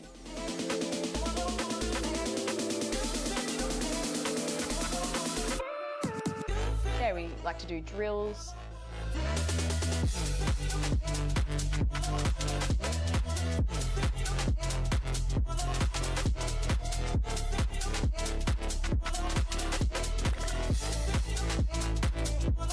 Put my sparms on, have some sun protection. Part of the routine then, yeah. I think the thing that's been letting me down is my volley is like just not being aggressive enough with it. And like even speed ups, like just trying to be like way more aggressive. Counters or just in general? Like initiating and also counters, and also countering more down the line, because my natural swing path with my backhand is to go kind of cross. Oh yeah. Body, No, I where I'm see trying to like direct down the line more. Trying to sort of get into that habit, especially in mixed. To be able to like, good. back behind the male. That's another actually thing I want to get better at is leaving balls.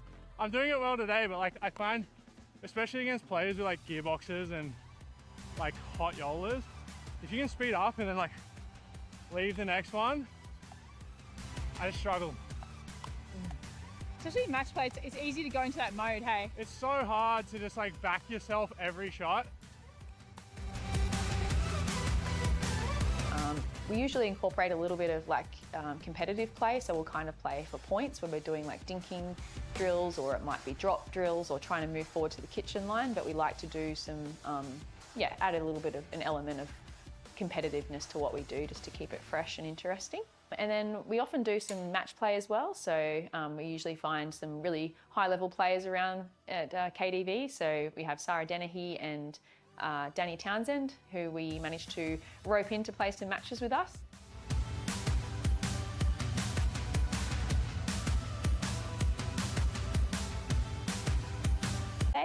I reach out to my partners sometimes and see if they want to match, and otherwise I just go nuts with all my favourites.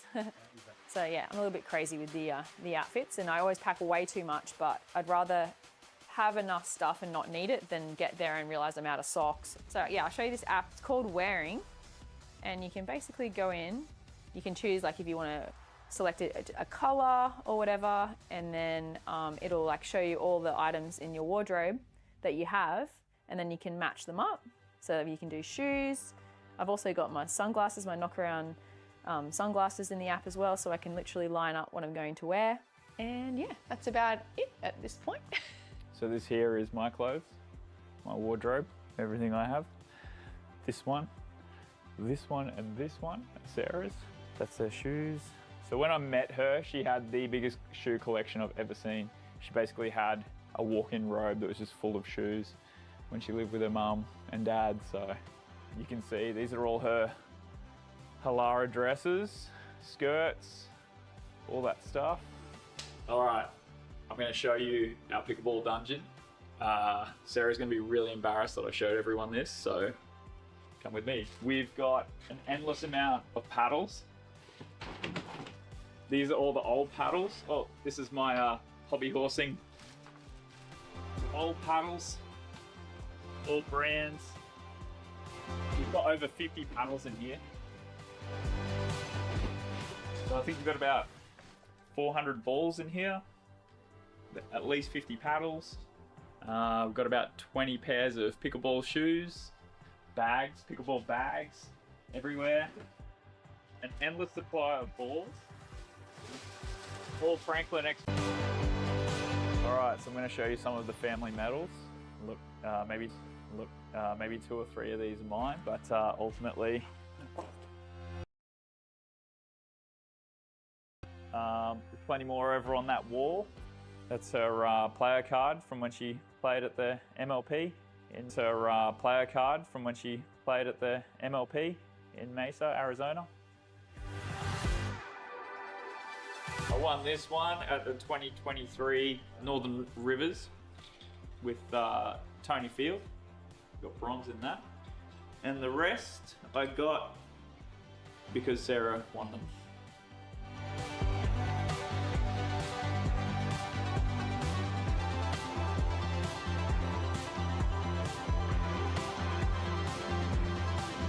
It's probably like deep, like grit, like hanging in points, like just being able to keep getting balls back and be.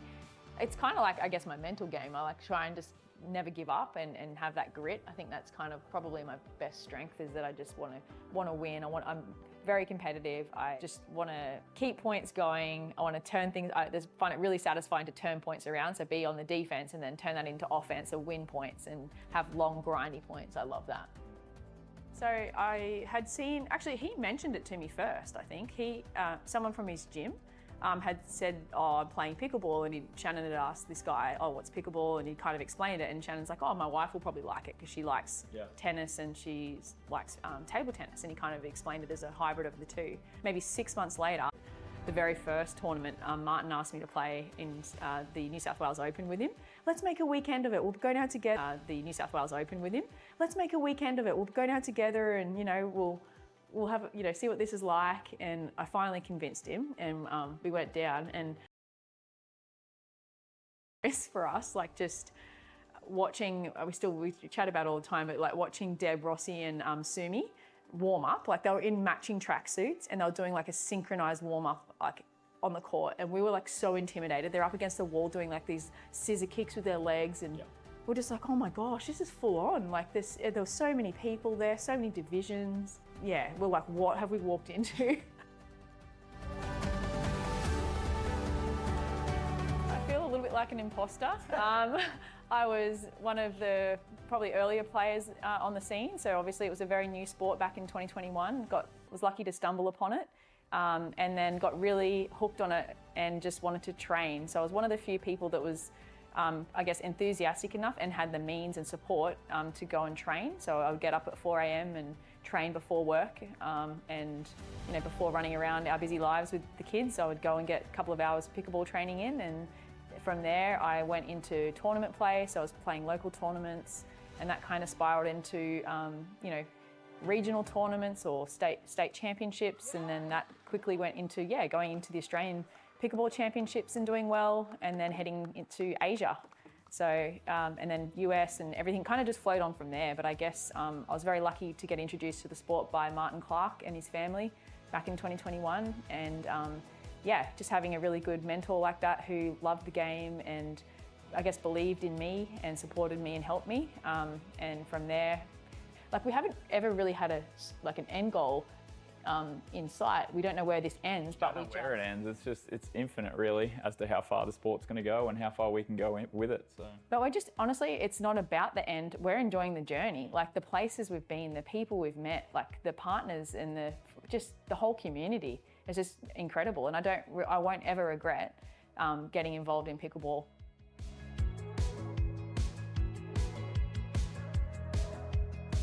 I feel like her greatest achievement was winning the Triple Crown at the APC and also at the WPC in Bali. It was right before we were heading off to the US. So again, that's Martin who kind of gave me the little nudge to try going overseas, and obviously I had Shannon's support. He's like, yeah, let's go, let's have a bit of an adventure. We turned it into a trip. So initially I went to Thailand and competed in the championships, and then he came and joined me over in the US, and we went to the US Open together. So it was really cool to have like a bit of a Team Australia, to be able to do that with Shannon and my parents and my sister Beck and Dion and Annalise. We had a whole crew, Mike Newell, Martin. We had a big crew of people, all equally enthusiastic, and it was really cool. So it was a huge leap. We literally just booked return airfares and 5 nights accommodation in an Airbnb and big suitcases for the 4 of us. We sold the car to try and help fund everything for as long as we could.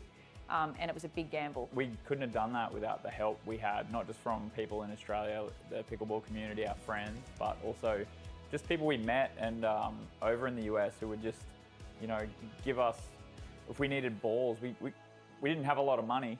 And by the time we got to the US, it was basically half of the money we took with us. And even just for people to be helping us out by giving us balls, or we had people give us food, just things like that, and it made a huge difference for us. There's just so many benefits to that trip, and in terms of from a pickleball perspective, I got some pretty decent results in my last tournament at APP Welcome back to the Australian Oh my goodness, I'm already tripping over my time. It's not like I had a long break. Welcome back to the Australian Pickleball Championships here at the Pimpama Sports Hub. We have pool play for split age mixed doubles, 3.5 to 3.99.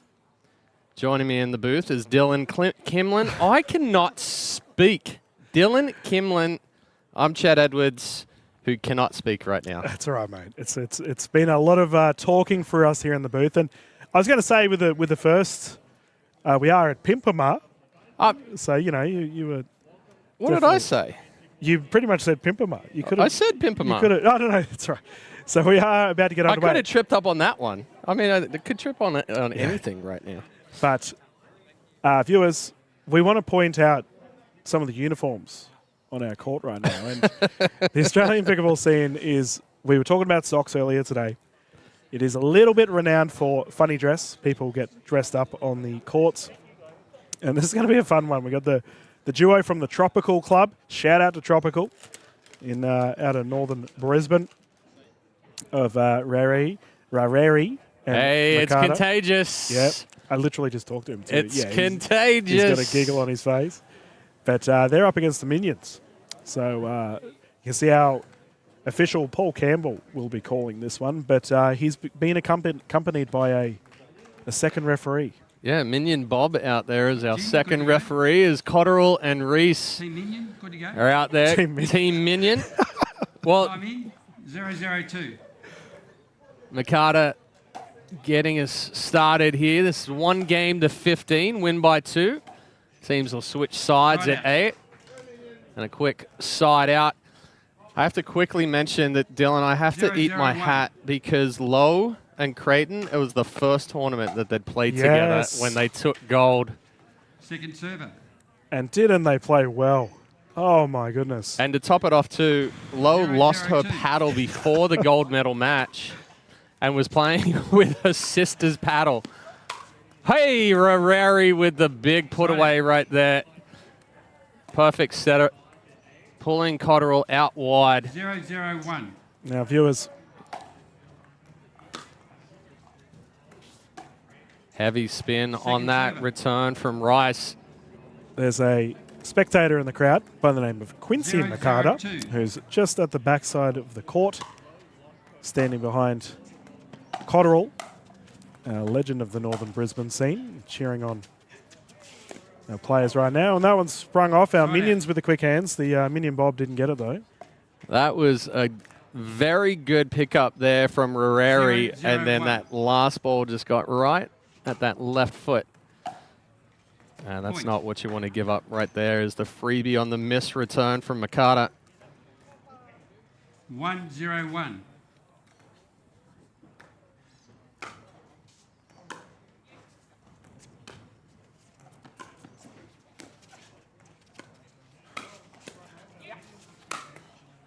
Oh, Reese with a big finish. It was a good job there from Rareri and from Reese. Both were kind of tiptoeing the kitchen line there at one point. But Reese with the big finish. Yeah, these two from wearing the tropical uniforms 201. from New Zealand originally. Shout out to the Kiwis tuning in. Second server. You're a fan of Despicable Me, mate? I have kids, so yes, I have watched them all.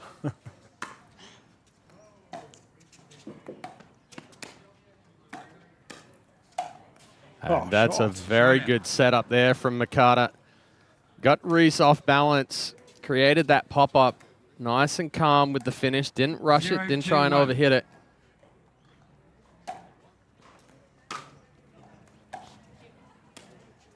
Oh, that's pretty, though. Wow. Right in the corner of the kitchen, or as I like to call it, Chad, the pantry. So we used to call it the pantry when you hit an Ernie. Ah. Because you jump the kitchen and land in the pantry. There you go. Oh! He's gone for it again.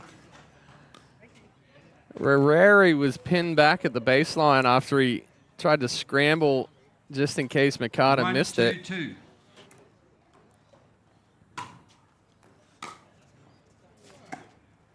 And another good slice return there from Reese.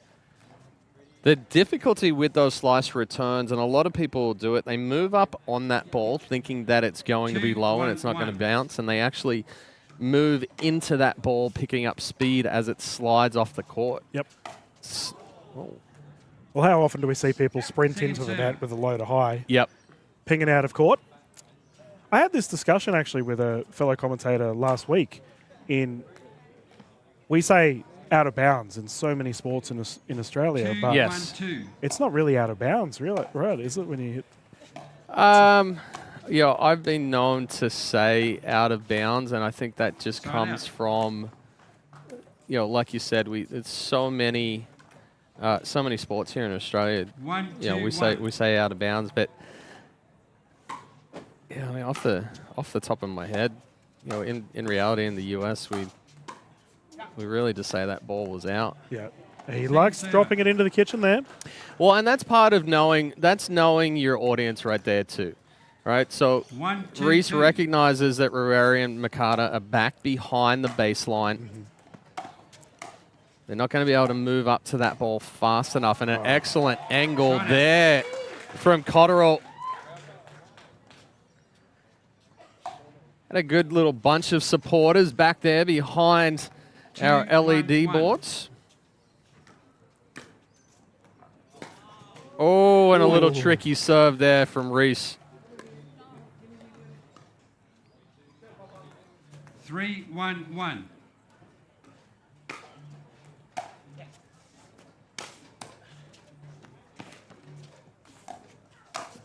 Good finish. Terrific coverage. So one thing that Cotterill and Reese are doing very well right now is they're using the angles, they're using the shorter balls to really stretch Mikata and Ruari out. 4-1-1. Second server. Reese trying to go for that shorter serve again. And that's the danger of that type of serve right there. You're flirting with the net cord. Oh, nice get. Uh-oh. Side out. That one just left a little too high there from Cotterill. And one thing we do see, Chad, a lot of our New Zealand, Tongan, Samoan players here in Australia, all exceptional hitters of the ball, very hard hitters. Unfortunately, I think you can take that across the board in every sport. Yes. Because you want to talk about hard hitters. 1-4-2. Union, NRL. I mean, you and I are both from baseball, right? The American Samoans can flog that ball around. Oh, absolutely. The same in the NFL. Yes. The American Samoans that come over and play there. Oof. I wouldn't want to be standing in front of them, mate. No. That's one's long. Just a little deep there from Mikata. And as I mentioned earlier, I got to do the New Zealand Open last week. I have to say, Tonga is a country on the rise. Yep. Their pickleball talent is off the charts.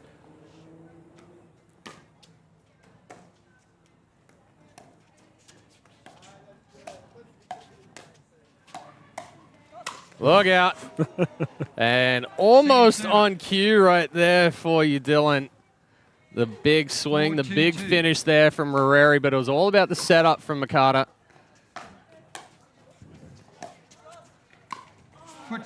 Yeah, he was going to get called for the foot fault. And he dumped it into the net. Little flamingo there from Ruari. Got stuck on the left foot, on the right foot, couldn't move the left foot.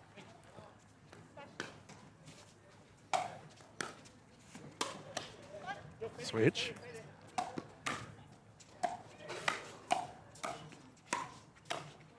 Oh, nice point there. Good court movement from Mikata and Ruari. Reese was putting some pressure on as well. Cotterill just a little too much wrist. Ended up flicking that ball straight down.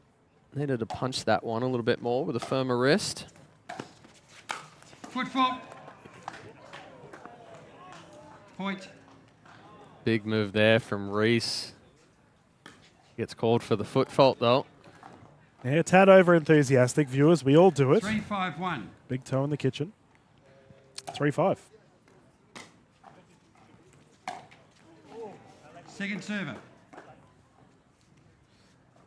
So again, that cut 3-5-2. return from Reese causing a little bit of troubles there. A lot of the times on that cut return as well, when you come in flat,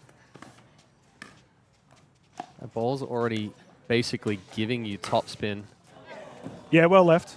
Point. He meant that. Well done. Suddenly it's 1 point game. Well, we talk about unforced errors. 4-5-2. Reese and Cotterill have given a couple here.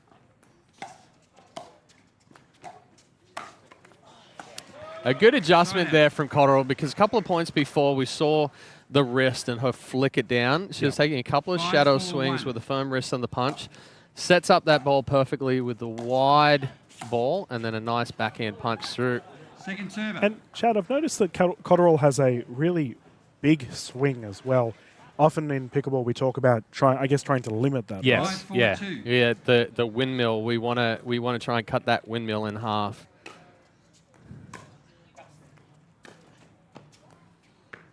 Side out. We just talked about that. Moving into the net, too much momentum, pinging it wide. Yeah, Reese would like 4-5-1. to take that one back. We want to kind of move, split step, then hit. Well, that one's out too. Point. Watch how far back Reese takes this paddle. So as he takes it back, the palm lays back and is facing the sky. So as he comes forward, that paddle is completely flat. That's what shoots it deep. Want to try and keep that palm facing the ball. Point. Yeah, I've been playing a lot of paddle, mate. Oh, yeah. Refer to that as a bandeja.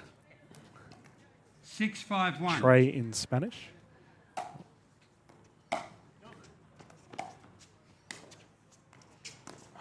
Oh, he thought about it. Second Good server. angle there from Reese. Well, I'm married into a family that is pretty good at racket sports. Obviously, my wife, Simone 𝗙cie𝗹𝗹, has been in the tops at pickleball for a number of years. But my brother-in-law, Marcelo 𝗙cie𝗹𝗋, he's switched over to pickleball now and is one of the top senior pros in the US. But he was top 2 in the world in padel. Oh, he'd know all about it.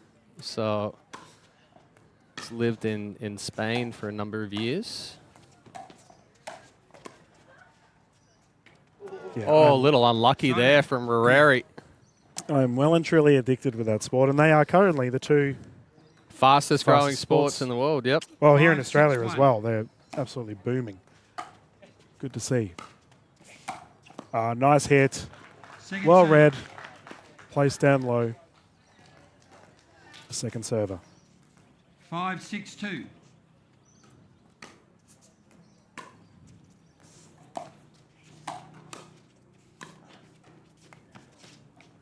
Oh, we're trying to be a little too tricky there, a little too much finesse from Reese.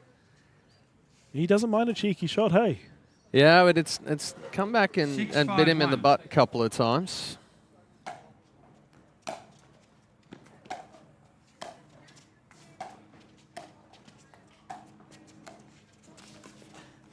Oh, that is very, very good ball movement there from Cotterill.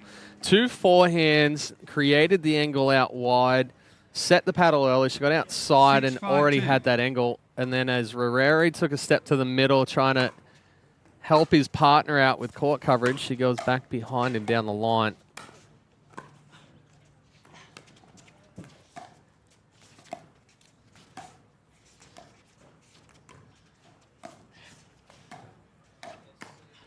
And again. Tiana Cotterill coming out and applying that pressure. Well, you talked about that backhand flick earlier. That's what set that particular pop-up there. Good backhand to forehand pressure, resulting in a side out. 5-6-1.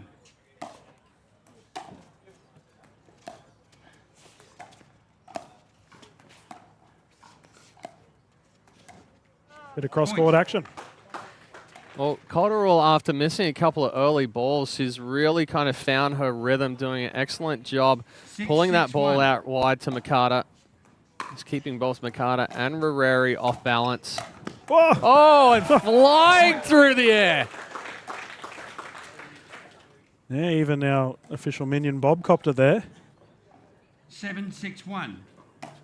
Well, Cotterill and Reese now finding themselves in front. Perhaps just a little too much excitement there from Cotterill as she pushed that one wide. As we are here on Championship Court, some people shy away from the cameras, Chad. Clearly not the case here. 7-6-2.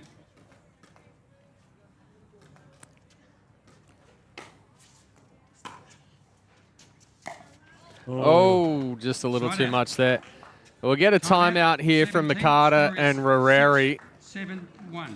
Want to try and gain some of that composure. They had a comfortable lead for most of this one. They've given it up. And viewers, we I don't know if you do this over in the States, Chad, but we do fashions on the field or best dressed on the court. So that's the thing we do here in Australia. I think there we go.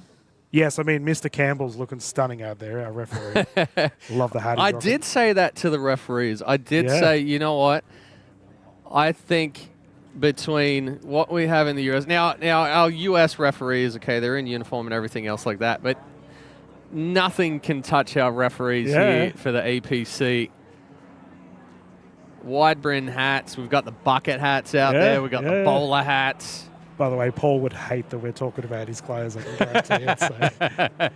But the shirts as well. It's just it's classy out there. But continuing with best dressed, the minions out there. Oh mate, have to be leading it.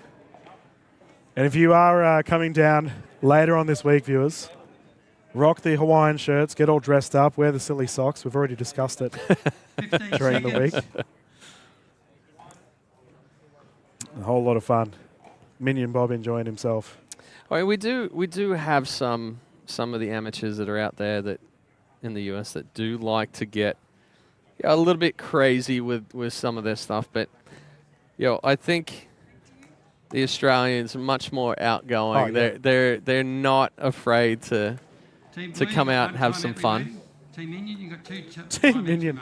It's the official team name. I love it. Time in. 6-7-1. Timeout done. Let's have the fun continue. Oh, not there.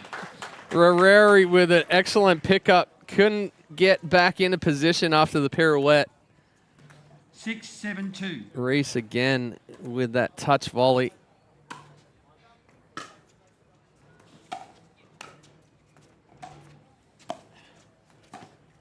Wow. Side out.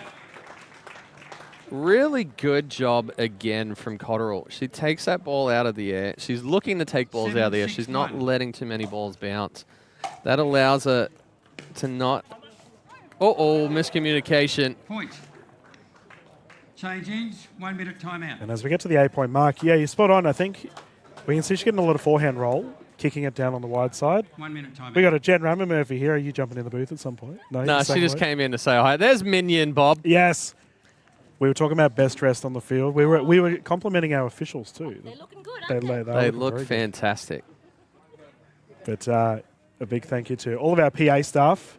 Miss Ramamurphy, the big boss, would be thoroughly enjoying this event. It's going well. Yes. Very well, and I do like our 4 competitors on court at the moment. Yes. They're dressed to the 9. I agree. Yeah. Easily. How's the court, Chad? It's good. Everybody's staying cool out there. The temps have been hot, but the cool tiles holding up to the heat. I love this. We can see here on court, Reese and Rareri just having a bit of a giggle. Well, they're just off court, actually. We can't see them. We might be able to... Oh, they're done now. They're done. They're done. So just in the end change there, Reese having a little discussion in regards to his foot fault and the kitchen violation that he had coming across. We might be able to get a camera shot here, actually, of the... Or it seems like... It's the same coaching staff for both teams. Yeah. And we're just using one bench here, viewers. They're all sliding in. You got to love community pickleball. It's the best. Time in. Score is 8-6-1.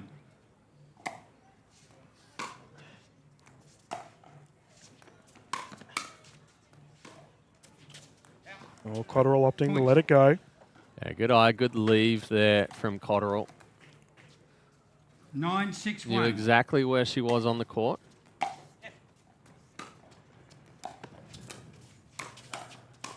Ooh. Oh, how about the pickup from Mikata and then Rareri? Big forehand, big backhand. 9-6-2.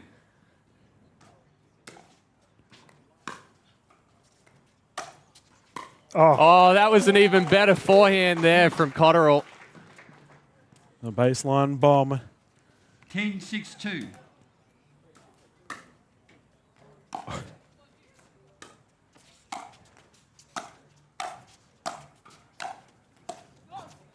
Foot fault. Oh, he got done for the foot fault. Rareri, the big overhead, created the angle. Cotterill wasn't able to do anything with it. She got a paddle to it. Scott, you jumped up and landed your toe on the line. 11-6-2.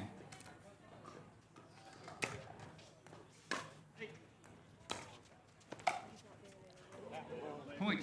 Yeah, they're on a bit of a roll here now, Chad. Yeah, definite momentum shift. 12-6-2. Cotterill and Reese continuing it after the end change. Well, that one just wide. Feet still moving on that one. So even though you've got good contact out in front, as the body keeps moving, the paddle then twists. And that's what forced that ball out wide. I love this. These players are having such a good time on court. Split age. 6-12-1. So much fun. That's the booming voice of Matt Hort we can hear on the PA. They're just waiting to for him to stop waffling. 6-12-1.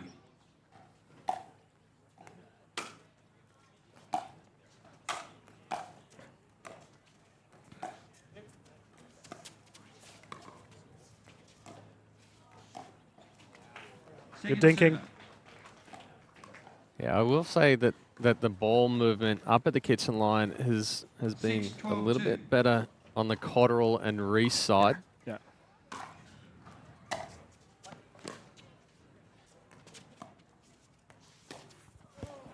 A little bit of a mishit there from Rareri.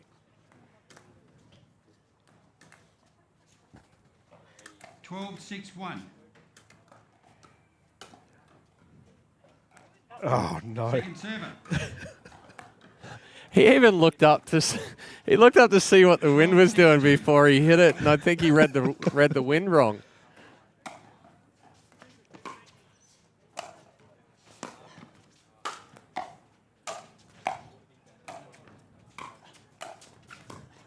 Oh, the pirouette again is in it this time. Oh, what a point. Fantastic defense from Mikata and Rareri. Oh, that was amazing. Had just about everything in it. 13, you're serving. 13-6-2. Oh, just wide there with the freebie. So it brings up game point for Cotterill and Reese. 14-6-2.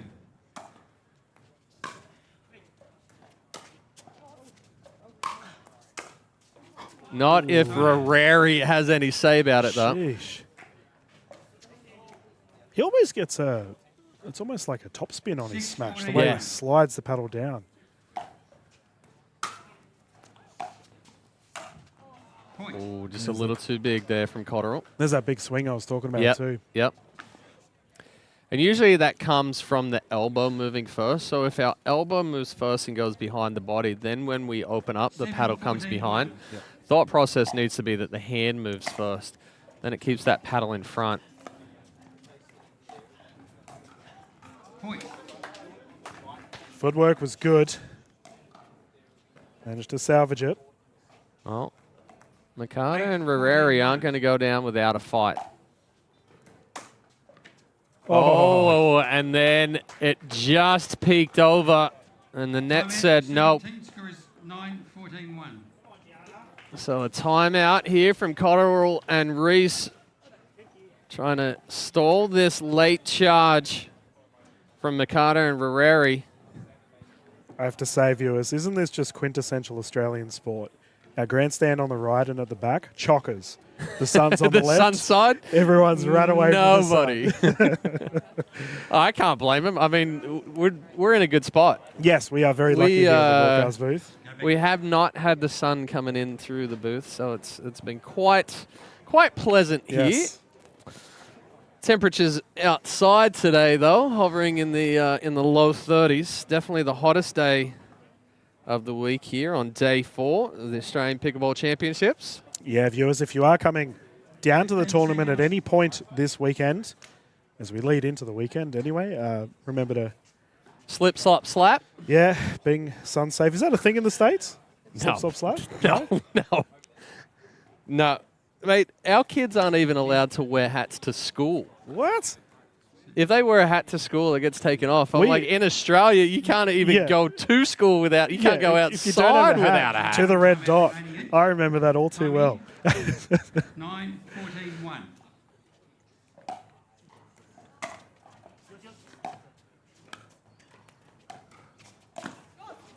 Oh, yeah, that's trouble. Good setup there from Mikata. Cotterill pulled out wide. The only thing she could do when she got a paddle on it, ball popped up.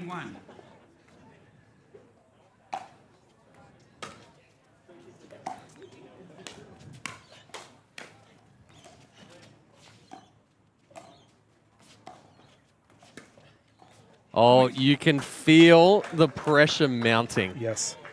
Momentum here. Definitely in favour of the duo furthest from camera. 11, 14, 1.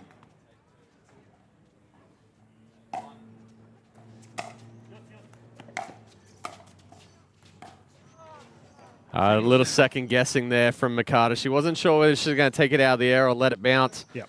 Chose to let it bounce. That ball got back behind her. 11, 14, 2. Second serve coming up.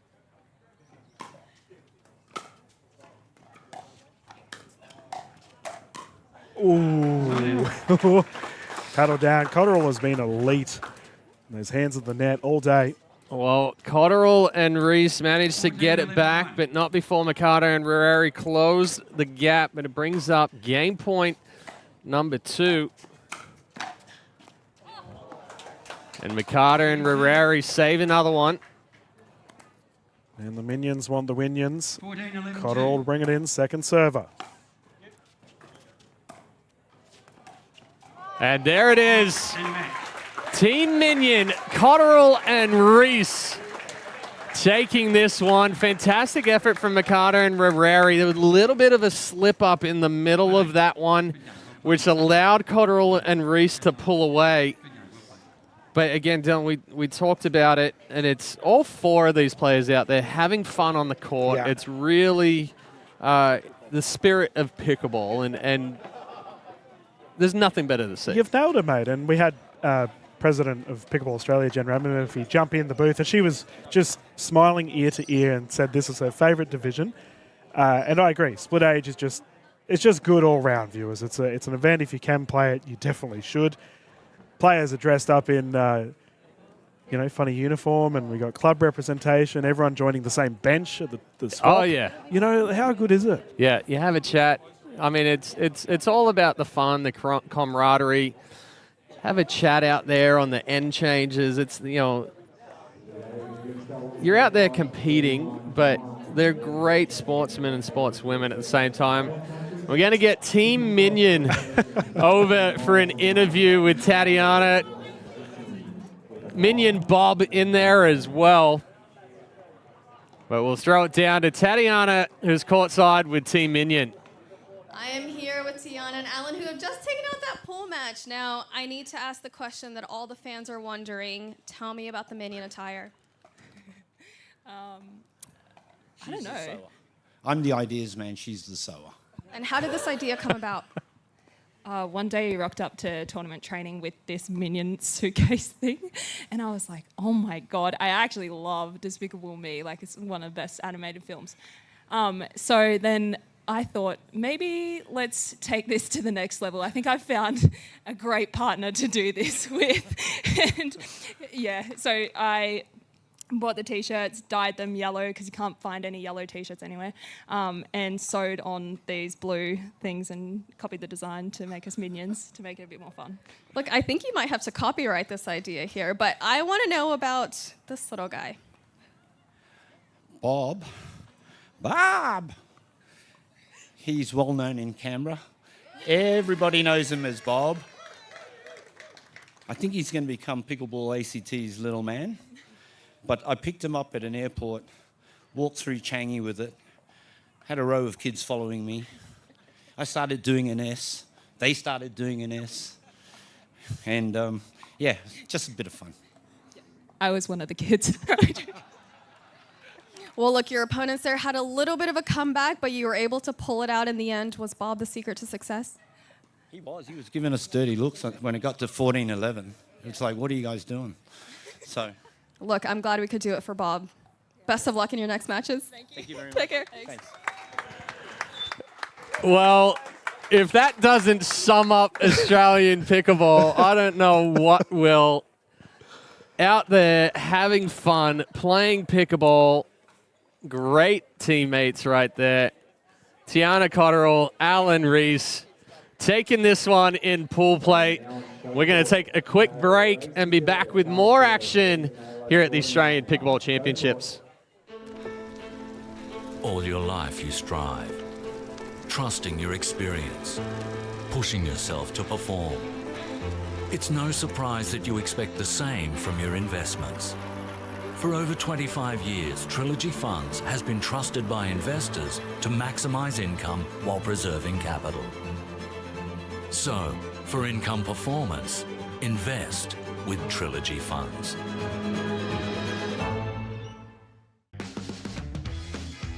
Heinz pickle flavoured ketchup makes everything taste a little more pickle. Heinz pickle flavoured ketchup, stacked with pickle flavour. We have started our descent.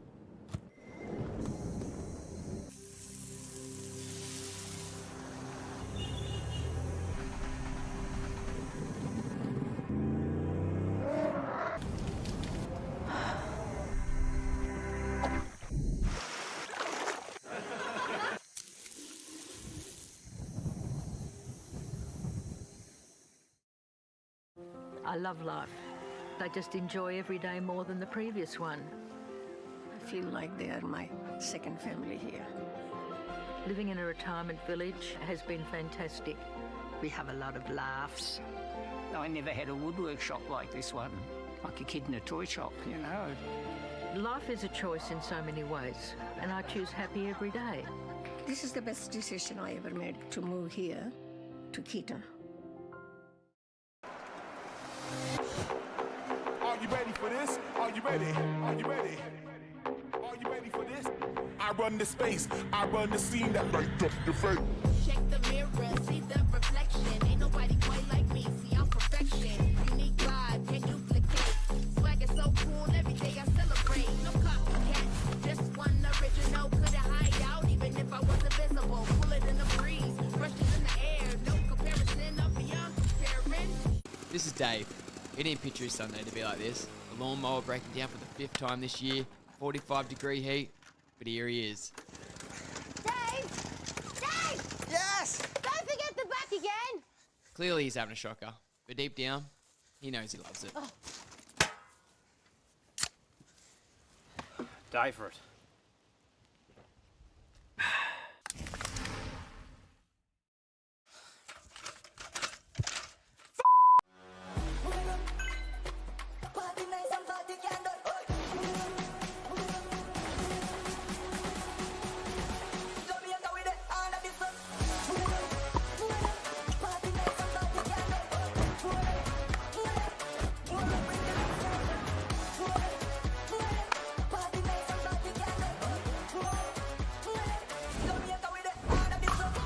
What's your duper? Cooltop. Stay cooler, play longer. Designed to reduce the surface temperature of courts via solar reflectance, the new Cooltop from California Sports Services keeps players engaged in activity longer while minimizing heat-related impact. With solar reflective ratings 20 to 30% higher than standard court coatings, Cooltop coatings retain less heat and reduce the temperature of a court. I really could have used a role model back then. Callie is such an amazing, beautiful woman to me. She'd actually come across my desk as being portrayed as an at-risk young person that was in need of the program that I was running at the time. So I spent a bit of time talking to her about what life looked like and, you know, ideally what she'd want life to look like if she had a choice. I think I suit being this person more than who I was. I don't think I would have been able to make the change that I did if 𝗙cie𝗹𝗹cie wasn't here.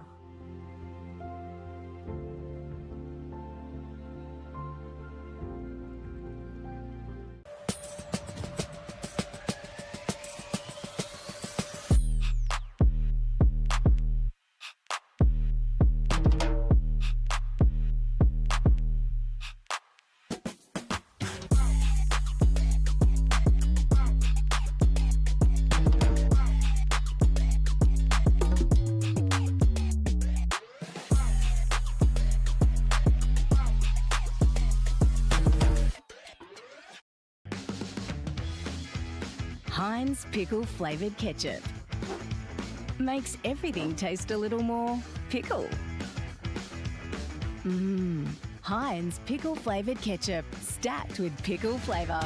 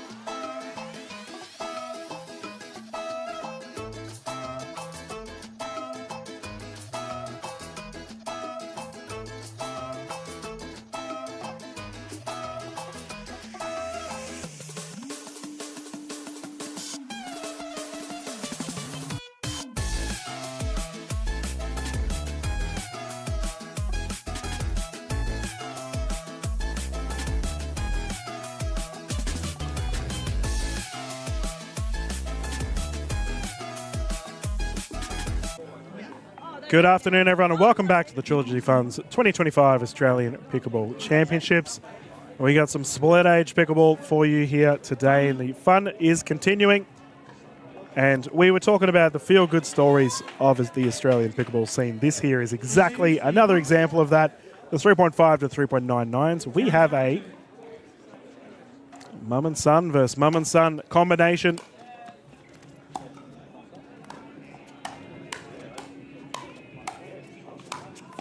Teresa Naylor flogging that one down low, teaming up with her son Jordan. And Chad, how about we give a little bit of a second here for our viewers at home to maybe just see if there's anything different on court. Can you figure out what the difference is on court right now?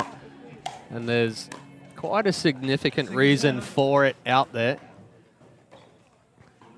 There's Naylor and Naylor going up against mother-son Tracy Durr and Charles Durr. So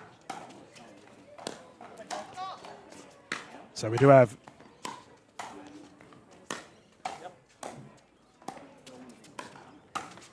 oh my goodness. Good finish there from Charlie Durr. Yeah, so we've got Team Durr closest to camera here, and they are representing the Picklroos from ACT. Whereas the Nailers playing a Moreton City pickleball in north side of Brisbane. Oh, nice get. Oh, Charlie Durr just dumping that one into the net after fighting his way back into the point. 0-0-2.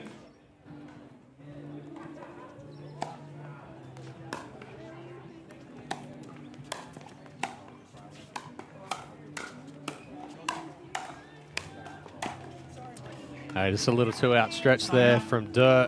We're just in fifth gear pickleball here. Everyone's smacking it around. Just come out and fire on all cylinders. 0-0-1. How about we put it this way? Whenever somebody scores this first point, we'll talk about the difference. That's right. Yeah. There we go.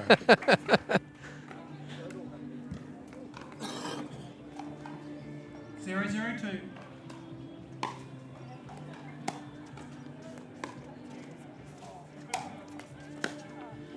Side out. Good footwork there from Tracy Durr, getting back. 0-0-1. Still fighting for that first point.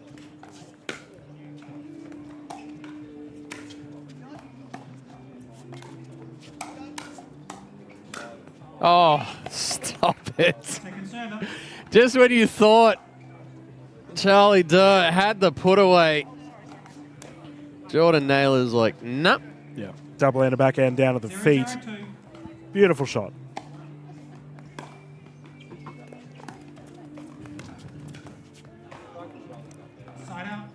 Well, the back and forth continues.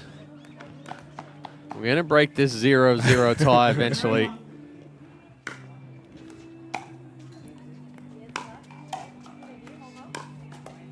Hey, we're on the board. Naylor and Naylor, first to strike blood. Well, we'll talk about the difference out there. I'm sure everybody's noticed it by now, but these teams out here playing with a pink ball. A good move there from Teresa Naylor. The reason for the pink ball is that Tracy Durr is colorblind. So with the inclusion of everybody here at the APC, Tracy's able to differentiate much better with that pink ball compared to our standard. Oh, he's all over the court. I reckon, considering how hard these players are flogging this ball around, they're seeing red. That pink ball is molten hot with how hard it's being hidden. The Now X40? It's still, yeah, I was going to say, it's still a Franklin X40. Does come in a variation of colors. You know, there are quite a few clubs here in Australia that use the pink ball. Well, and it's kind of fitting for October as well, as far as Breast Cancer Awareness Month. We actually, in the US with the APP right now, we have a women's only event that is sponsored, and majority of the proceeds go to cancer awareness. That's awesome.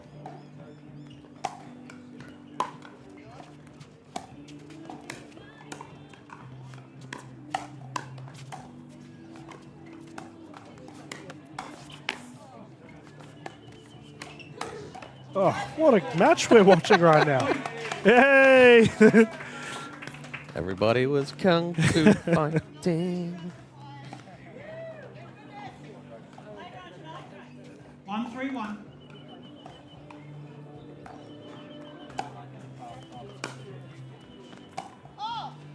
That ball just got a little too close to 𝗙cie𝗹𝗹's feet right there. And you know, in cricket, we have the pink ball test. Yep. We could maybe bring a pink ball event in going forward for pickleball. Oh, good shot there from Jordan Naylor. And that there would have been an LBW had we were watching cricket. And Naylor will get it back. These two, by the way, this mother-daughter duo. Mother-son. Mother-son. Sorry, Jordan. Yeah. Two beautiful people in the Australian pickleball scene. Oh, it's in.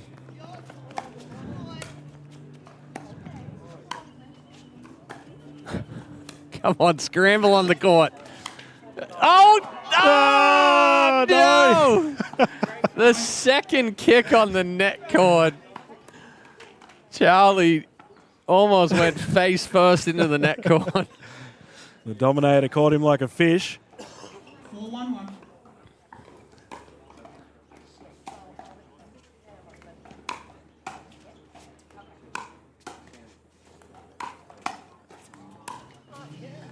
A good defense there.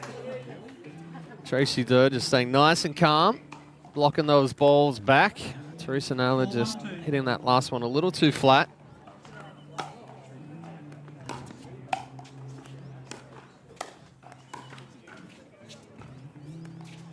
Oh, just catches the line.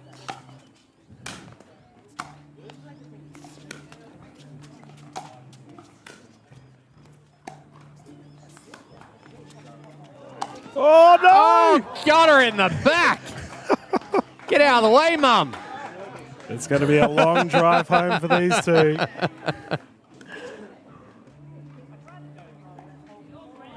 You're grounded, someone shouted from the crowd.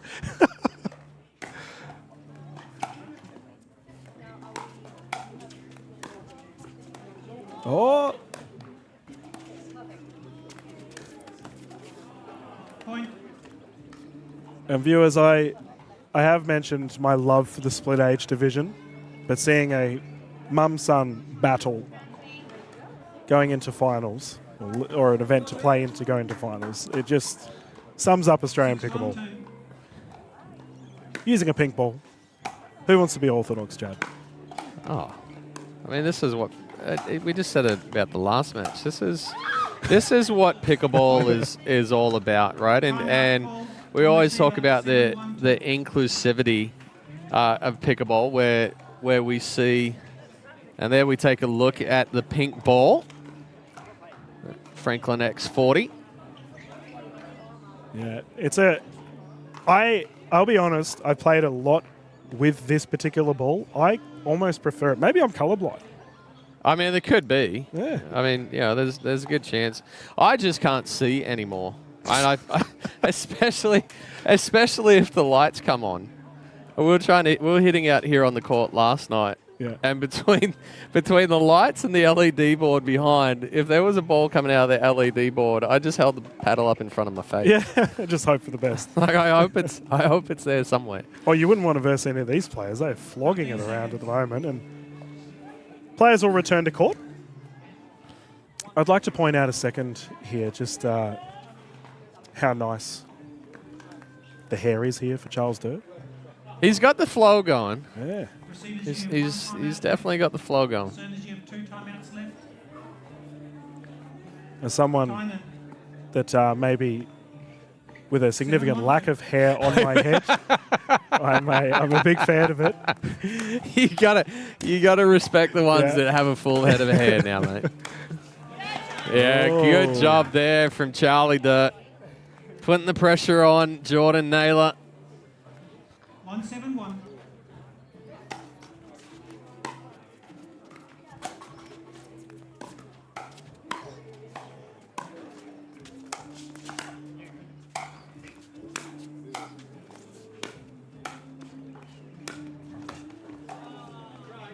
Jordan Naylor just standing there, driving balls, trying to create the error. 7-1-2. Sorry, correction. 1-7-2. Chris with a little slip up there with calling the score. Teresa Naylor quick to say, I'll take it the way you called it, thanks. A little Mother's Day present. 7-1-1. We are getting close to the end change here. A 1 game to 15, win by 2. Oh, just deep. Second server. Yeah, Teresa sending that one into orbit. And the wind has died down a little bit, viewers. It's actually quite a pleasant It is afternoon. a very, very comfortable evening right now. Oh, what a drive. And Jordan says, my mum can beat your mum. A drive down the left side, forcing the change. Is this match for bragging rights? My mum's better than your mum. back on the playground. Oh, that's great. We're having fun in the broadcast booth here, viewers. We hope you're enjoying the streams as well. Oh, my goodness. Well, to that extent, Teresa Naylor and Jordan Naylor go into the end change up 8-1. Like we said, Jordan's out there for bragging rights. My mum's better than your mum, and I'm talking very loud because they're standing in front of me, and I just want to see him laugh. 15 seconds. But it's great to see. Yeah, they're very serious, even matching uniforms. Yeah. Oh, I know why, because Mum knows that black shirts don't stain. We'll hide all the marks. Good shot there from 𝗙lie𝗹𝗹. My mum plays pickleball too, and unfortunately, I don't get the opportunity to play a lot of pickleball with her. Yep. She's here in Australia while I'm over in the US.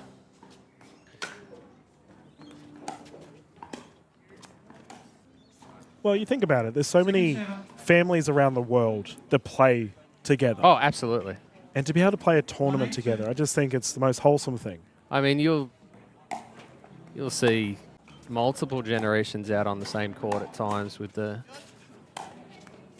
Oh, good scramble.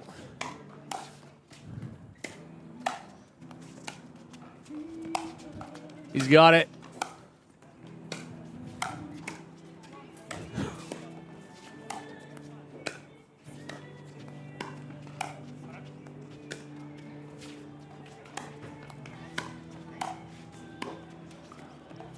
Oh, it's just deep. The longest rally of the day. 2-8-2. What a fun match we're witnessing here, viewers. Oh, that's a good shot there from 𝗙lie𝗹𝗹. A little bit of top spin, just dips down before Teresa Naylor can put a good swing on it. 3-8-2.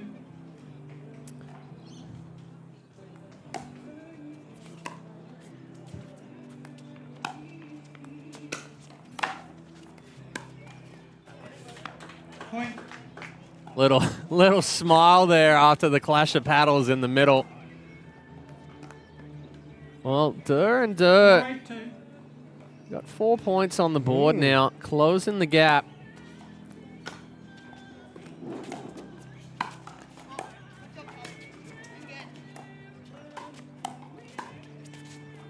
Tweener. Oh, that's good. Oh, perfect ball for the tweener right there.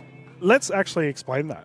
There's probably people at home, because we are watching a 3.5 to 3.5. That is, sorry, yeah, that is true. So the tweener, you're running back for the ball, you're facing the opposite direction, you hit that ball back between your legs. Sometimes you're just in a position, and that one there for 𝗙lie𝗹𝗹, very difficult to try to twist the body and get that ball back when you run straight back at the ball. So if you're going to go back for a lob and you're looking to reset, then the shape almost becomes like a question mark.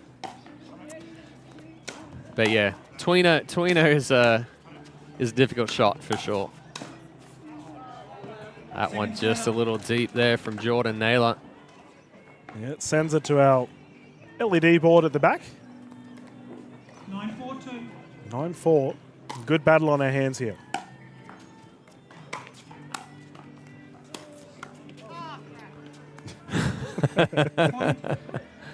Gonna throw the glasses back on there for 𝗙cie𝗹𝗹. Good drive there from Jordan Naylor again. So the Naylors have picked up a couple of points in response to the 4 points given up there to the 𝗙cie. Oh, we even got a good boy out of it right there. Love it. The communication. Go, son. Go. You can do it. Get out there. Come on. 11-4-2. It's all in good fun. Well, I have to say, Jordan's earning his pocket money at the moment. Both these boys are. Yeah.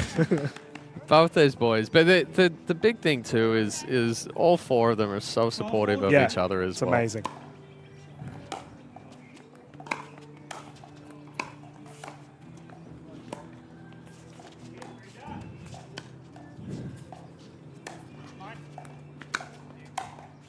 Oh, good communication there and good court coverage from Jordan Naylor. He is a little bit like a greyhound. Yeah, his mum was pulled all the way out off the court, and he just stepped to the middle, and he's like, don't worry about it. Yeah, I got it. 13-4-2. He is a pretty solid singles player too. So covering the whole court. Definitely in his forte.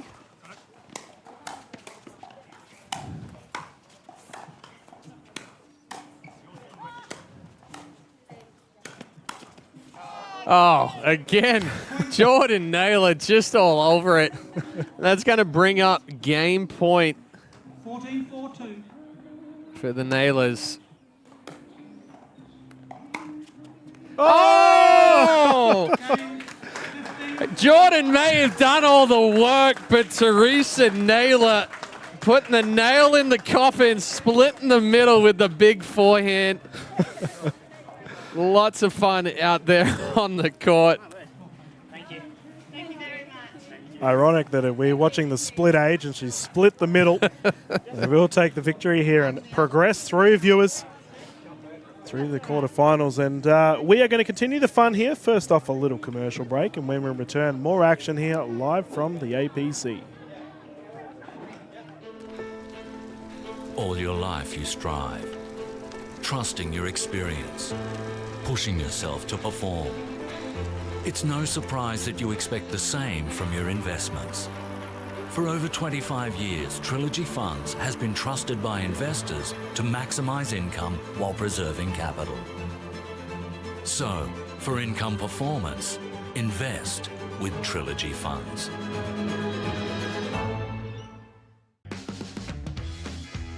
Heinz pickle flavored ketchup makes everything taste a little more pickle. Heinz pickle flavored ketchup, stacked with pickle flavor. We have started our descent.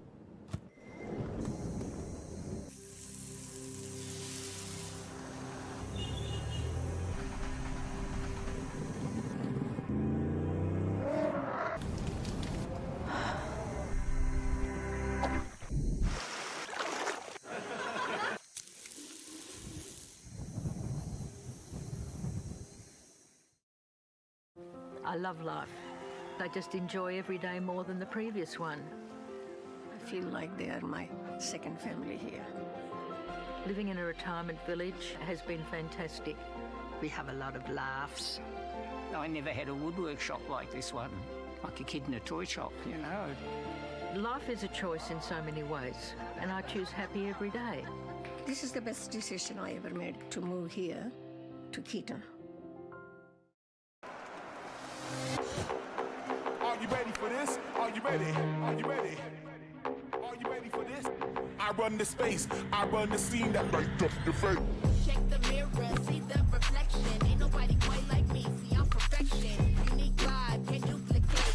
Swag is so cool, every day I celebrate. No copycat, just one original. Couldn't hide out even if I wasn't visible. Pull it in the breeze, brushes in the air. No comparison, I'm beyond comparing. This is Dave. He didn't picture his Sunday to be like this. The lawnmower breaking down for the 5th time this year, 45-degree heat, but here he is. Dave! Dave! Yes! Don't forget the back again! Clearly he's having a shocker, but deep down, he knows he loves it. Oh. Die for it.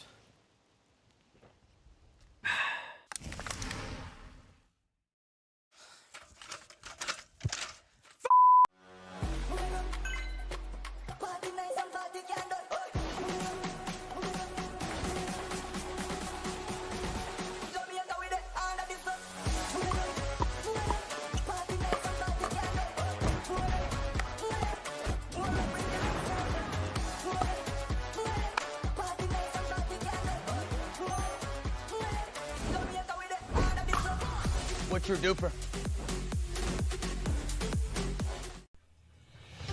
Cooltop. Stay cooler, play longer. Designed to reduce the surface temperature of courts via solar reflectance, the new Cooltop from California Sports Services keeps players engaged in activity longer while minimizing heat-related impact. With solar reflective ratings 20 to 30% higher than standard court coatings, Cooltop coatings retain less heat and reduce the temperature of a court.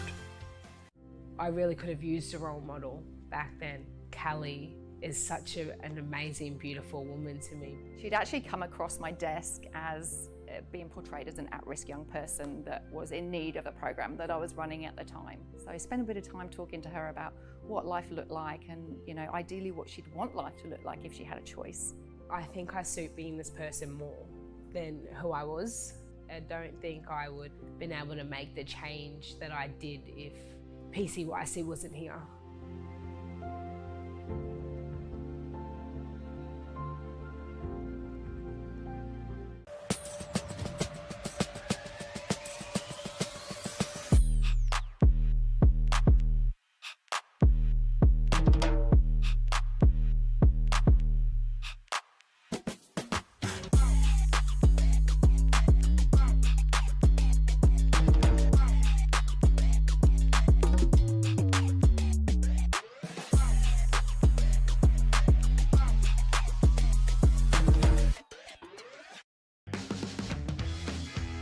Heinz pickle flavoured ketchup makes everything taste a little more pickle. Heinz pickle flavoured ketchup stacked with pickle flavour. Well, I know. Well, the only thing is don't make mistakes, and then I don't again. No, it's all good, mate. Anyway, punch.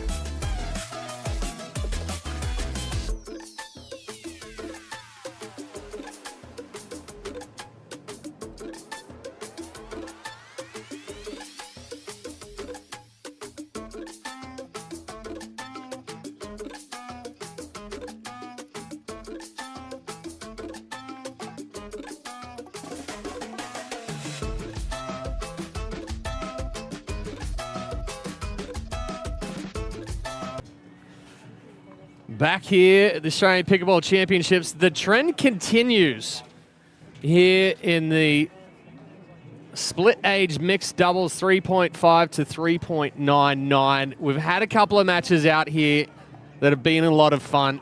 We've had Team Minion out there. Yes. We had My Mum's Better Than Your Mum. And now this sequel. one in the quarterfinals. We have the 13 seed of Vicky Frost and Brent Williams taking on the 2 seed of Michelle Bowden and Tom Russell.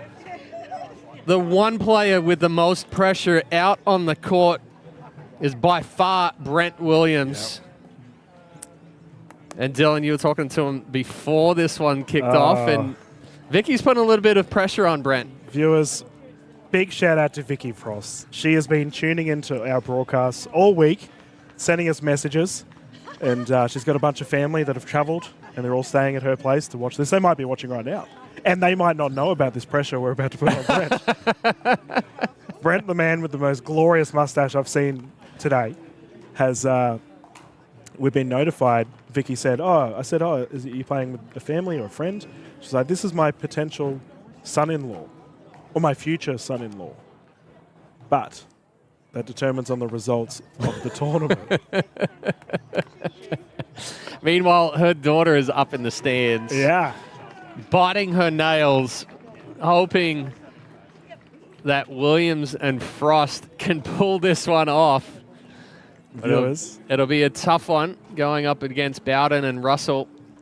This is going to be the most intense final that we got spat going on the other side immediately that Williams has played in. And Thomas Russell, by the way, the gentleman that's just passed on the ball to Bowden. Terrific bloke. I've caught him and worked alongside him, played alongside him many times over the years. Are we good receivers? So this is going to be a fun one, Chad. 0-0-2.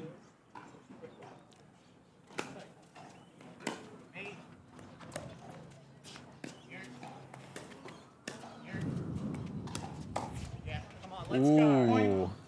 Just a little quick there from Williams. Bowden with a sneaky little speed up. 0-2.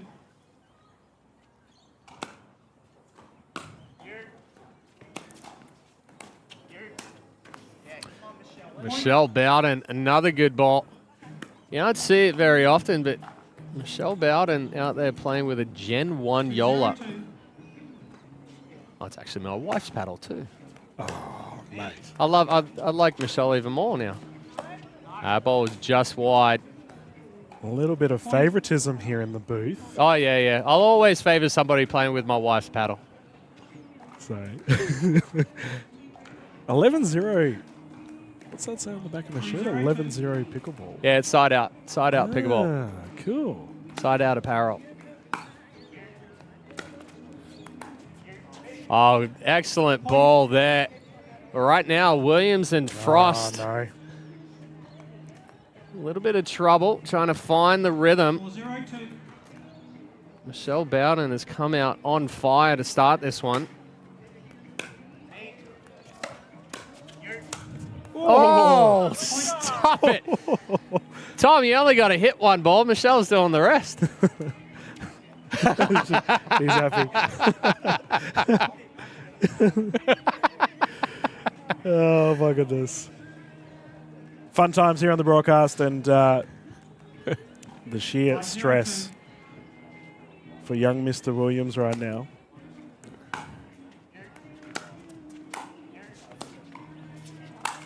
Doesn't matter. Pressure irrelevant. Oh, good put away there from Williams. That one just left a little too high.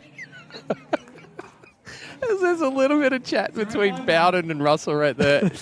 Russell's like, how about we don't lob the 6-footer? Gotta love it. Oh. Well, Williams and Frost on the board. 1-5-1.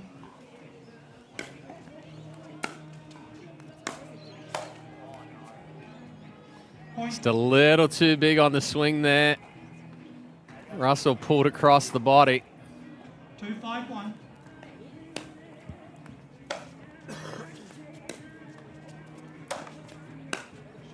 Well, you got redemption on that one. Much better job. Clean hit. 2-5-2.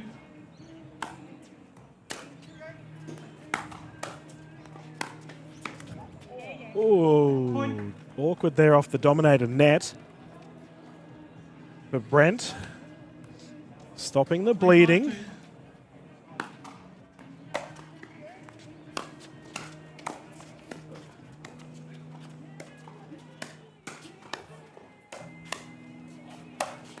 Oh, Look rally. out. I mean, a couple of excellent balls there from both Bowden and Russell. Michelle Bowden seems like terrifying to go up against. She hits the ball so hard. She's got some really good hands as well. Oh, there's the lob, and it just lands in. That's the difference between lobbing the 6-footer and not. 6-3-1.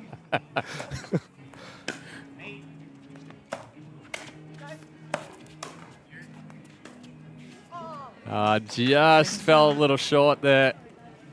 Off of Michelle Bowden's paddle. 6-3-2. 6-3, you'd be about that.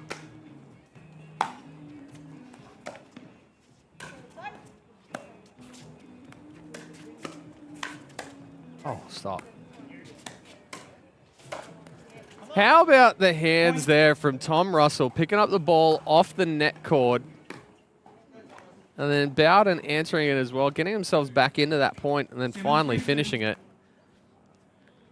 I'd almost say this 3.5 to 3.99 has been our most entertaining draw so far here today. As the 8-point change here, and you're right, we've had just about everything. We've had pink balls, we've had minions, we've had mum and son battles. We've got a potential relationship breaker currently on the court. You gotta love Australian pickleball. And viewers, this will be our final match of the broadcast today. We will be doing our Masters Pro draw first thing tomorrow morning. Oh boy, talking about good games.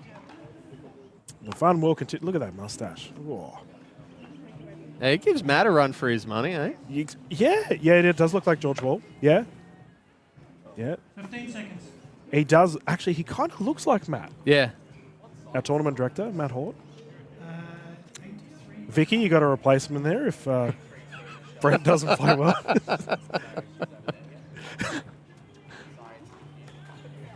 I love the pink, by the way. We've seen a lot of pink today.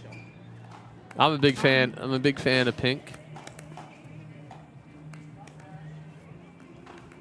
I think all guys should wear pink out there on the courts. Real men wear pink.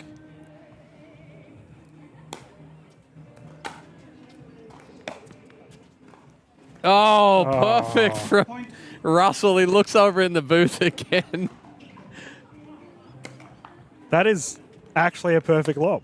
He's just nailed it. Oh, that's an excellent third shot lob right there.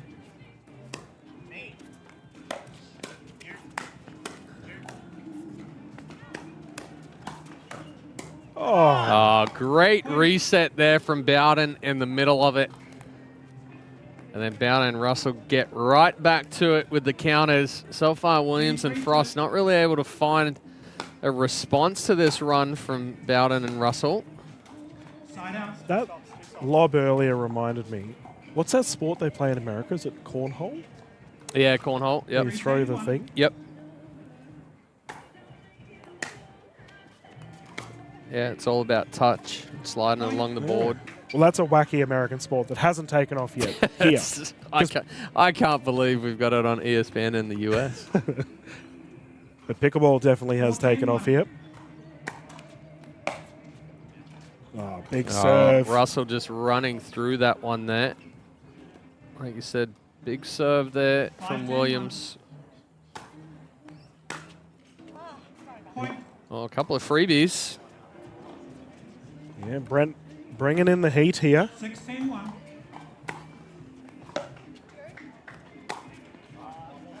Commentator's curse. Sorry, Brent. Yeah, just spun off that one a little too quick. 16-2.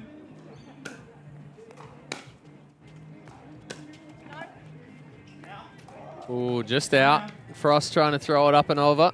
Yeah, trading lobs here. Vicky Frost is such a legend of the Australian pickleball scene. So good that we have her out on courts currently.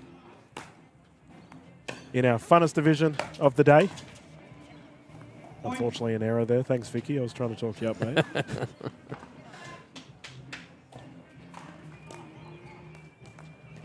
11-6-1. Interesting position here for Frost. Open yourself up for a nasty Nelson right there.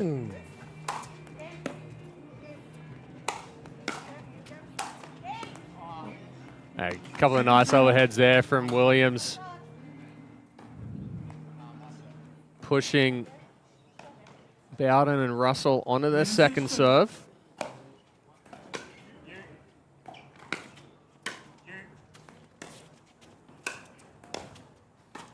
Oh, how about the pickup from the shoelaces right there? Michelle Bowden continuing the good form. 12-6-2. Pushing them to 12-6, reopening that lead. Oh. Oh. Wow. Wow. Full on forehand there from Michelle Bowden. It's charged in. No remorse. 13-6-2. Oh, a little unlucky there. Just dipped a little too quick. Caught the top of the net cord. So take a look at this one. Just ripped it through the middle. Well, go ahead, mate. What about... Oh, I'll finish after this rally. Oh, she can't do anything wrong. Stop it! Michelle lost her arm right there and just shot it from the hip with a perfect angle. 3.5 to 3.9. Currently playing like a 5.0. Oh, my goodness. 7-13-2.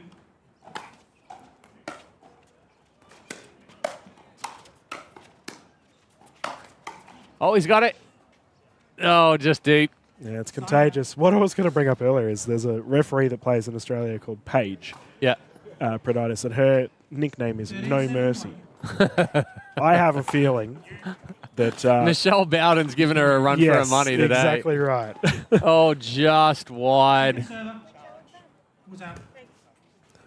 And she's going for the challenge too. Oh, we're all business here on Championship Court, viewers. 13-7-2.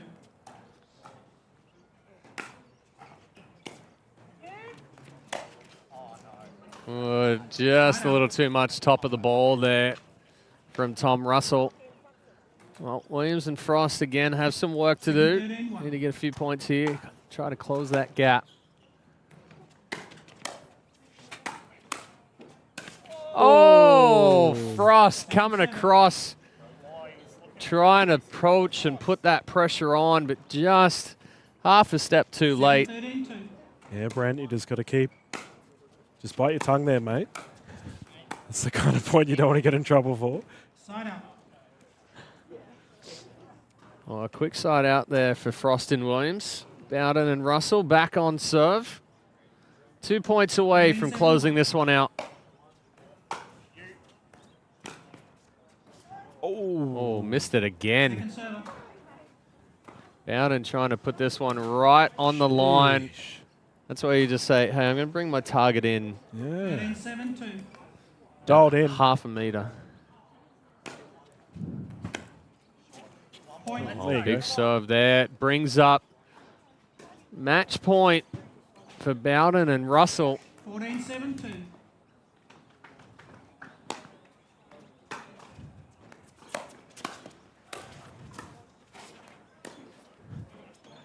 Yeah, it's good. Oh, even better on the backhand down the line. Williams might have saved himself some points right there. Trying to get in good with the mother and future mother-in-law. That was exceptional. That there was a Heinz highlight play. I think we need to start building a... Sorry, second server. a little highlight reel for APC, and that is definitely first on our list. Oh, and the little net cord jumping up and over the paddle of Bowden.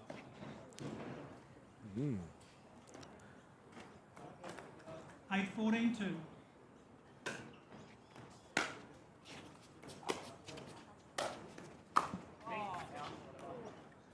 Good pressure there from Russell. It's one of the hardest things to do, right? Hit the ball when you're swaying off of it. Oh, yeah. Well, match point number 2 here for Bowden and Russell. Trying to close this one out. Move on to the semi-finals.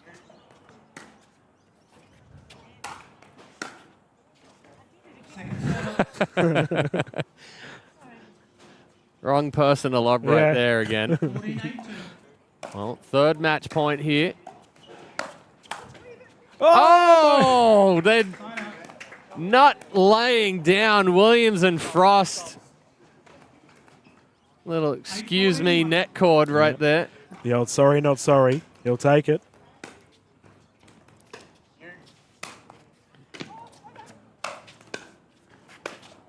Oh, good well pressure. Done, Vicky. Keeps it alive. Momentum's a funny thing in pickleball, viewers. Oh, yeah.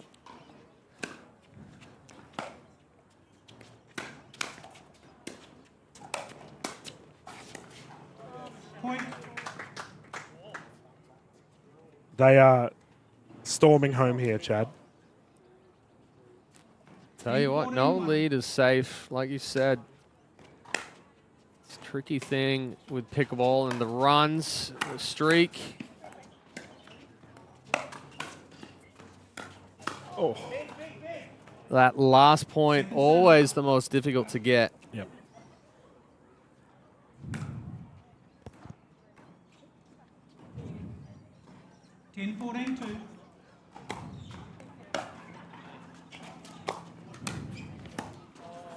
Side out.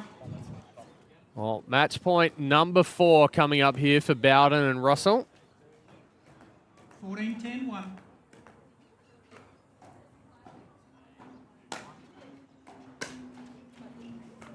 Oh, not the way you want to end it right there. Vicky Frost sending that one deep, but fantastic performance there from Michelle Bowden and Tom Russell. Vicky Frost, Brent Williams played their hearts out as well. Didn't lay down, tried to make it more difficult for Bowden and Russell in that one. Okay, we can go home now. Thank you so much. Vicky, our microphone just picked that up. We can go home now. Thank you. So, viewers, that is the result of our final match of the broadcast. And, Chad, what a terrific first day we've had together in the booth. I mean, honestly, this is my first Australian Pickleball Championships. First time down here, really getting to soak up Australian pickleball. It's phenomenal. I mean, like we said, we had Team Minion out there, and then Minion Bob. Great story there. Yep. Mother-son out there. Williams didn't end the day that he wanted to end it right there. He's got a little bit of brownie points to make up with his future mother-in-law. But a fantastic performance across the board. Like we said, the 3.5 to 3.99 split age event really brought some entertainment, but great performance by Sarah Burr, out there. Yeah, with Martin Clark. With Martin Clark, and they really just put on a show all day. Oh, and not only that, viewers, we had the para wheelchairs, we had the split age 125s. Today was just a good day for pickleball. Australian Absolutely. Pickleball Championships. Day 4 wrapped up, viewers. We will be back on at 9:30 tomorrow morning on the Pickleball Australia YouTube channel, where we'll get stuck into the Masters Pro Division draw. That's going to be a whole lot of fun. Dylan Kimlin, Chad Edwards here. We're going to round things out. Thank you very much, everyone. Have a lovely evening, and we look forward to seeing you at Day 5 of the Trilogy Funds 2025 Australian Pickleball Championships.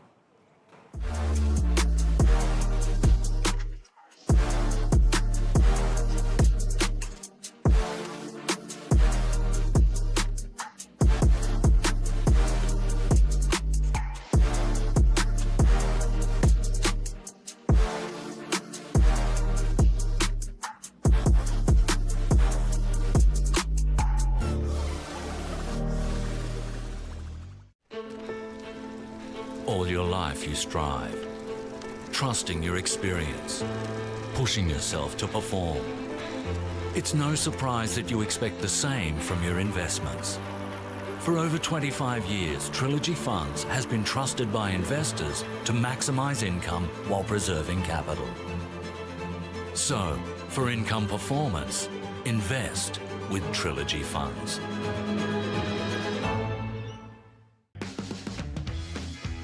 Heinz pickle flavoured ketchup makes everything taste a little more pickle. Heinz pickle flavoured ketchup stacked with pickle flavour. I love life. I just enjoy every day more than the previous one. I feel like they are my second family here. Living in a retirement village has been fantastic. We have a lot of laughs. I never had a woodwork shop like this one, like a kid in a toy shop, you know. Life is a choice in so many ways, and I choose happy every day. This is the best decision I ever made, to move here to 𝗙ihe.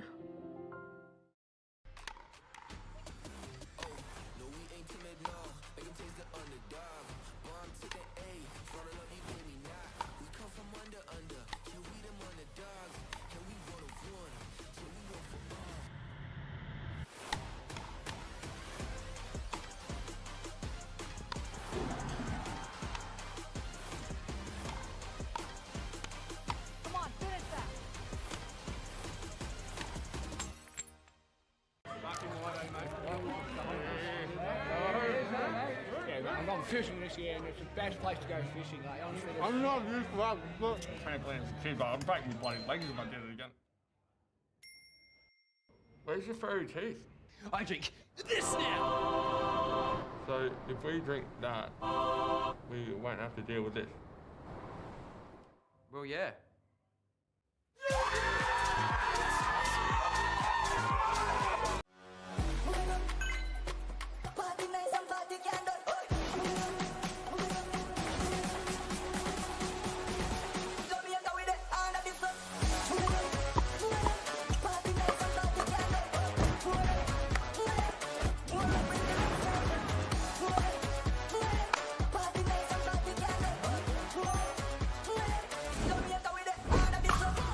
What's your duper?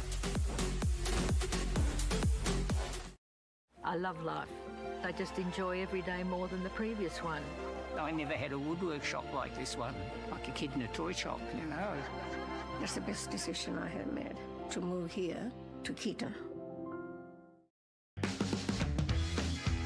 Heinz pickle flavoured ketchup makes everything taste a little more pickle. Heinz pickle flavoured ketchup stacked with pickle flavour.